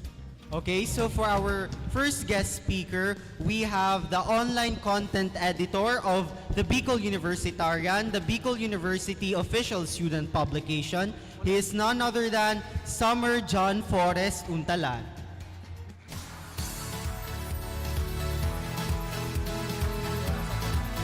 Okay, so for our second guest speaker, we have the station manager of 89.1 Idol FM Legazpi and the president of Kapisanan ng mga broadcaster ng Pilipinas, Albay Chapter. Let us welcome Mr. Reynard Sevillano.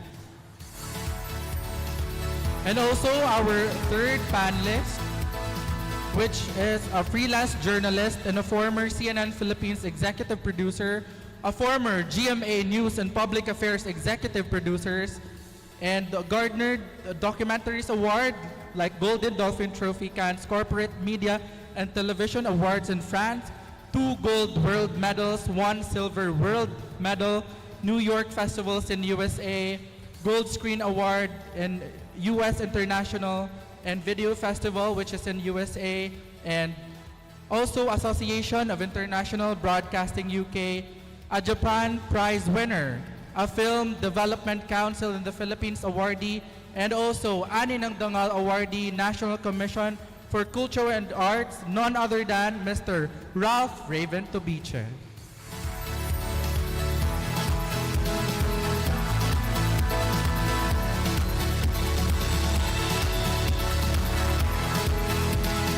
So again, may we call on stage Mr. Summer John Forrest Untalan, the online content editor of Bicol Universitarian, Bicol University Official Student Publication.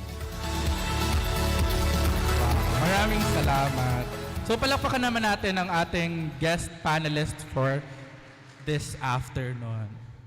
So before we proceed to our discussion about critiquing leadership, kumustahin muna natin ang ating mga guest panelists. Let's start with si Sam. Ay, wag na muna kay Summer kasi hinihingal pa siya. Kay Mr. Tobiche na muna tayo. Ano yung tanong? Kumusta ka po, kuya? Kumusta? Okay naman. It's good to be back here at Bicol University. It's my first time na magsalita sa harap ng mga BUNyos after 8 years. So yeah, it's good to be back. Thank you for having me. Ayun, good afternoon. Actually, matagal na rin akong di pa nakakabalik dito. So, last ko ata was 2013.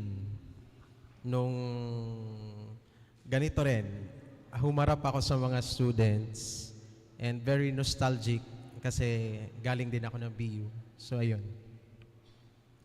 Okay, and then we have Summer. Si Summer, kumustahin naman natin si Summer. Ayan, sorry. Hinihingal pa ako. Ayan. Hi, good afternoon everyone. I am Summer Untalan. I am the online content editor of the Bicol Universitarian, the official student publication of Bicol University.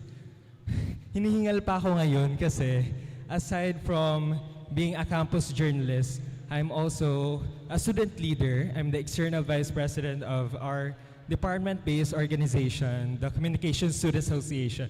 So we have an ongoing event sa New Cal. So back and forth ako dito.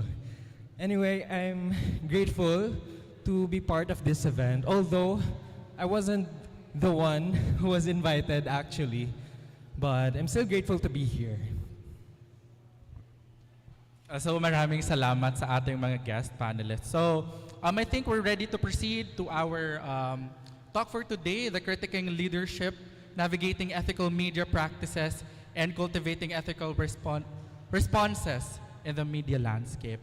So we're gonna ask some few questions and maybe give some advice because we have here our delegates from the different publications throughout our colleges and also our a publication representative from the university's official publication, which is the Universitarian. So first, meron po tayo ditong question. How can journalists and media practitioners such as yourself maintain ethical standards while critiquing leadership in today's media environment? So sino pong gustong unang sumagot? Isa pa po ba? Okay, isa pa daw. How can journalists and media practitioners maintain ethical standards while critiquing leadership in today's media environment? Sino pong gustong... Sige pa. Siguro okay lang Tagalog naman siguro tayo. So, actually, kasi ko muna yung experience ko nung student ako. Very enthusiastic ako na maging media practitioners. Pero to be honest, natagalan akong pumasok sa industry. The reason is, nakita ko yung realidad ng media versus the expectations. So masyadong malayo.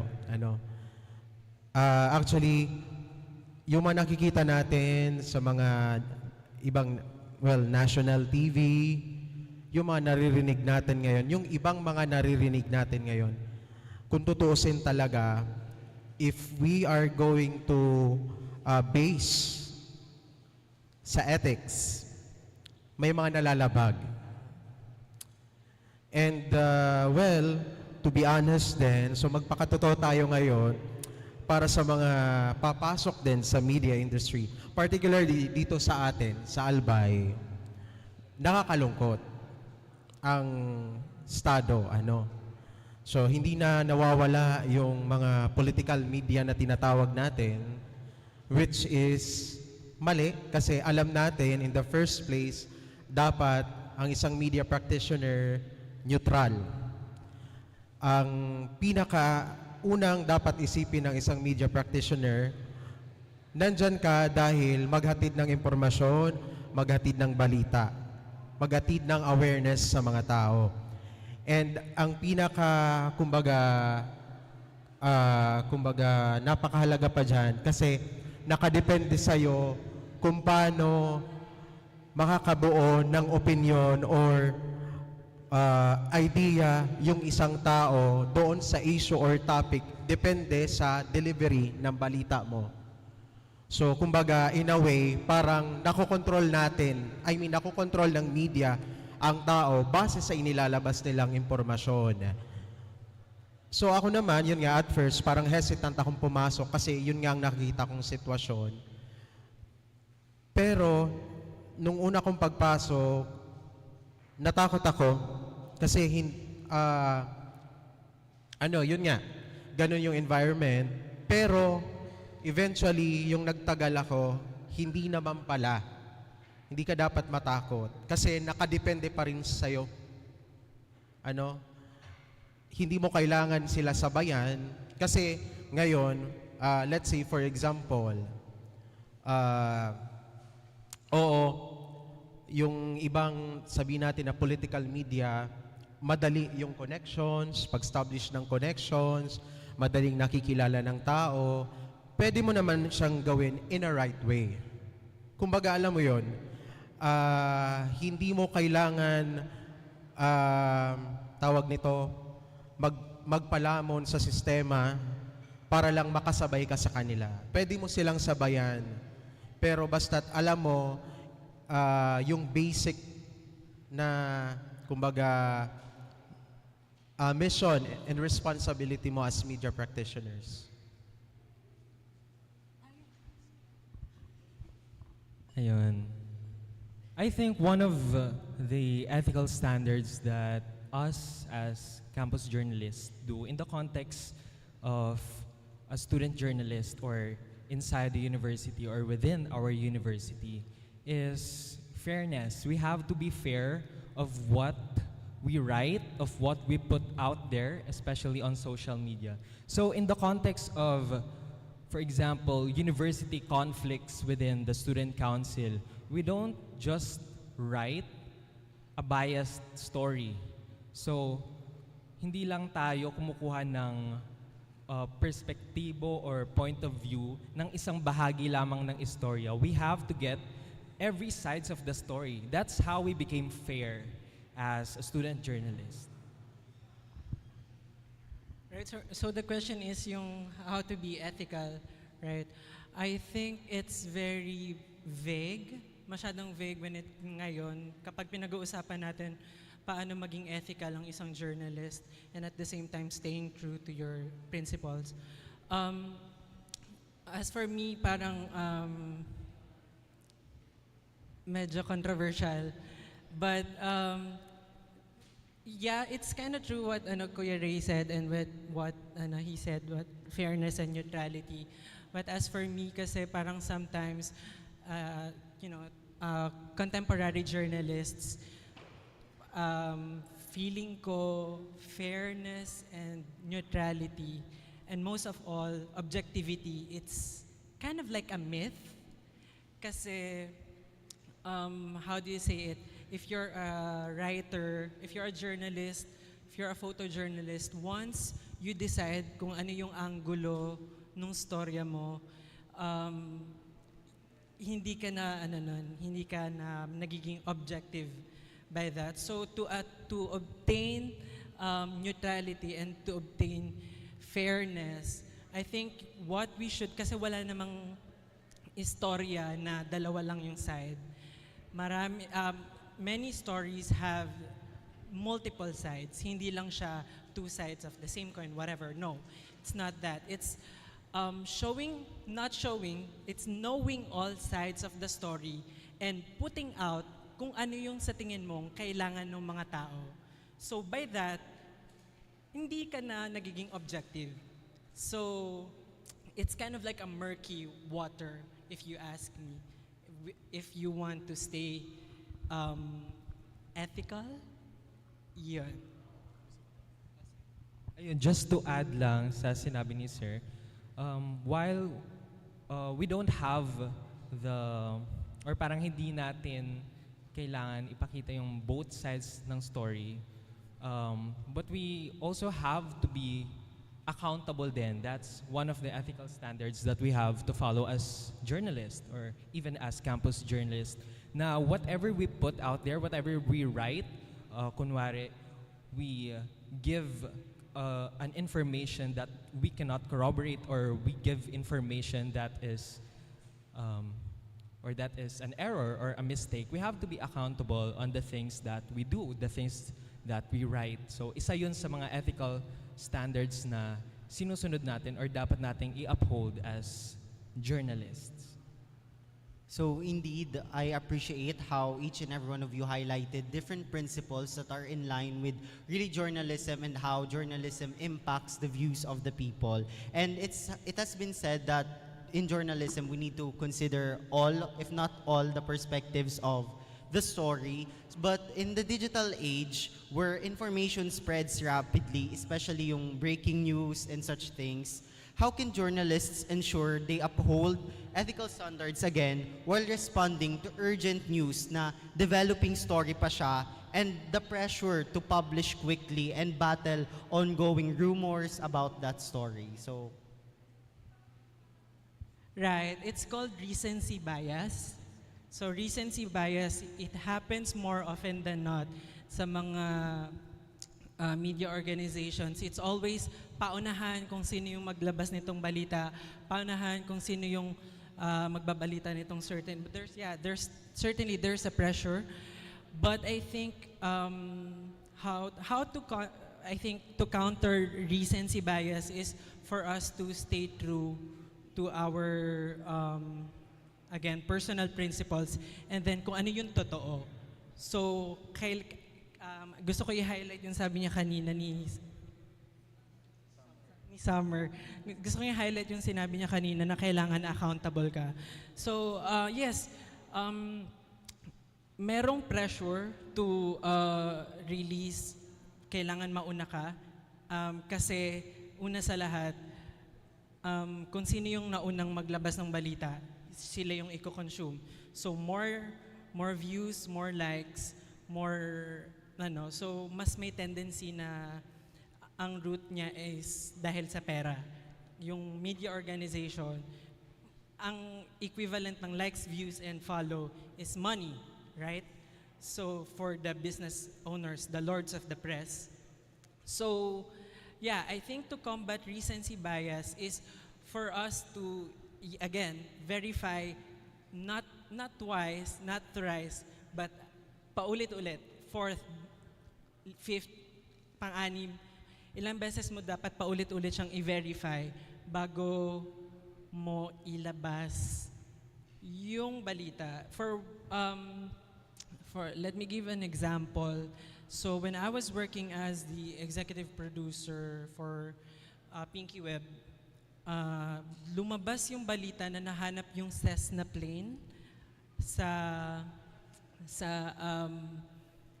Mayon volcano, and then so that time dalawa yung Cessna plane na nawawala. So since as the executive producer, I was asking Pinky, are you comfortable na i-break natin tong balitang to? Sabi niya, how many sources do we have? So far we have 3, and hindi lahat sila hindi pa una, galing sa local stringer, local journalist. Pangalawa, galing sa unofficial Facebook page. So, pangatlo, random dude from Facebook. So, you see, sabi niya, okay, if it's not, wala pa tayong matinong source, and then, i-vet pa kasi siya. So, kahit meron kaming isang source na nakuha, pagdating sa akin, kailangan ko pa rin siyang i-check 3, 4, 5 beses bago kami mag-break. So, yes, kailangan unahin ng media organizations yung priority nila and yung responsibility nila to the viewing public more than their business interest.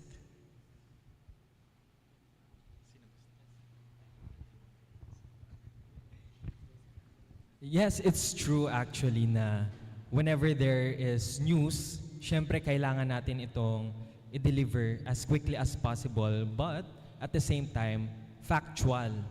So you cannot give an information that is incorrect or that you cannot corroborate. So if it's still a developing story, you just have to be honest that it's still a developing story. So, ayun. We have to be responsible in giving news kasi in the context of our publication, or in the context of journalism, yan, may sinasabi tayo na pag late na ang balita, napapanis na yan. So kailangan, ibalita mo na siya, di ba? Yan. But factual, and we have to be responsible talaga as journalists. Yun nga, yung sinabi ni RR na kailangan talaga and ni Summer na yung balita, kumbaga yung urgency andyan, o hindi talaga nawawala yung paunahan. Kasi nga naman, pag una ka, ikaw agad yung trending, ikaw yung madaming shares, madaming comments, yan, exclusive. Pero hindi kasi sa lahat ng oras, importante na ikaw yung nauuna. Kasi ang pinakauna-una mong dapat i-consider is yung content ng balita mo. And again, yung transition, how you deliver, kung paano mo ipapaintindi sa tao, okay lang naman. Kasi minsan, napapansin ko sa ibang mga media outlets, I don't know, siguro yung iba pressure din sa content, yung haba. Sabihin natin pag urgent, breaking news. Yung iba, nafe-feel mo yung pressure, yung length ng news, masyadong maikli yung detalye. Well, it's fine. For as long as nakapag-deliver ka, hindi mo naman kailangan pahabain, hindi mo naman kailangan dagdagan yung storya for the sake na maging interesting yung story. The point is, ano ang nangyari? Ano yung detalye? And let them be aware na developing story siya. Ganun lang yun. Napakaganda lang na i-highlight natin sa mga sinabi ng ating panelist na it is better to be accurate than to parang mas mabilis kang nakapag-post or nakapagkuha ng scoop sa latest event na nangyari. So, yun ang pakakatandaan natin na in the news that we deliver, in the news that we post or publish, na mas unahin natin ng accuracy rather than speed. Yun. So ayun, I have to agree with what Kuya MK has said, since it's really important given the coverage, the reach of these journalists to the people. It's important to ensure that even though it's developing news, it's something accurate and something that they can rely on. And speaking of like developing news or urgency, we have this so-called little attention span of the people nowadays. And more often than not, when they see a headline, they just click like, then share, and not read the full article. So in such sense, as you journalists, how do you manage to make a headline that is really quote-unquote ethical in the sense that it still informs the people of what the article is really about, more than just a buzzword for them to talk about in social media?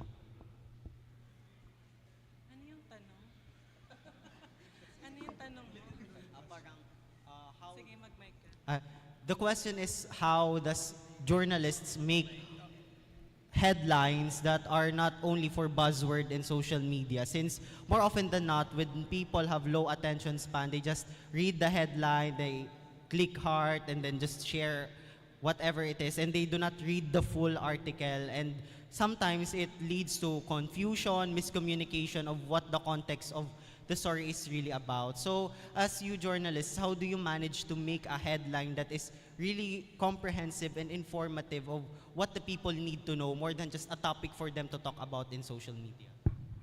Right.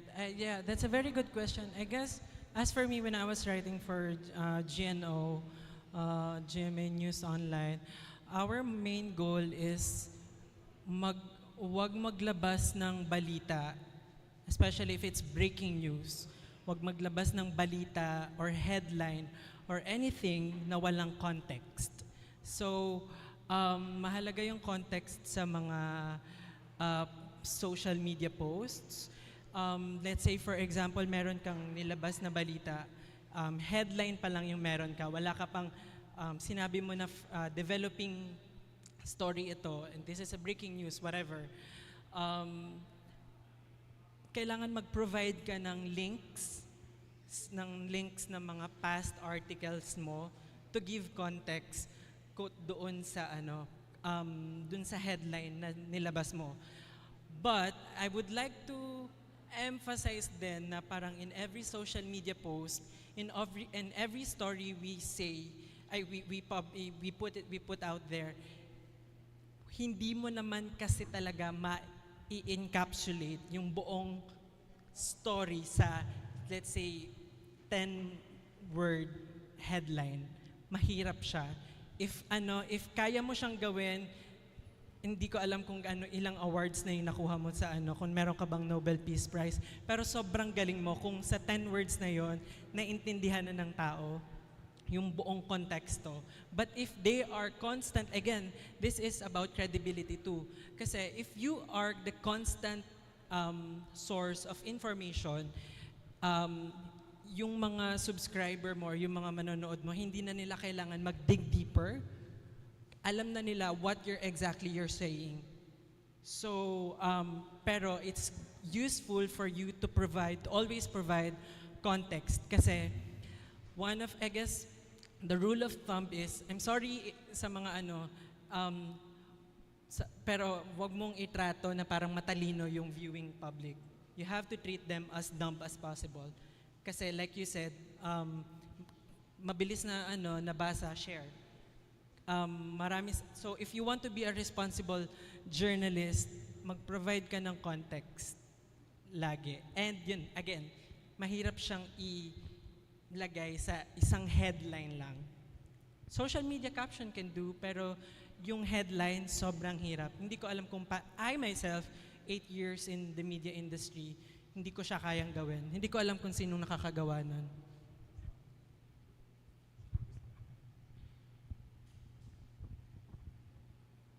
I'm speaking in the context of university-wide publication, because unlike other media outlets, as a student publication, it's actually not our obligation to cover news outside what is happening in our university. However, as the student publication, we also do community news aside from the relevant news that is happening inside our university. So when we come up with stories, we make sure that it is relevant to the student body. It has relevance to the student body.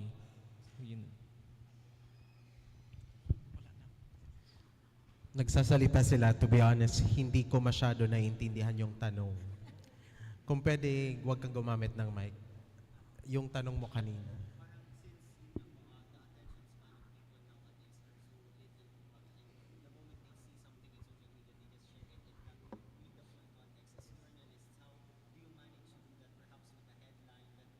Okay.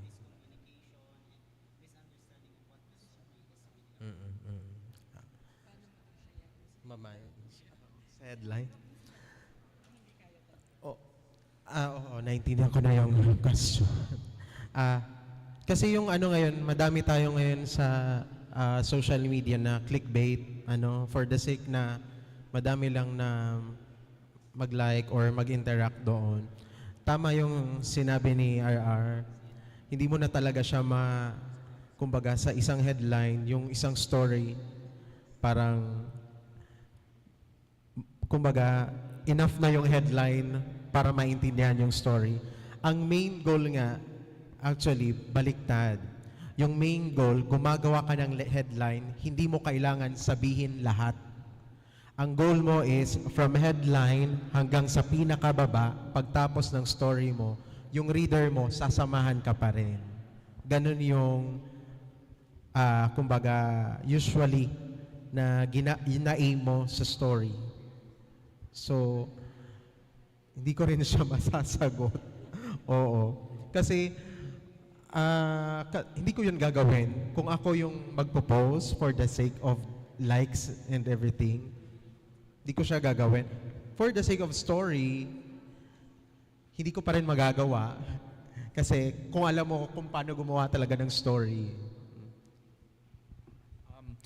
Nasabi kanina ni Sir Seveliano na how risky it is for media practitioners and journalists.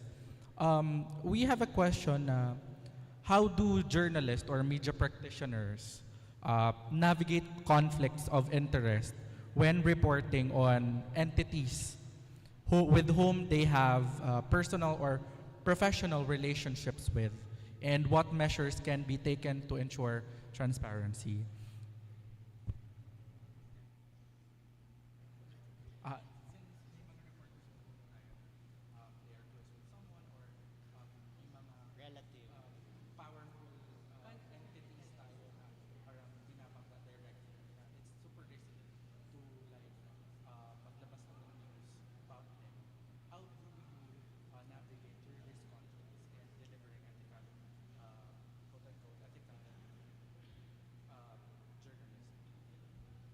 So, sino pong...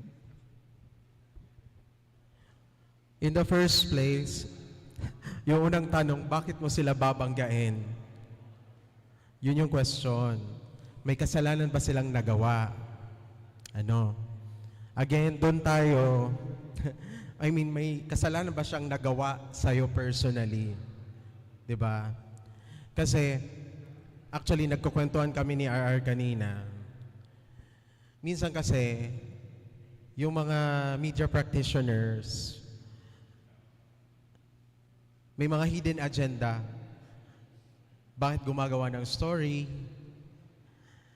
Hindi lang naman for the sake na dahil gusto nila mag-inform. Yung iba dyan, alam mo yon, masyadong kinain na ng limelight. Yung iba dyan, bayad. Yung iba dyan, gusto lang talagang atakehin kung sino man yung nakaupo sa ganun. Again, actually, kung halimbawa ganon, conflicts,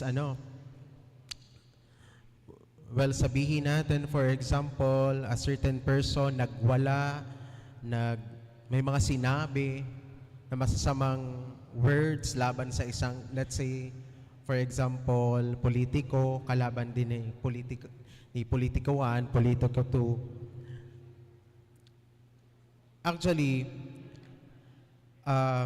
kumbaga, nakadepende sa'yo yung story kung paano siya gagawin. Again, use of words. Kasi, okay, sabihin natin, yung taong yun sinabi yung mga masasama.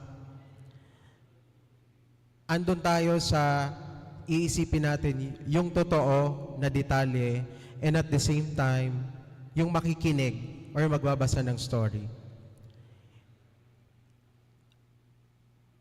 Meron tayo, for example, sa television, may mga nilalabas tayo na story, pero hindi lahat kailangan nating ilabas. Kung magbabase tayo sa rules, sa ethics, may mga sinasabi tayong obscene, di ba? Minsan nga, di ba, pag halimbawa, mga vulgar words, hindi siya yung parang, anong tinatawag doon? Nilalagay siya ng sound para hindi siya maano talaga marinig, parang ganon. Yung mga ganon, pagdating naman sa, let's say for example, sa ibang sa ibang platform, let's say sa radio, hindi mo naman na kailangan i-detalye lahat. You can say it in general, and depende din kung ano talaga ang purpose mo. Ako kasi, as a writer, ang purpose ko lang naman is to deliver the news as much as possible. Pareho din naman na dalawa, sabihin natin may pinapangalagaan na image. Kung ikaw naman, may initiative ka, may pinapangalagaan ng image yung dalawang tao, so pwede mo siyang gawin in a subtle way. For example naman, kasi aside from the government, meron tayong mga lefties. May mga nagpapadala rin sa atin ng mga parang press release nila. Ang purpose lang naman nila is maipahayag kung ano yung gusto nilang ipahayag. Pero hindi mo kailangan word by word kung ano yung sinabi nila na pwedeng mag-trigger din sa government. Parang ganon. Kumbaga, balansehin mo. Oo, yung goal mo din, andyan na yung tension, wag mo nang gatungan. Parang gano'n.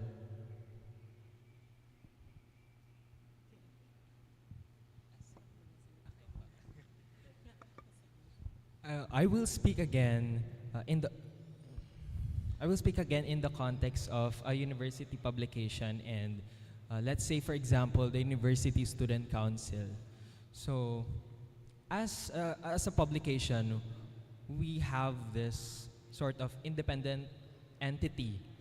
So kaya nga it's a conflict of interest if ever a publication works with the University Student Council, because as a publication or as a media entity, we don't act upon the own interest of other entities, like for example an administration, because we have our own voices. So whatever repression na pwedeng gawin sa mga balita or sa pinapost or pinapublish ng isang publication, it's rather harmful for the media publication, no?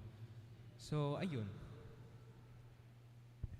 Ako siguro, to make it short na lang, I have parang wala akong na-encounter na ganun other than my documentary 18 and 80. It's called 18 and 80 for GMA News Public Affairs. It's called Real Time.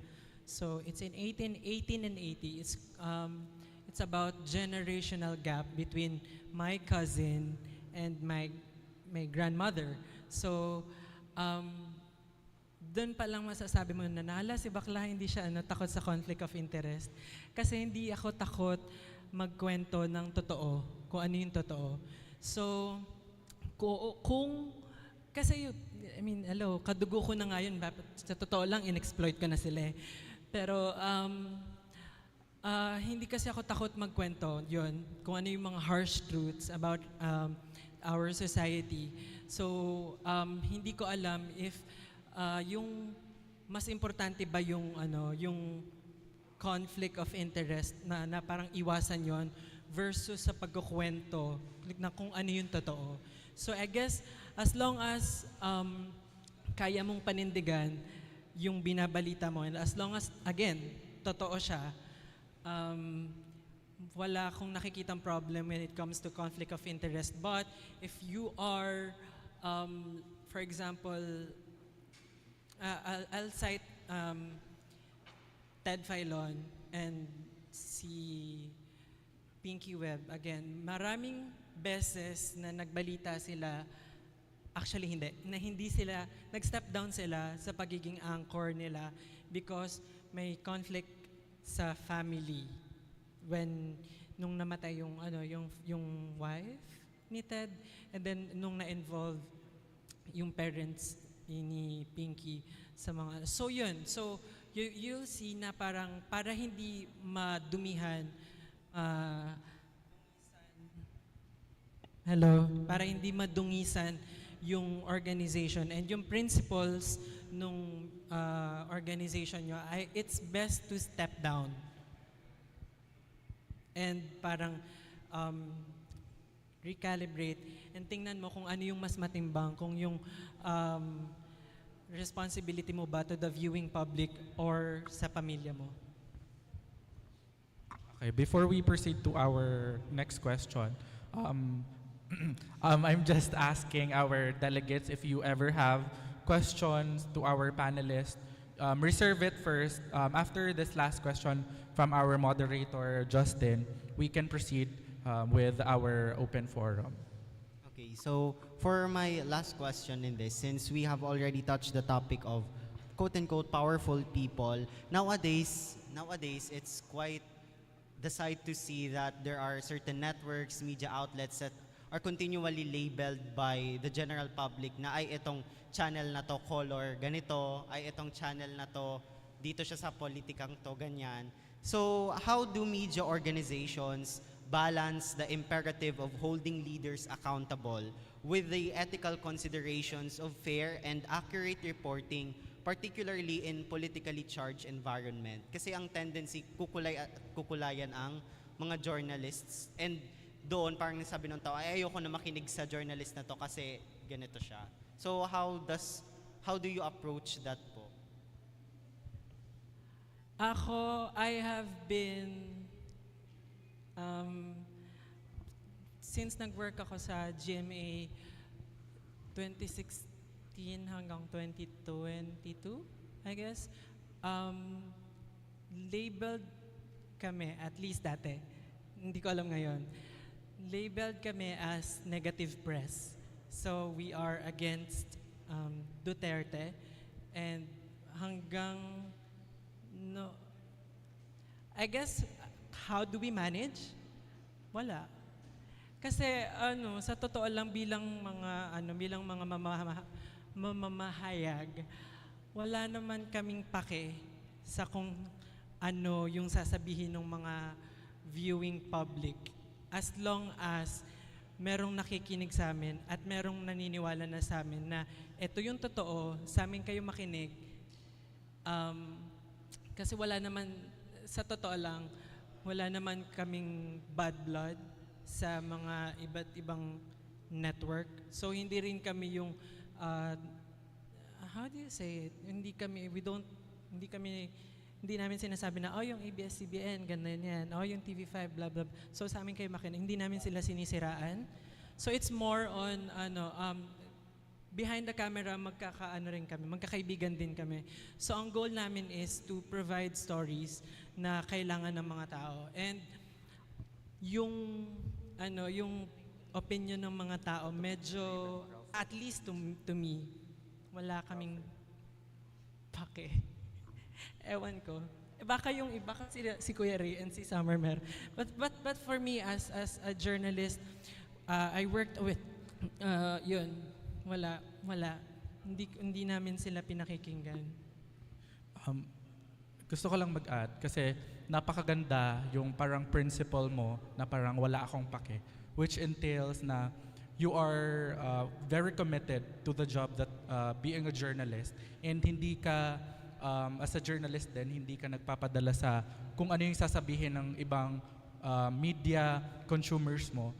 Doon ka talaga nag-i-stick sa parang eto yung balita ko, I will deliver it no matter what. Yun yung maganda sa I think sa mga journalists natin.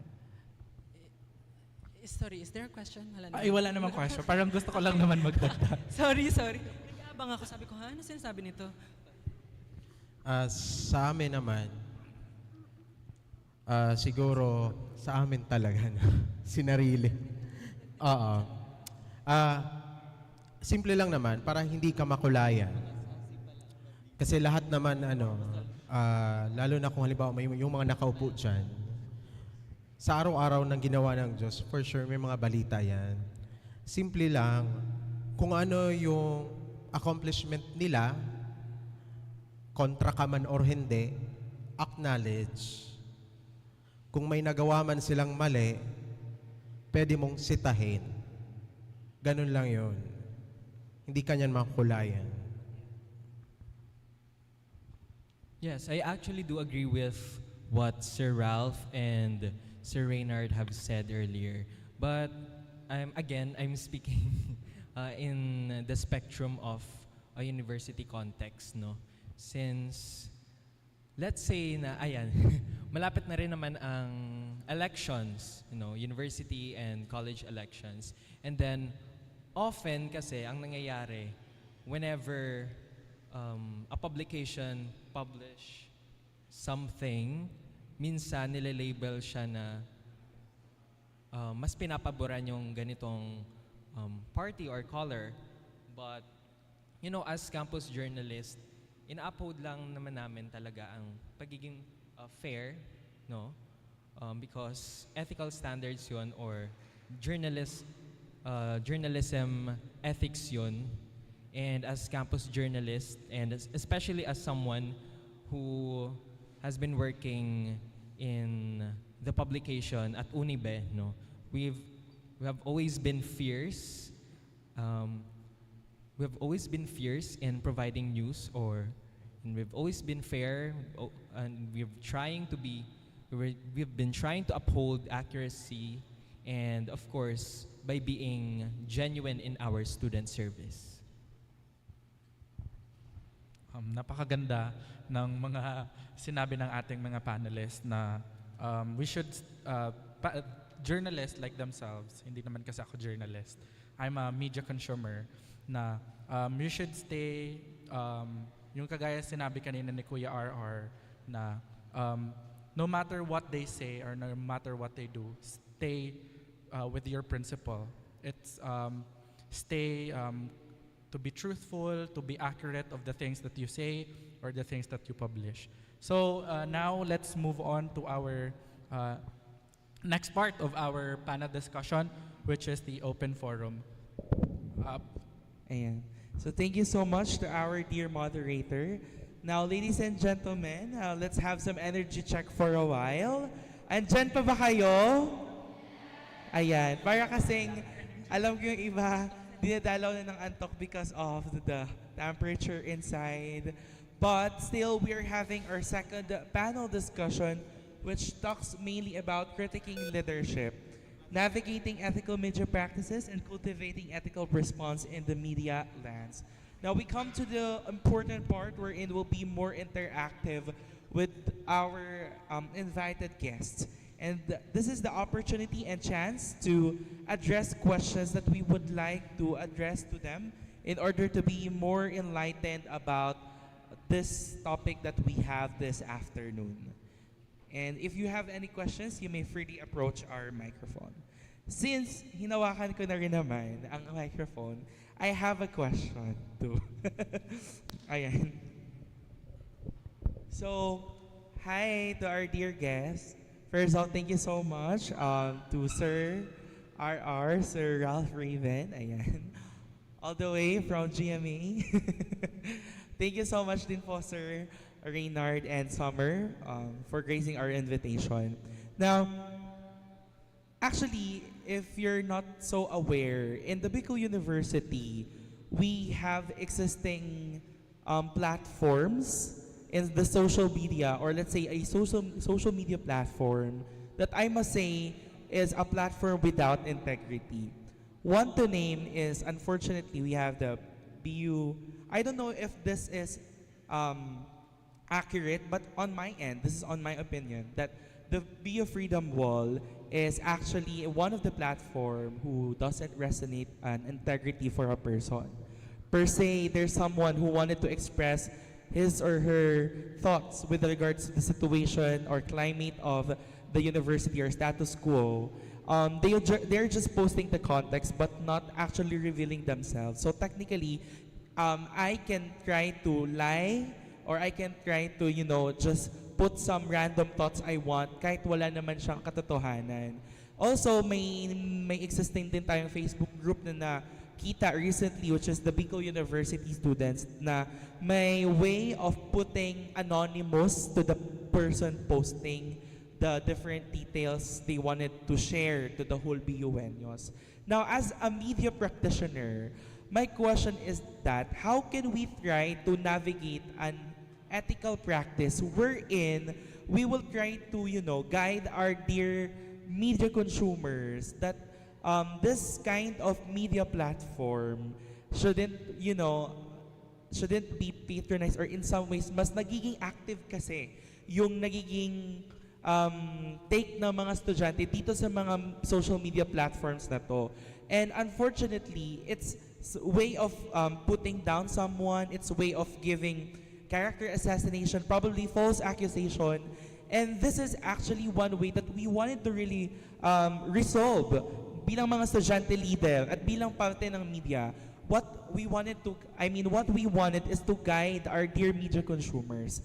Now, what can you try to, and what resolution we can try to uplift about this case? Yeah.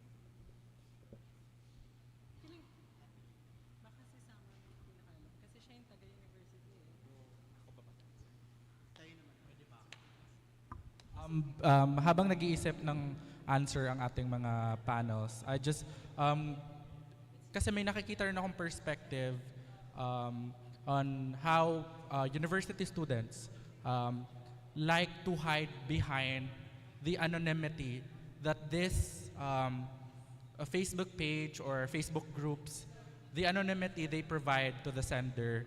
And I think there's a bad side and good side to it na kailangan natin talagang mag-traverse and navigate through, na through this anonymity, parang nagkakaroon na sila ng lakas ng loob para manira ng ibang tao, which is bad. Anonymity is good kung gusto mo lang halimbawa, magbigay ng praise to other people that you are shy to give it directly to them. But yung iba kasi ina-abuse na rin yung anonymity that these pages gave them, and nagre-result din sa mga fake news, and mas lalo pang nagiging parang way of giving the social media consumers fake news. May naisip na ata si Summer.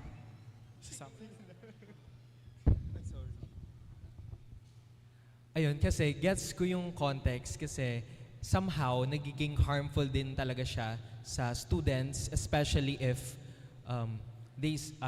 let's say they call you names or something which are not true, for example.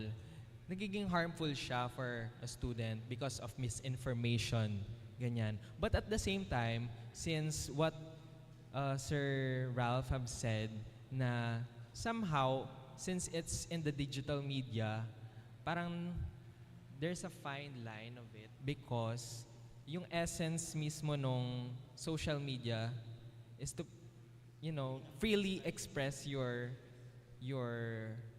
opinions and such. However, ayun nga, we were talking on how can we actually resolve this. So, Sir Ralph. Tangina, ang hirap. Hindi kasi, guys, ganito kasi yan. I-explain ko lang ha. Yung BU Freedom Wall kasi, if you take a step forward into combating it, mahihirapan yung mga tao na i-interpret siya as something productive.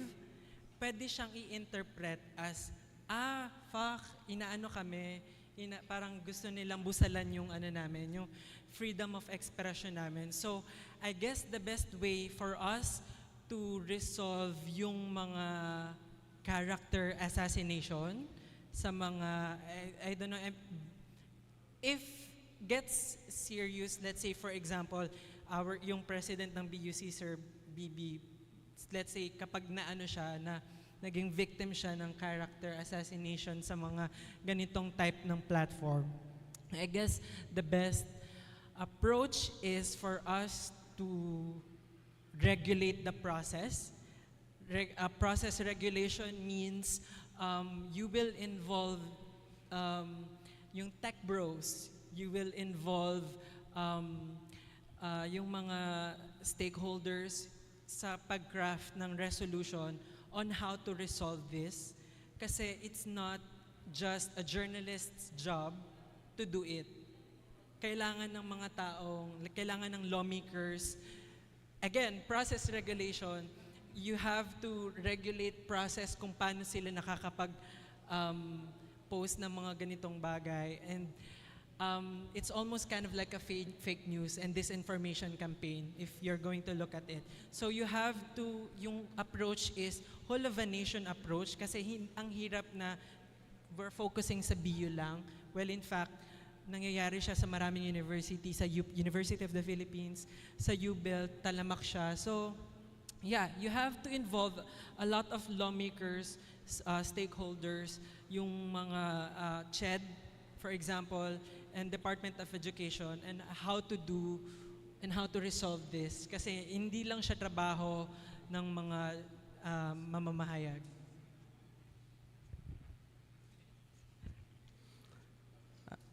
Yung issue, yung sa na madami yung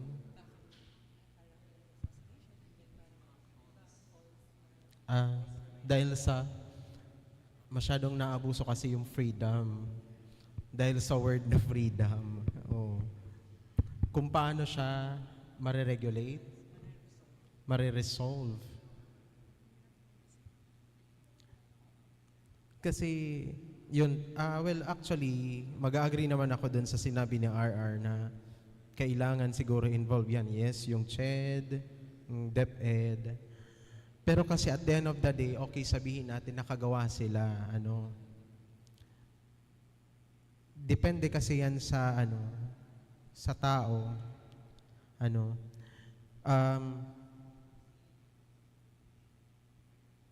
Paano ba? Parang yung freedom kasi masyadong alam mo yon, siguro doon yung hold ng mga student na I can say whatever I want regardless kung makakasakit or hindi. Pero dapat kasi talaga maging responsable yung mga students din. Kumbaga, hindi mo siya ika na muna. They ka man mapagalon kaya't aramon so word. Bako man siya karapatan. Actually, tinawan ka lang nga ni Kiano na uy, pwede ka mag-share or mag-disclose ka sa imong namamatian. Pero di mo siya pag-abusuhon. Yun lang.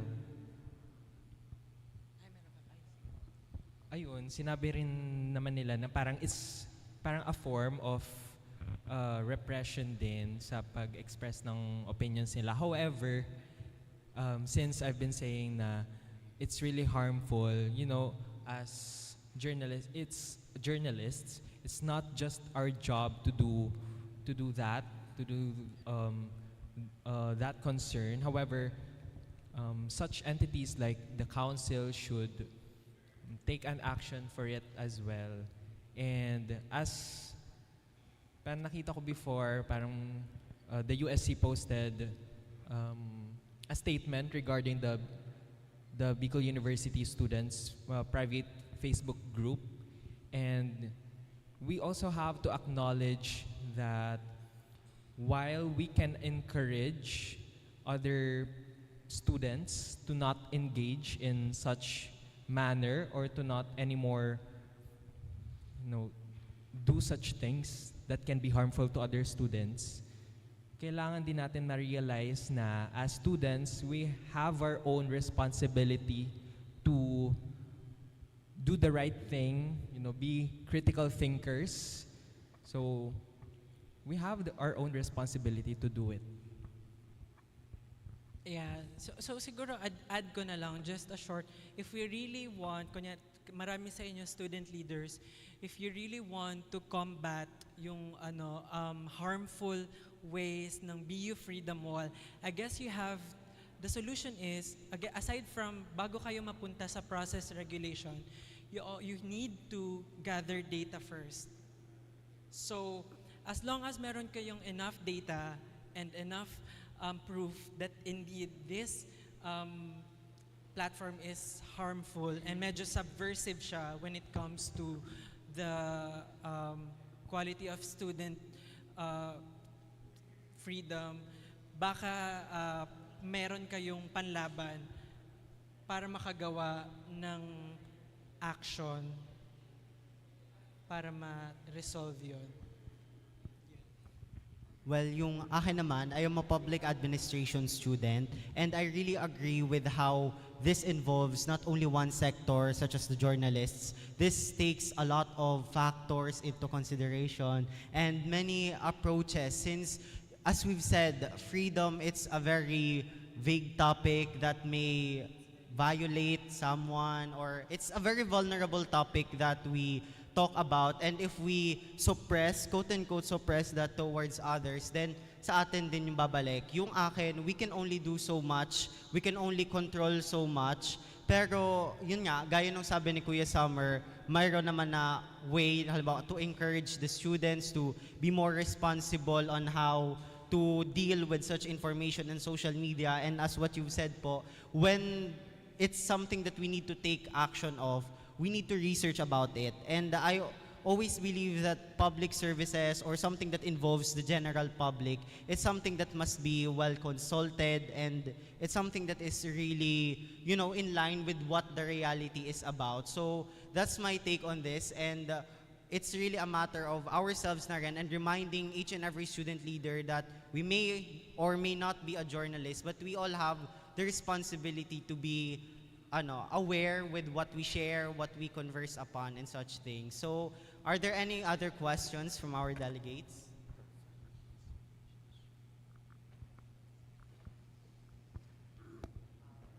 Hello po, good afternoon. So, good afternoon also to everyone. Para po makarelate yung lahat na non-members of the publication, I have a question that encompasses all mga organizations natin and also the free entities in the school. So in the digital world, information dissemination is crucial in organizations. And this is led by mostly the PIOs and the executive officers of the publications. They serve as the leaders of that information dissemination. The question is, what should they learn from professional media practitioners like you in terms of ethical media practice and performing accountability? I mean, di ba po, mostly publications, they disseminate information. But organizations also disseminate information. And minsan, since they are not, organizations are not fully aware of the extent of journalism or what is right, or I mean, ano yung tamang pag-process ng information, pag-disseminate nito. Ano po yung pwede nilang matutunan, parang a tip, kumbaga, like in terms siguro in technical writing, in formulating the gist of a story, kasi pwedeng malaki, pwedeng maliit lang, or paano po nila mas ma-reach pa yung target nilang audience po. Ganon. Or pwede rin po kapag kunyari naka-receive sila ng complaint kasi may missing information, or like yung crucial information na miss out nila kasi hindi nila na parang, kasi baka di nila aware yung double cross or cross matching ng information. So ano, tas naka-face sila ng parang comments from others kasi may na-miss silang information for just for an instance. Siyempre kailangan nilang maging accountable for that, but they don't know how if they are not aware of how to do that. So what can you share about it? What are your thoughts on it po? Siguro po sige, thank you. Alam mo kasi yung problema namin yung speaker, hindi niya namin maintindihan kayo. Talagang dito ako nagreklamo sa stage. Sorry guys. Hindi, okay, so I'll try to answer best practices sige, baka ipasira natin para maintindihan. Hindi, I guess wala akong masyadong alam when it comes to I do have, but like yung background, yung discipline ko was more on broadcast and print and digital.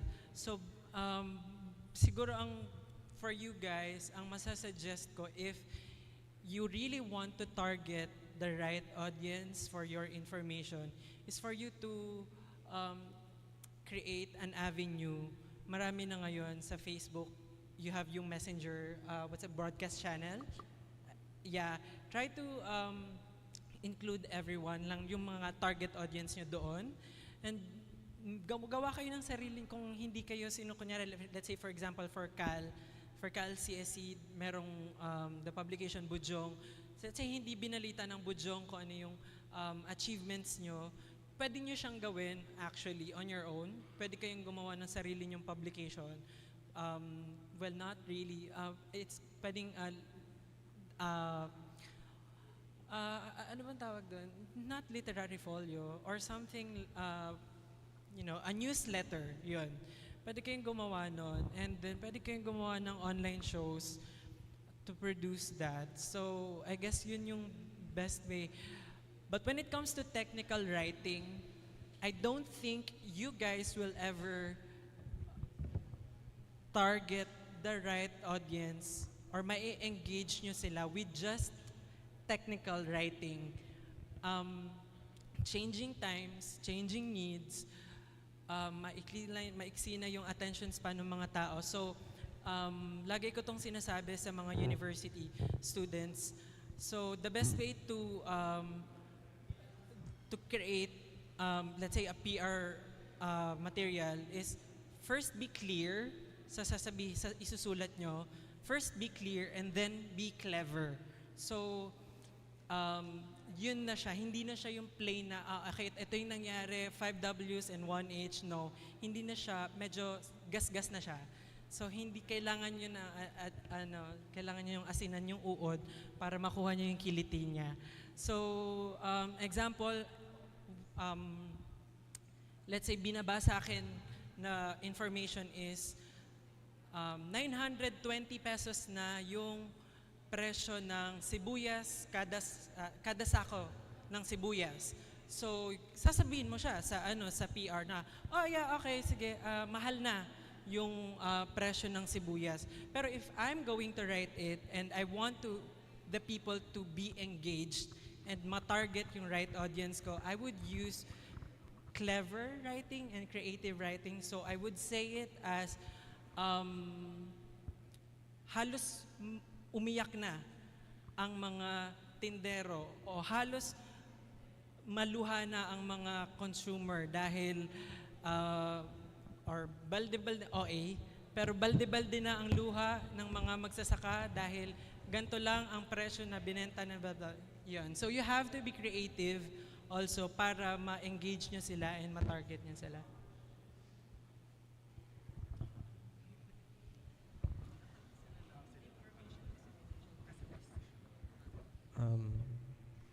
Di ko masyado naintindihan yung tanong, pero kasi yung echo talaga.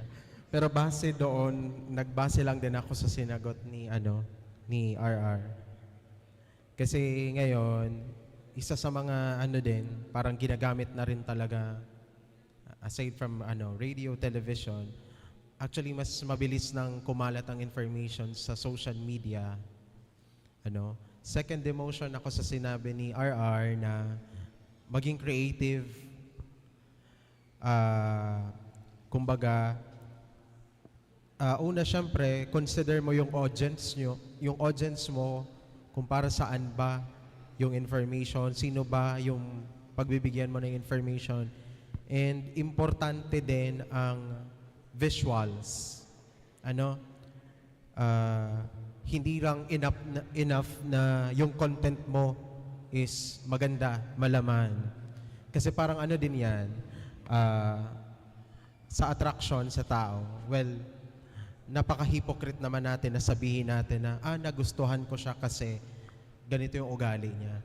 Hindi naman agad-agad yun ang nakikita natin. Ang nakikita natin yung panlabas. So, very important yung visuals. Yun lang. Professionals lang. May mga questions pa po ba? Okay. We're going to, na lang po, one last question. Okay, dalawa. Hello po, good afternoon. What I got from this panel discussion is that parang the media has the responsibility, the ethical responsibility to deliver complete information. My question is, what is the um, ethical media responsibility, or how can we hold the media responsible when there are stories na na hindi na-deliver fully? For example, developing stories na walang closure, or other news na incomplete tapos nag-cause ng uproar or harm to the consumers, the media consumers. So, kumbaga, how can the people hold journalists accountable?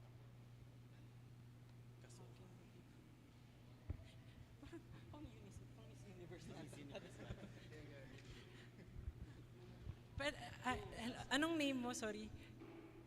Pwede ka bang magbigay ng example?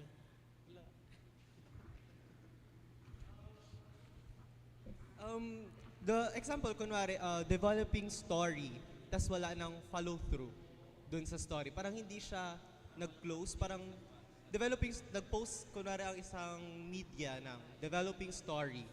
Tapos, yun lang, wala nang kasunod na nangyari. Anong ethical responsibility ng taga-media for those scenarios? Right, and meron bang na-harm? Like, for example, meron bang nasagasaan yung story na pinublish nila before? Yeah. Meron? Apo. Okay, sige. Thank you, Homer. I guess, yeah, the solution is, on that part, may mali yung media outlet, kung sino man yun. Let's say, may mali siya in terms of hindi siya actively kumuha nung side nung isang tao, I guess, or kung sino man yung binabalita nila, kung sino man yung nabangga nila. And then, what if nagbigay na siya ng statement? Ganun ba yung situation? What if nagbigay na siya ng statement at hindi inere nung certain media outlet? Wala nang habol yung nabangga doon. For me, dahil nabalita na nung media outlet yung, again, I would like to emphasize na yung mga broadcast channels, print and digital media, mga tao lang din to. So, kung ano talaga yung gusto nilang ilabas, kung ano yung gusto nilang malaman nyo, yun lang yung makukuha nyo. Ganon yun madalas. Pero gusto natin ibalik din yung responsibility sa mga journalists na they have to actively look for statements and yung other side nung stories.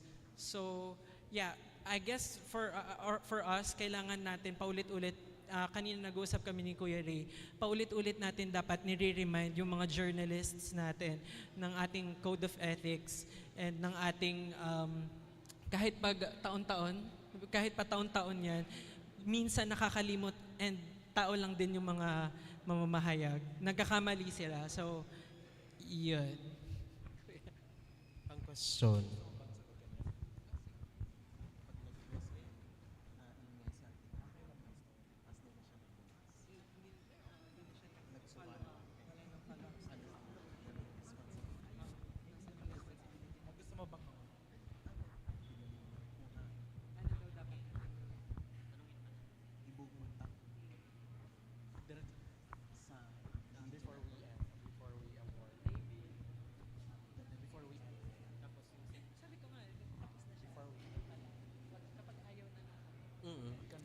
Actually, pagdating naman kasi sa ganyan, ang tinatanong mo, kung halimbawa, si media outlet naglabas na, kunwari, ito, developing story, din wala nang follow-up.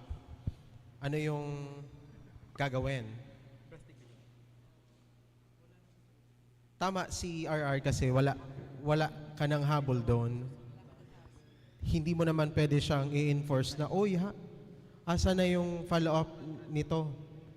Hindi natin alam ang rason. It's either baka si upper management hindi na siya pinaano na, oh, wag mo na yan patulan na story.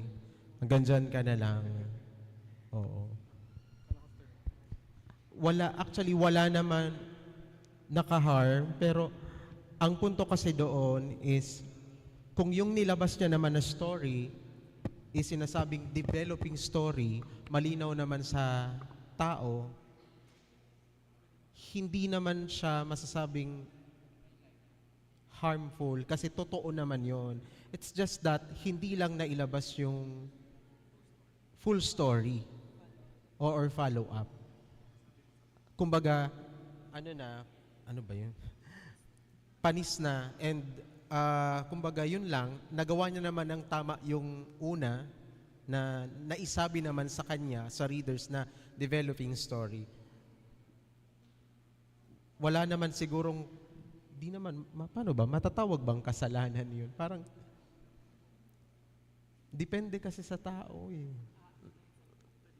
Ikaw na, nahirapan din ako sumagot. Pang Miss Universe kasi mga tanong pala dito. Anyway, kasi naalala ko, I did a story about the mental health here in the Philippines, specifically sa Camarines Norte. Tapos,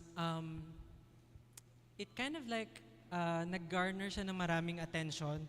Tapos, kaya siya nanalo ng maraming awards kasi medyo controversial yung documentary ko na yun. But one of the parang effects nun sa akin is yung governor, meron ba ditong ano? Wala naman yung governor ng Camarines Norte that time, safe space naman to guys, no? So, that time, we were assuming, GMA News and Public Affairs, we were assuming na merong pinadalang death threats for me. And parang, and I had to wear yung helmet and then yung bulletproof vest every day in and day out of GMA News Compound para lang ma-protect ako. Kasi after namin ilabas yung documentary, naglabas ng statement si Governor, hindi ko napapangalanan, pero si Governor, joke lang. Naglabas siya ng statement niya about my documentary, pero hindi siya nag-release, hindi siya nag-reach out sa akin. So, again, wala akong responsibility to air his side of the story dahil tapos na yung storya ko. Wala akong responsibility na, of course, meron akong, on principle, kailangan ko siyang gawin. Pero I am also constrained by, of course, budget, whatever. But siguro sa setup ng college and university papers and mga media production organization, kailangan i-remind, I guess, yung mga campus journalists na if this person, na meron silang responsibility na i-air yon, pero hindi sila required to do it. And kailangan magkaroon, maybe, I'm not sure, Unibe ba yung dapat na kailangan meron bang, or College Editors Guild of the Philippines, meron ba silang Code of Ethics? I'm not sure.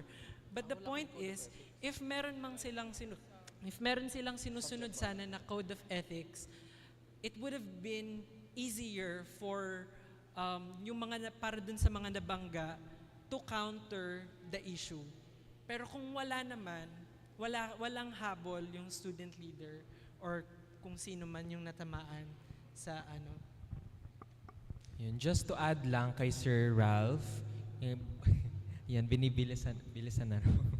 But in the context sa university, as the student publication, syempre meron tayong responsibility na mag-deliver ng news na relevant nga sa student body. So kung kunwari, ang reader ay nakulangan sa statement from a certain individual na parang involved sa story, tapos wala siya doon, again, parang wala na rin hawak yung journalist if ever na ma-publish yun kasi let's say, hindi pumayag yung certain individual na yon na magbigay ng statement niya But kailangan na ma-publish yung story or yung news. Kasi pag may balita, dapat i-deliver, ma-publish na siya kaagad because or else mapapanis siya, just like what I've said earlier and just like what you've said. So ayun, ano pa ba? Sige. Siguro yes, additional lang. Although, yes, wala kayong habol doon, but I guess the best, dahil, meron ba ditong mga college publications aside from Unibe? So, yes, kung meron naman, I guess the challenge is for you guys to say doon sa piece na yon na you guys are actively seeking the side nung itong person na to, and then or kahit na simpleng one-liner na, let's say for example, RR Tubise has yet to comment on this. Wala pa siyang comment sa ganitong topic. But that's like a medyo lazy type of journalism, because as a journalist, again, let's go back to dun sa sinabi natin kanina na you have to actively seek the side of that person na gusto mong quote-unquote banggain or collateral damage sa sa piece mo. Ayun, just to add lang din, no? I'm so sorry. Ayun, kunwari lang, di ba, na nagkaroon ng mistake yung journalist, ayun. Siyempre, meron din naman na responsibility ang journalist na maging accountable doon. So, usually, hindi na natin mababago kung ano na yung nasulat, kung ano na yung na-publish, but we can publish an erratum, for example, an editor's note, ganyan. So, ayun, yun lang. Okay, I think we have last question coming from address to, okay. Hello. Good afternoon po. Anyone can answer this first question. Talking about accountability, if you have reported something erroneous, how do you rectify that mistake, considering that there might be people who have been greatly affected by such news? Or what are the standard or the protocol that you follow after posting an erroneous news? I-issue ba agad ng public apology? Do you turn down the post? Or what's the standard that you follow po? Go, Kuya Ray. Pwede ko ba magbigay ng example ng erroneous? Kasi medyo subjective yung natin. Sometimes kasi diba, kunwari, nakapag-report ng news, like, hypothetical lang, one-sided lang. Oo. Tapos hindi nakapag-consult ng other parties involved to that particular controversy. Tapos na-post na yun, pero ang na-consult nga, isang party lang. What do you do now? Do you turn down the post? Do you do public apology or what? Ako, personally, as siguro years of practice, hindi ko siya ipapublish una pa lang. Kung hindi ko siya ginawa, yung responsibility ko to get all sides of the story. Hindi lang siya one side and then yung another. No. Kailangan kong tingnan lahat ng anggulo, I guess. And then editorial judgment is, rule of thumb is, if wala kang knowledge nung kabilang party, wala silang na-release na or you did not actively sought yung side nila, it's not worth publishing. But have you experienced a situation na you need to turn down a post because there might be something wrong with it? Ako wala. Personally, wala akong ganon. But siguro, let's go back to pandemic 2020 when ABS-CBN News published yung lockdown, na supposed lockdown. Tapos wala pang announcement from Malacanang or anyone, wala pa. So what they did was, like I said, I have friends there, mga kapamilya. What they did was they really did tinake down talaga nila yon. And you know what's funny about internet? It's not forgiving kasi. Yeah. It's not forgiving. So that itself should be like a reminder for all of us na whatever we put out there, mali man yan or tama, it's already there. And parang no matter gaano man kaganda yung erratum na inilabas mo, hindi talaga niya, it will not fix your credibility. So, again, careful considerations when it comes to publishing. But personally, wala pa akong na-experience na kailangan ko siyang i-take down. But for a journalist or for a media outlet, I guess the best way to do is ganun pa rin, erratum pa rin. And then, with the, slight promise na you'll do better next time. Although we're not sure that na meron pang next time for that journalist. Yan lang. Thank you. Actually, ako so far, hindi pa ako naka-experience nung ganon. Pero may nakita ako kasi, actually, malaki din siyang media outlet. Ang balita kasi noon, merong isang lalaki na nalunod, then, dalawa yung mali. Una, yung mga personnel, yung pangalan ng personnel, ay hindi pangalan. I mean, yung law enforcement, tama, pangalan ng law enforcement na nag-rescue. And pangalawa, yung biktima na tag as suspect, yung nalunod. Kinorek naman. Kaso, sabi nga, yung social media kasi, alam naman natin, di ba? Lalo na yung mga Pilipino mahilig sa screenshots. Kahit siguro i-correct mo siya, hindi mo na mariredeem yung credibility mo. And then, meron din akong kilala na media practitioner, nag-post siya ng information. I don't know exactly what it is, pero nag-post siya ng information, kumbaga siguro trigger happy, gusto niya mauna, then eventually mali. Ang pangit kasi, isa sa mga listeners niya, na pag-usapan namin kanina, sinabihan siya na next time kung magpo-post ka, make sure na credible ang source mo. Avid listener niya yon. So, yun ang lesson doon. Para at least kasi ako so far, hindi pa naman ako nagaganon. Kasi dapat talaga, yon, tama yung sinabi ni RR, halimbawa may pinag-uusapan tayo, two sides yan, alamin pareho yung statement ng magkabila, kung ano yung information, walang labis, walang kulang, ilagay doon. Ganun lang siya.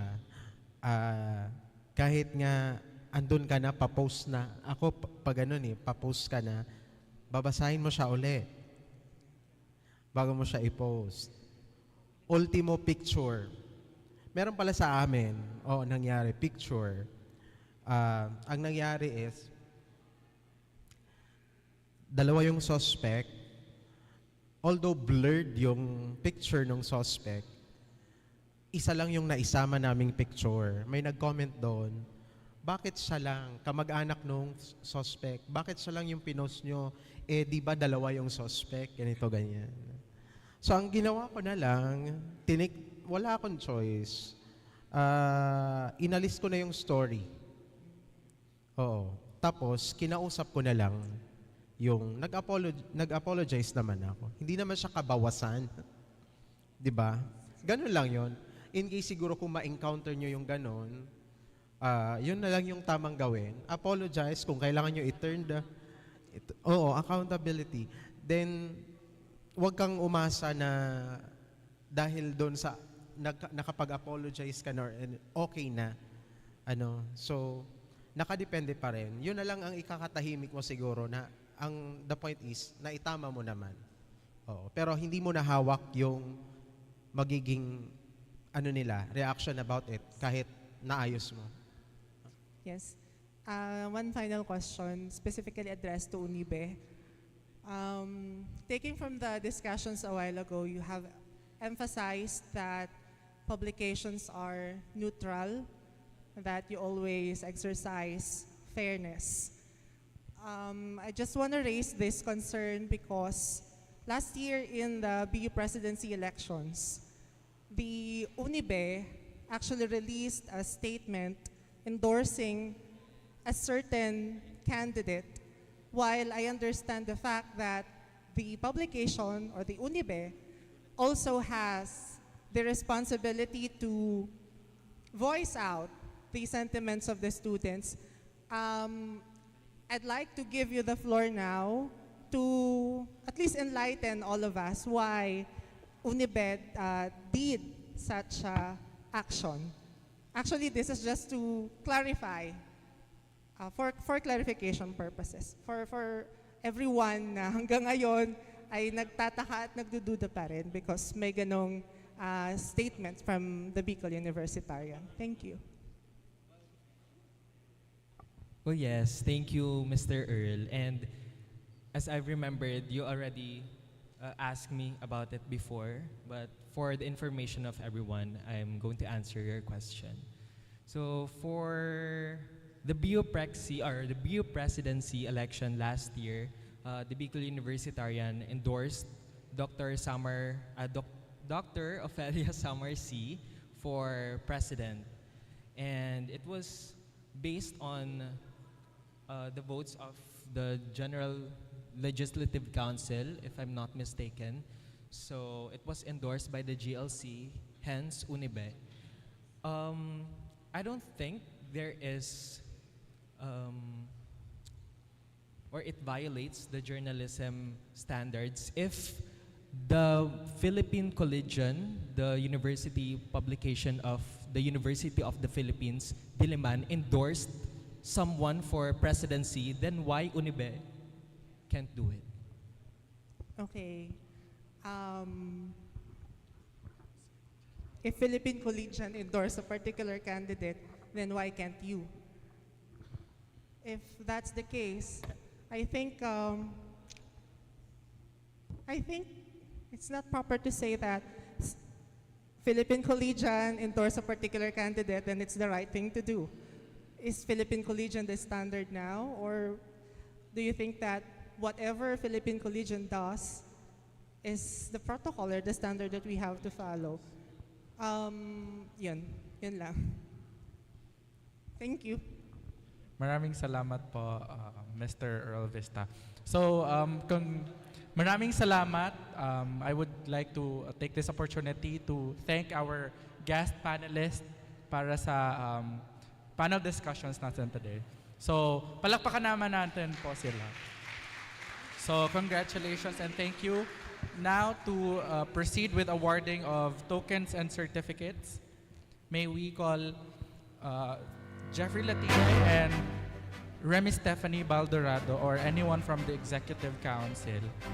To read the citation reads, Certificate of Appreciation is hereby given to Summer John Forrest Ontalan, Ralph Raven Tobiche, and Reynard Sevillano for their contribution, exerted effort, and inspiring role as one of the distinguished keynote speakers during the SAROK Pagtiripon para sa Padagos na Pag-uswag ang pagtrayumpo kan Líder Estudyante ng Futuro, contacted this February 26, 2024 at the Student Union Center, Bicol University, Legazpi City, Albay. Given this 26th day of February 2024 at the Student Union Center, Bicol University, Legazpi City, Albay. Signed, Jeffrey P. Latiga, Executive Head, Remy Stephanie P. Baldorado, CSR, BUUSC, Prof. Michael A. Alagaban, Senior Advisor, and Prof. Dave L. Tonga, Dean Office of the Students Affairs and Services. Muli, maraming salamat po. Thank you so much.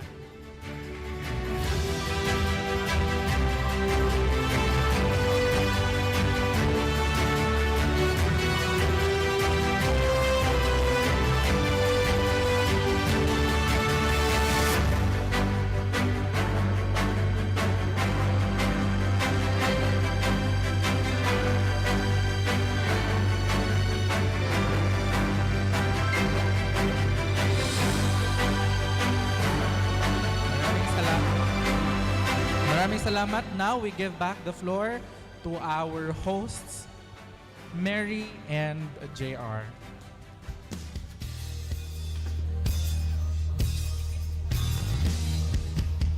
Thank you so much for our moderators as well as our panels Thank you very much. for this afternoon.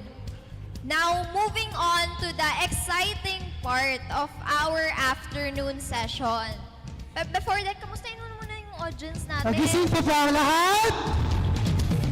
Ala, wala kaming marinig isa pa. Gising pa ba lahat? Okay. So, for the next part of our afternoon session, we will have the Phase 1 Roundtable Discussion and Problem Tree Activities and Phase 2 Synthesis and Sharing of Resolutions and Learning Experiences. For this part of our program, may we call on our event head, Mr. Jeffrey P. Latigay. Let's give him a round of applause, please. Thank you so much, Mary Lourdes and JR. So technically, we are, kumbaga, papatapos na talaga tayo, and I hope you had a lot of learnings with all the panel discussions, all the speaking engagements, all the research speakers who shared their insights and experiences along with their topics given. Now, with regards to the Phase 1 and Phase 2 workshop activity, mabadaliin na lang natin siya since we are targeting that at exactly 5 or probably just 5:15, we are done with the whole event or program. So with the Phase 1 activity, we have the roundtable discussion and a problem tree activities. With this activity, we would like you to please occupy the seats vacant in front of you. Kumbaga magkaroon tayo ng congested group. Example, on table number 1, nakikita natin na may vacant pa sa kanilang 3 chairs. So some can occupy that para makita natin kung ilang total of tables lang meron tayo. Alright. And then, our co-facilitators or our steering committee will be guiding you in the actual event. With this, we will be giving you 1 cartolina each. And then, the title is all about problem 3 activities. So you only have 5 to 10 minutes to discuss with your group kung ano yung mga nakikita nyong problem existing in the university. And now, you will be creating a problem 3 with regards to the problems that you have collectively discussed with your group mates. So ano ba yung pinaka-concept ng problem 3 natin? Example, di ba, ang structure ng isang tree ay may roots, may fruits, at syempre may stem. So we need to check kung ano yung mga nagiging roots ng problem ng university, ano yun naman yung mga nagiging bunga nun, and then afterwards, ano bang pwedeng i-lead niyang indications na syempre mas ikalulugmok ng situation. So, the problem here, the situation here is actually just identifying the roots of the roots of the roots of the problem. So, example, may isang situation tayong financial constraint, isa sa mga roots. So, yung financial constraint, bakit siya isa sa mga root ng mga problema in the society or in the university? Kasi meron tayong mga unemployed, di ba? Ang roots ng financial constraint is because the person is unemployed. Ano naman yung pinakamagiging roots kung bakit siya unemployed? Hindi siya nakapagtapos ng pag-aaral because hindi siya nabigyan ng opportunity or wala siyang capacity to do the education. So yun yung tatawag nating roots by roots by roots. Root of the tree, root of the problem. Nagigets ba ng lahat? Pataas ng kamay kung nagigets ng lahat. So technically, we have 1, 2, 3, 4, 5, 6, 7 tables na nandito. And our facilitators, MK, JJ, and others, please distribute 1 cartolina each. So magdodrawing po kayo ng 3 and ilalagay nyo po as many roots as you can. So kunyari, may na-identify tayong isa na ng mga problem in the university like lack of focus in ganito. Bakit siya, roots niya kung bakit ganon. Roots kung bakit merong ganon. So see, parang there are pattern on the situation. Then afterwards, after creating the actual problem tree, each table will be presenting their synthesis and sharing of resolutions and learning experiences. Along with the creation of the actual output and doing the activity, ano yung mga naintindihan nyo at ano yung mga gusto nyong i-propose na resolution sa universidad.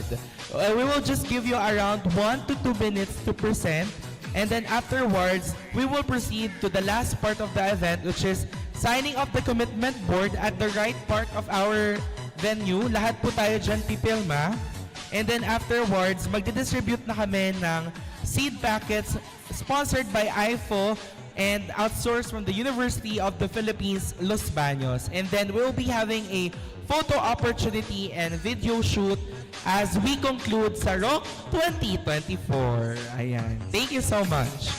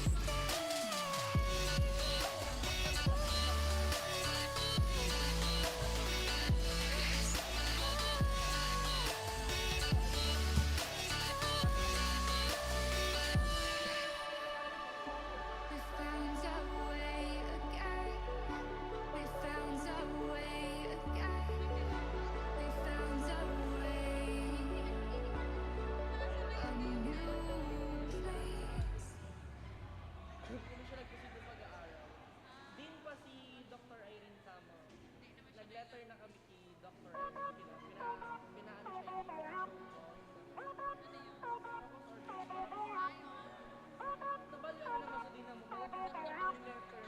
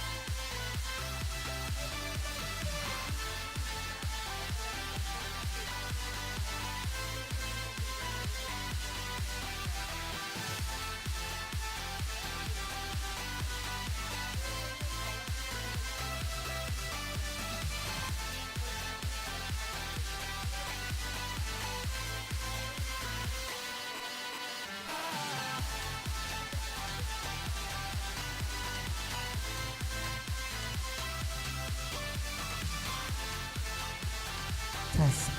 Ladies and gentlemen, last 5 minutes with your output.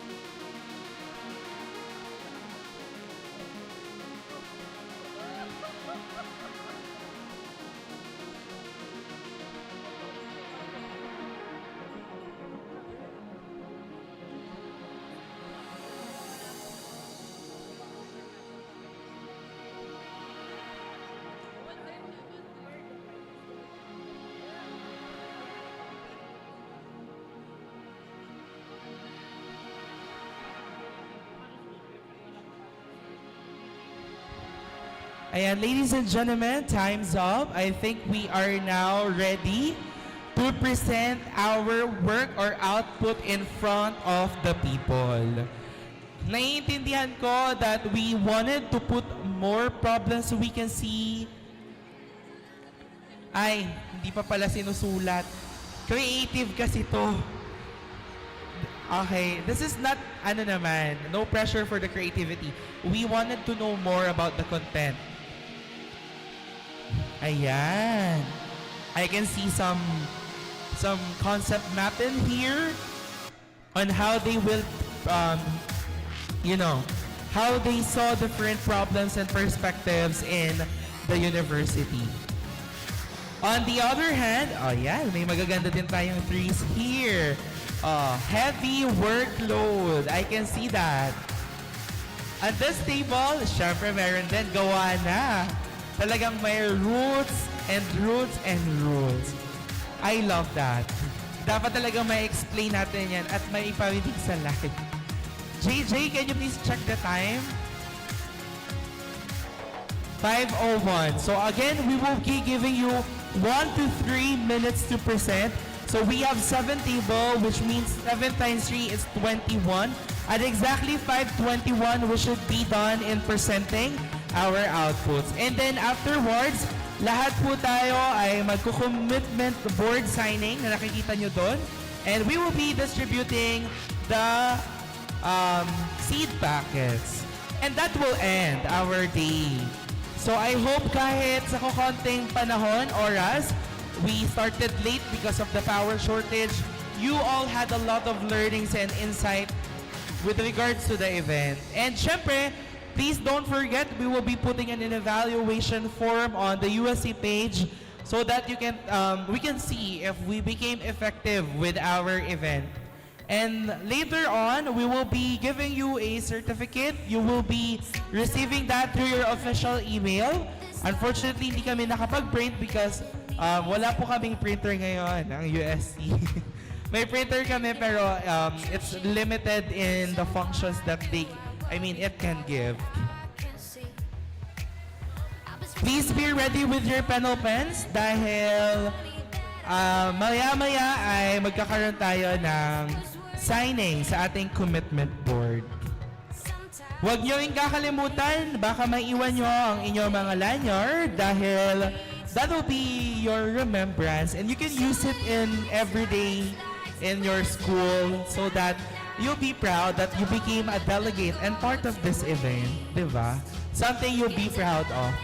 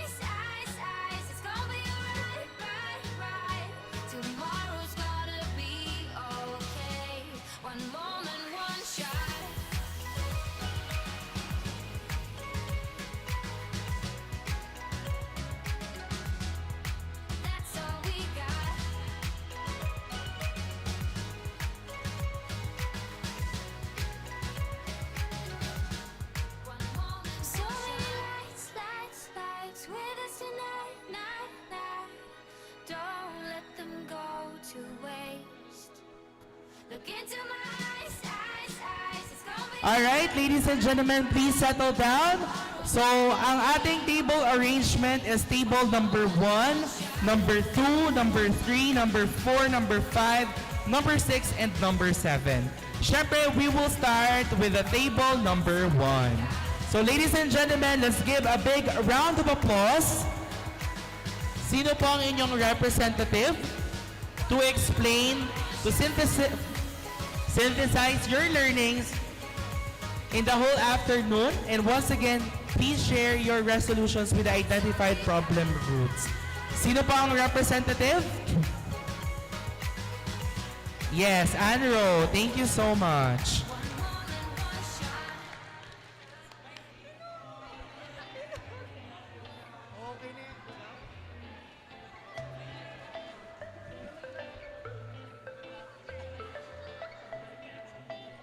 Ano po?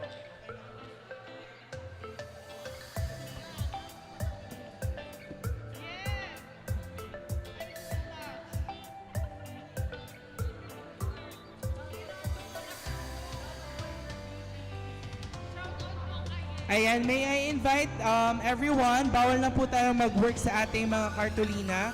Idikit na po natin dito sa wall. And let's have some words from the group 1. Palakpakan po natin. Good afternoon to all the student leaders who are with us today. But our problem tree is as simple as we have a lot of things we approach with the problems. I think there's a lot of problems here, but we have also a solution with that regarding with that. So we stick for one problem, which is the college-based publications are unable to distribute tabloids. We all know that the college-based publications, we don't have the publication fee on our college's space kasi natanggal siya when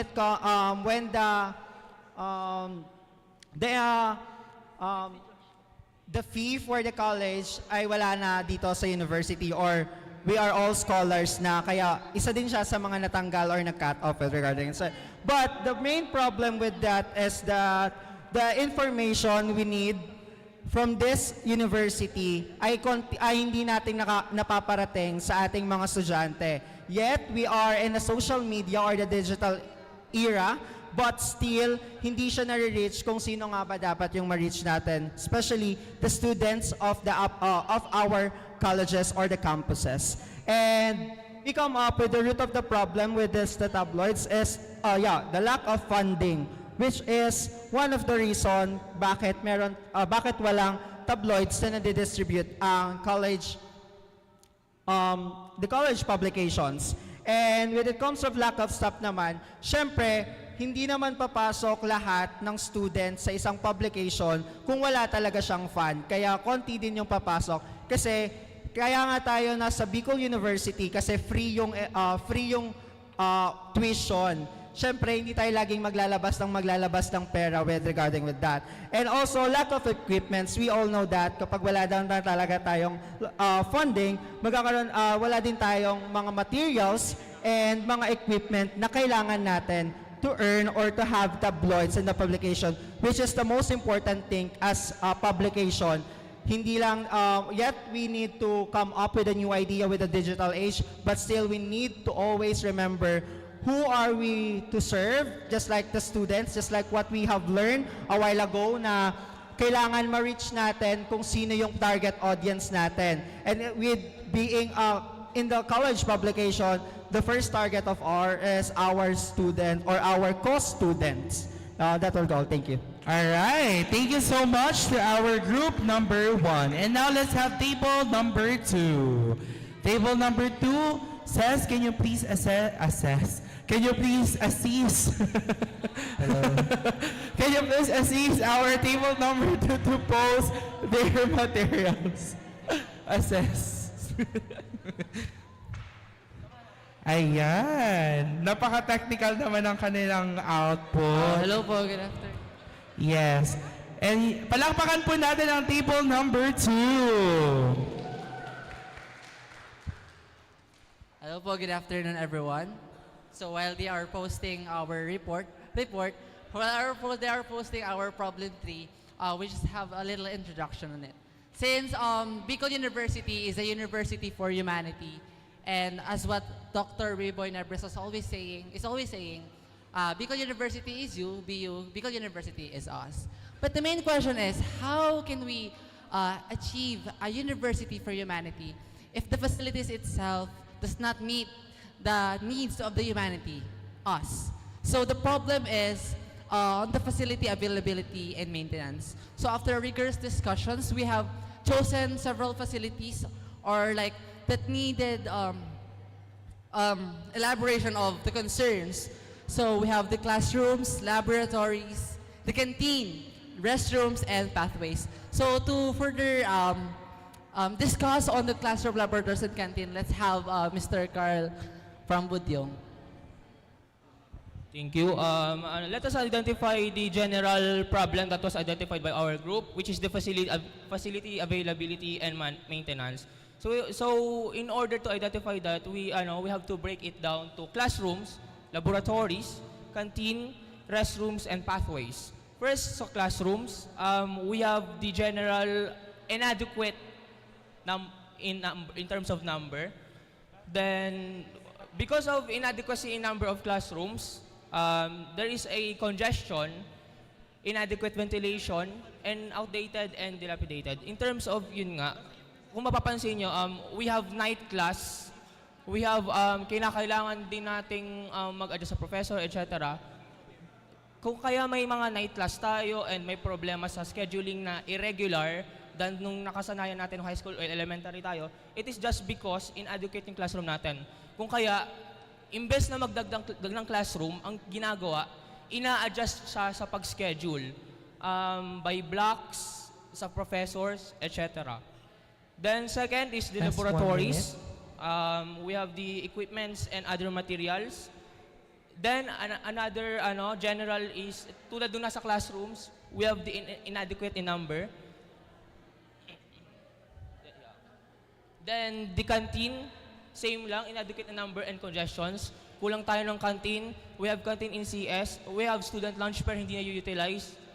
And we have restrooms, hindi siya usable. Although may allocation, hindi siya effectively used for PWDs, for the third gender or gender neutral.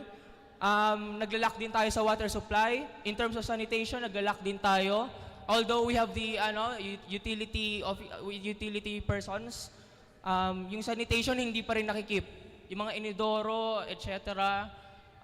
The sanitation kits itself para mag-clean yung mga gumagamit ng restroom, then it can cause health issues. Then the pathways, the traffic itself, the parking, which is unregulated, kung saan nagkakaroon ng problema, both sa paggamit ng yung pagpasok mismo ng mga sasakyan, mga private vehicles within the university, and kung accessible ba siya, walkable ba siya ng mga tao. Ayan. So with these problems at hand, we have come up with at least two resolutions. Number one, of course, since how can we achieve availability and maintenance of these facilities? First, we need funds. So we need to urge the Bicol University administration to allocate funds for the availability and maintenance of these facilities. And siguro most probably, kailangan natin talaga ng rehabilitation plan kasi ang mga facilities na to, for long-term baga siya. So kailangan, kahit paunti-unti baga, kahit papaano na i-improve yung mga environment natin kasi hindi na siya conducive talaga for learning. In terms of canteen, siyempre, as I can observe, wala tayong maayos na canteen talaga. Di ba, meron tayong canteen doon sa may library and the problem daw is mataas daw po yung renta doon. So siguro, we can, the University Student Council can talk to the Bicol University Administration para doon may makapagtayo ng mga stalls para malinis ba kasi doon and maraming ma-accommodate na students both from Daraga Campus and sa IPASR. And also, I think we can also have like free water stations doon sa canteen. Tapos, ayan po. So, that's all. Thank you. Ayan. Thank you so much to our number 2 presenter. Ayan. Despite alam natin na they are suggesting a lot of solutions to resolve the situation of the university, we only have limited time to present. But at least we've heard. Ang pinaka-purpose kung bakit tayo nag-discuss at nag-identify ng mga root cause problem para makita din ng syempre the university itself kung ano yung mga kailangan pang resolbahin na floating in the actual staff of the university. So, ang pinaka-goal lang talaga natin dito is to identify the problem. And then, syempre, in conglomeration of all the organization existing in the university, pwede po tayo mag-come up for a solution or again, pwede tayo mag-stress sa administration. Now, let's welcome table number 3. Let's give a round of applause. Hello, mic test. Good afternoon, ladies and gentlemen and non-binary friends. We are from Group 3, and we are here to present to you our problem 3. So, our identified problem, the symptom of the problem is inconsistency in providing service to the student 3. This is applicable to USC, CSC, CBOs, and DBOs. So now, why is there inconsistency in providing service to the students? So we have identified two root causes. The first one is financial constraints. This is caused by ineffective budget management. Now, why is there ineffective budget management or lack of budget management? Because of lack of initiative and skill of the people inside the organization. Now, Bakit walang initiative or kulang sa skills ang mga tao when it comes to budget management? Kasi maybe because hindi lahat ng tao nakaka-acquire ng financial knowledge or say for example, budget management, kaya nangyayari ito. And the second root problem would be inactivity of other members, di ba? Sa isang organization, hindi mawawala yung mga missing in actions that causes inconsistency in providing service to the studentry, to kung sino man yung students na under ng inyong organization. Now, bakit may inactive member sa isang organization? Una, dahil sa lack of time, as student leaders, we are students first. So, minsan may iba tayong pinaprioritize other than org matters. And then, also, there's a lack in the fulfillment of assigned duty. Gets naman kapag student leaders, we are willing to commit sa ating mga organizations. Maybe not in love. Say for example ako. Charot. Anyway, we have come up with one resolution, which is the mandatory training in budget management. Naisip pa sana namin na magkaroon ng resolution sa impeachment to inactive members. However, this is already stated in your constitution and bylaws. So, hindi na namin sinama. Now, bakit ang resolution namin is mandatory training in budget management? Since that's the root cause of the problem, which is the inconsistency in providing service to the students, I think it is imperative for new sets of officers na to participate in a budget management training para they are equipped kapag nakaupo na sila sa pwesto, and that mas maximize and ma-utilize nila yung time na meron sila, and also yung service na provide nila sa students, which is our stakeholders, is tuloy-tuloy. Hindi siya inconsistent na say for example sa simula lang ng term merong project and then masusundan siya ng next semester na. So dapat continuous yung service na kailangan natin, kasi ang pangangailangan nating mga estudyante ay hindi lang sa simula at hindi lang sa dulo, di ba? Tama? Ayan. Yeah. Correct. So that's why I think na itong mandatory training in budget management daw, sino dapat ang magkakandak nito? I think on my end, it would be the responsibility of the highest governing body in the Bicol University, or at least the highest student council, which is the USC, na after election, say for example, 2 to 3 weeks, magkakaroon ng budget management para sa mga financial officers, treasurers ng isang org. Sila lang muna yung kasama doon para hindi natin masabi na kulang ang budget sa pag-implement nitong project. Those students na mag-a-attend sa project management or sa budget management, sila yung magre-replicate. Sila yung magre-replicate ng budget management na to.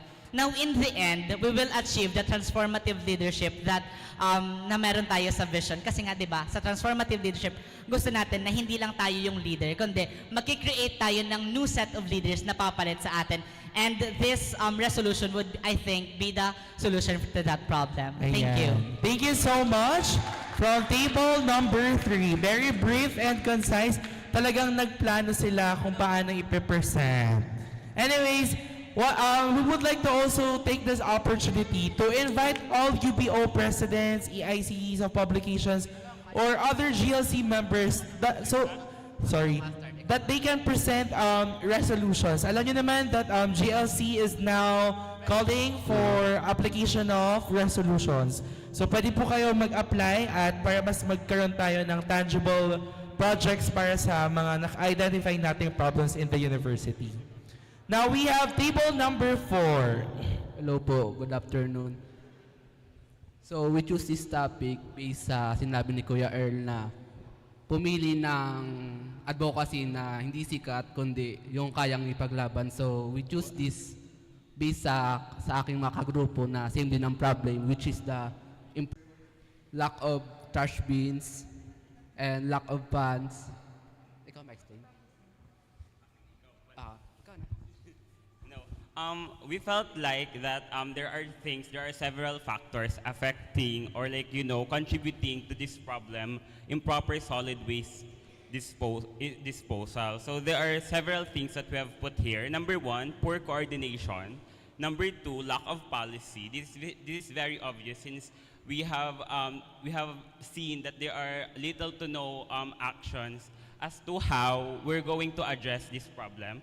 Next, inactive waste disposal management system, poor planning, lack of advocacy, lack of drainage, lack of initiative, lack of attention, lack of funds, and lack of trash bin. So it's like, it's not that, patong-patong. So the roots are, marami siyang pinanghuhugutan. So that's what we are trying to tell here in our, in our presentation. So what are the after effects or after effects of this core problem?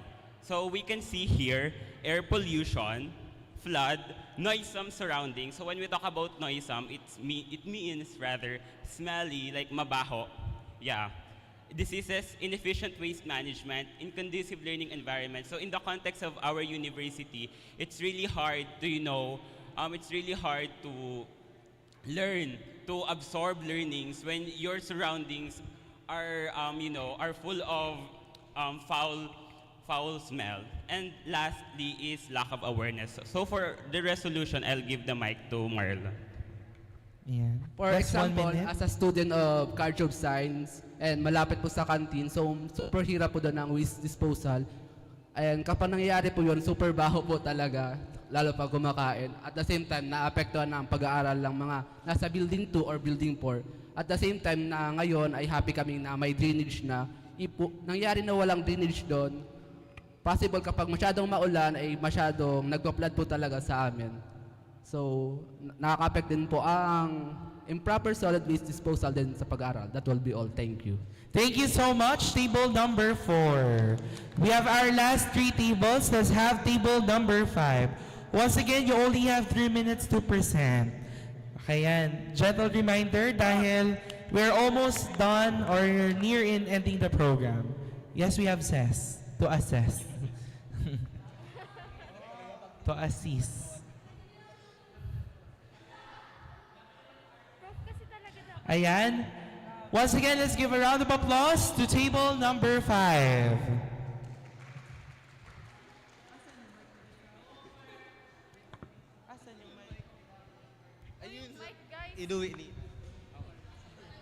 Hello, we're group 5 and we're going to present, and the main problem that we have Tagalog ko na lang. The main problem na napagkasunduan namin is the increased rate of dropouts, shiftees, and transferees in our Bicol University. Exiting to hindi entering the Bicol University, but rather exiting the Bicol University.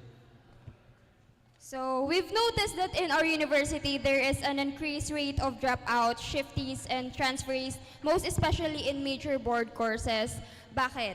From the sentiments of students we know, major reason is either may bagsak sila or INC, which is basically poor academic performance, right? In our minds, pag sinabing poor academic performance, ang una nating may isip is maybe solely kasalanan ng estudyante. Either they are too busy, not committed to their studies, etc., etc. But we believe na the root runs deep and multi-branched. While we acknowledge na factor din talaga ang attitude ng student towards their study, I think it's time we widen our lens of view on this problem. May problema ang sistema. The system that the students are a part of and consists of many different other root causes or problems such as political interference, overloaded units, lack of funding, and most of all, infrastructures. We'll go deeper, which will be explained na by my partner. Go, partner. Okay, so yung poor academic system, nag-identify kami ng root causes pa niya, which na-identify namin na meron tayong poor academic system on these 3 factors, which are the unjust treatment. By unjust treatment, we're meaning na parang there are professors na unjust, yung hindi naman na fair ang treatment nila sa students. They're thinking, they're putting so much pressure, they're putting so much admin pressure to the students just to reach the quota of maintaining the rate of board passers and just maintaining the name of the school. And parang etong unjust treatment and admin pressure and yung poor academic system, na ano namin din na-identify din namin na perhaps there is a lack of educational training for instructors since ang requirement lang naman to be a professor is that you have a masteral, but the masterals of different professions doesn't necessarily require or have it in their curriculum to have a system of educational instruction or kung paano yung tamang delivery ng education and their treatment to the students. And then, on top of the lack of educational training of the present instructors that we also have lack of teaching staff. So we give the benefit of the doubt to our instructors too na maybe they have this adjust treatment and admin pressure to the students kasi no-overload din sila at masyado na silang maraming iniisip. And ayun, all of this is culminating na para lang maka-maintain tayo ng ating ranking as a state university across the country. And then possible resolution. Nahihirapan kami mag-create dito ng possible resolution kasi it goes beyond the boundaries of the Bicol University. But I think is that we need to equip more on our instructors kasi parang equip them more on how to treat students, especially ang students din naman ay nagbabago na yung generation natin ngayon at meron na tayong generational gap, meron din yon. And then have the efficient parang masolve tong lack of teaching staff para hindi rin overwork yung professors natin and they have the mental space or mental capacity to think and para ma-evaluate kung how sila magde-deliver ng education. Thank you so much. Table number 5. Ayan. And we have our last two. We have table number 6. Let's give a round of applause. Once again, we only have 3 minutes to present. So just at least lend 1.5 minutes if it's feasible for your root problem, and then you can present resolution for another 1.5 minutes. Okay. So habang nag-aayos po sila dyan, we would like to inform everyone na later on, magdidistribute na po kami uunahin namin yung pag-distribute ng ating seed packets. And then mamaya, diretso na po tayo sa commitment board to sign our names for SAROK 2024. Good afternoon once again, everyone. So allow me to present the output of my group. So of all the problems that we have identified that are existing in our university, we have come to agree that the students are actually struggling with their finances. So we wrote here financial constraints and struggles among students.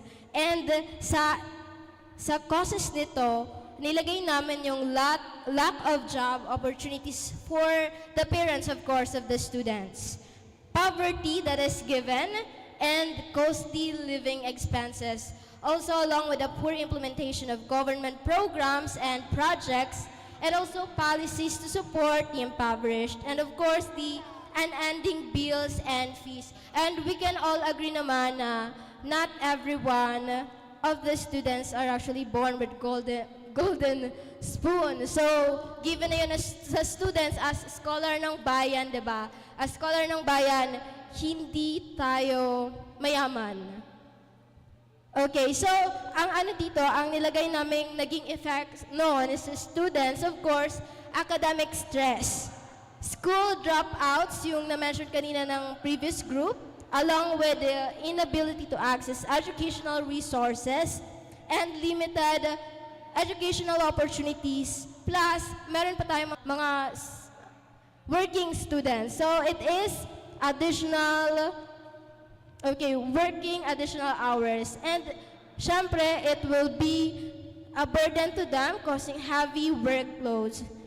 That will also lead to imbalance of time management. So, with all these problems that we have identified, we've come to at least propose a resolution.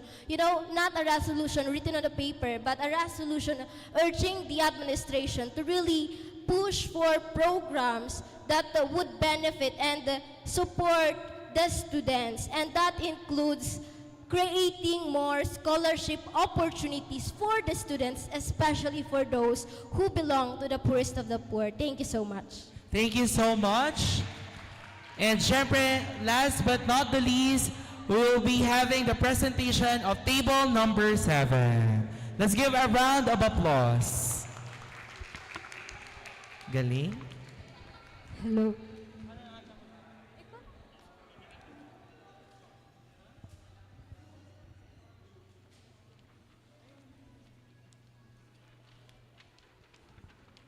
JR, ako na bahala mag-ano. Para wag nang ma-prolong ang time. Ako na. Ayan, so good afternoon everyone. We are from the table 6. So each member of the table contributed at least one problem, and we chose exclusion of satellite campuses. And one of the cause of that problem that we see is the student participation, mainly because of their geographical barrier and of course yung financial constraints din, not just from the administration but from the students as well. Kasi minsan may mga activities tayo na ini-invite naman talaga ang mga satellite campuses, but then wala silang or they have insufficient funds to allow their representatives to go here sa main campus. And that's why nilagay namin dyan yung financial aspect. And lastly, the administration, because we want also to say to the administration na we should put of effort also para magkaroon ng mas malaking chance ang mga satellite campuses na makapag-participate sa events ng main campus. That's all po. Thank you. Thank you so much for a brief and concise presentation, table number 7. So that's it, ladies and gentlemen. To conclude our first phase and second phase of workshop, lagi niyong pakataandaan that this activity is not just being put onto the paper. This is a way of lobbying our concerns, the problems that we are seeing in front of us in the university. Ulitin ko po, there are a lot of way to, contribute to the solutions that we can give to our university. We can try to urge our administration, tap our higher councils in order to, make plans with regards to these problems presented. And ulitin ko po that the GLC opened a call for resolutions. So anyone who would like to put this into paper, this is a very high time. Since most of the invited people in here are GLC members or part of the legislative council that makes way to, lobby this through proper law or proper resolutions. Now, ladies and gentlemen, I will not call up our dear host to introduce me. So finally, as I'm giving my closing remarks, I am assisted by our dear steering committee that is distributing your steed packets. And let me just read my full appreciation sa lahat ng nagpagod at sa lahat ng naging parte ng event na ito, dahil kung hindi dahil sa kanila, this will not be pushed through. So ladies and gentlemen, once again, I am Jeffrey Litigay. I am the project head of SAROK 2024. Now, thank you for all your exceptional contributions to SAROK 2024. To all the UPO officers that we sent an invitation, to all the publication EICs, to the top performing of UCs, this is just for you. This is not just for you, but to the people under your organization and to the whole BU community. Our organizational strengthening and capacity development training is a way of creating a good dedication and hard work that we need to foster, which is very instrumental in making this event a resounding success. Special thanks to the one who is with me with the program. We have Mark Kenneth Salcedo. We also have the guest in charge, Alex. We also have the steering committee for the food preparation. We have Camilea Azul. Siyempre, maraming salamat kay JJ who meticulously handled all logistics and supplies, ensured that everything runs smoothly behind the scenes. Jace and Jen Lee, your coordination with external partners was crucial to success of our event. To Steve, thank you for managing the finances efficiently. To Julian Ray Patrimonio, who became part of the Secretariat. Siyempre, maraming salamat din kay Ace Vincent Lorico. Your creative inputs added a special touch to our event. Kay Faith Pamplona, your work in public relations was invaluable. Kay Eliza Bongcodin, maraming salamat sa nag-iisa naming photographer. Thank you so much for documenting our journey. Vince, your technical support was crucial along with Cess. And syempre kay Jack and kay Robert who helped us, John Robert Molina, in managing the live stream presentation. Maraming salamat Sir Arnold as well, the CPRO who are with us. That's why ito po ay naka-live sa buong Bicol University page. Dylan Tadji and Dio Viterbo for moderating the first panel discussion. Syempre kay Leo and kay Leo Joshua Apin, kay LJ and kay JR who became the focal person for delegates and the host, and along with Mary Lourdes. Maraming salamat din syempre sa lahat ng pumunta dito and syempre sa lahat ng guests natin. This event would not be possible without you. This is the first ever capacity development training and organizational strengthening that USC made. And I hope na sana may continue natin to. This will not just stop in this in this actual event. Sana madugtungan pa siya. Sana sa susunod na term madagdagan pa siya. To everyone mentioned above and sa mga hindi ko na mention, kay Kuya Rai and sa lahat na naging supporting members of this event, thank you for your dedication, hard work, commitment to making SAROK 2024 a success. Let's carry forward the lessons learned and continue to strive for excellence in all our endeavors. Ladies and gentlemen, patuloy po tayong magsadlok, patuloy po tayong mag-igib ng kaalaman, ng kalakasan ng kalooban. Sabay-sabay nating itaas ang bayan at itaas ang kabataan. Maraming salamat po. Alright. And now, ladies and gentlemen, as I'm done doing my closing remarks, I am now inviting everyone to please hold your panel pen and let's go to the commitment board and finally sign it para magkaroon tayo ng mas magandang mga susunod na CapDev training. Muli, maraming salamat! And we will be having a photo opportunity and video shoot later. Thank you so much.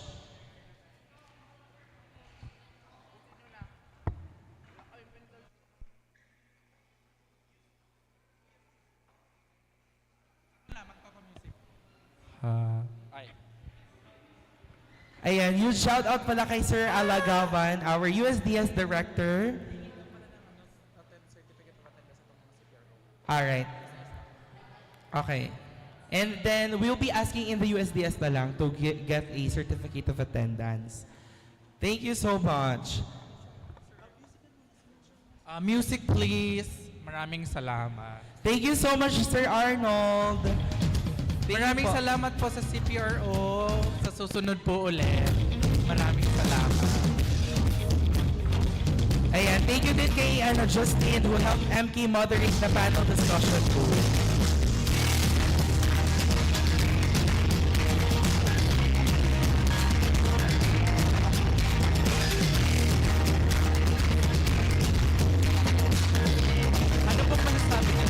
Recently concluded SAROK.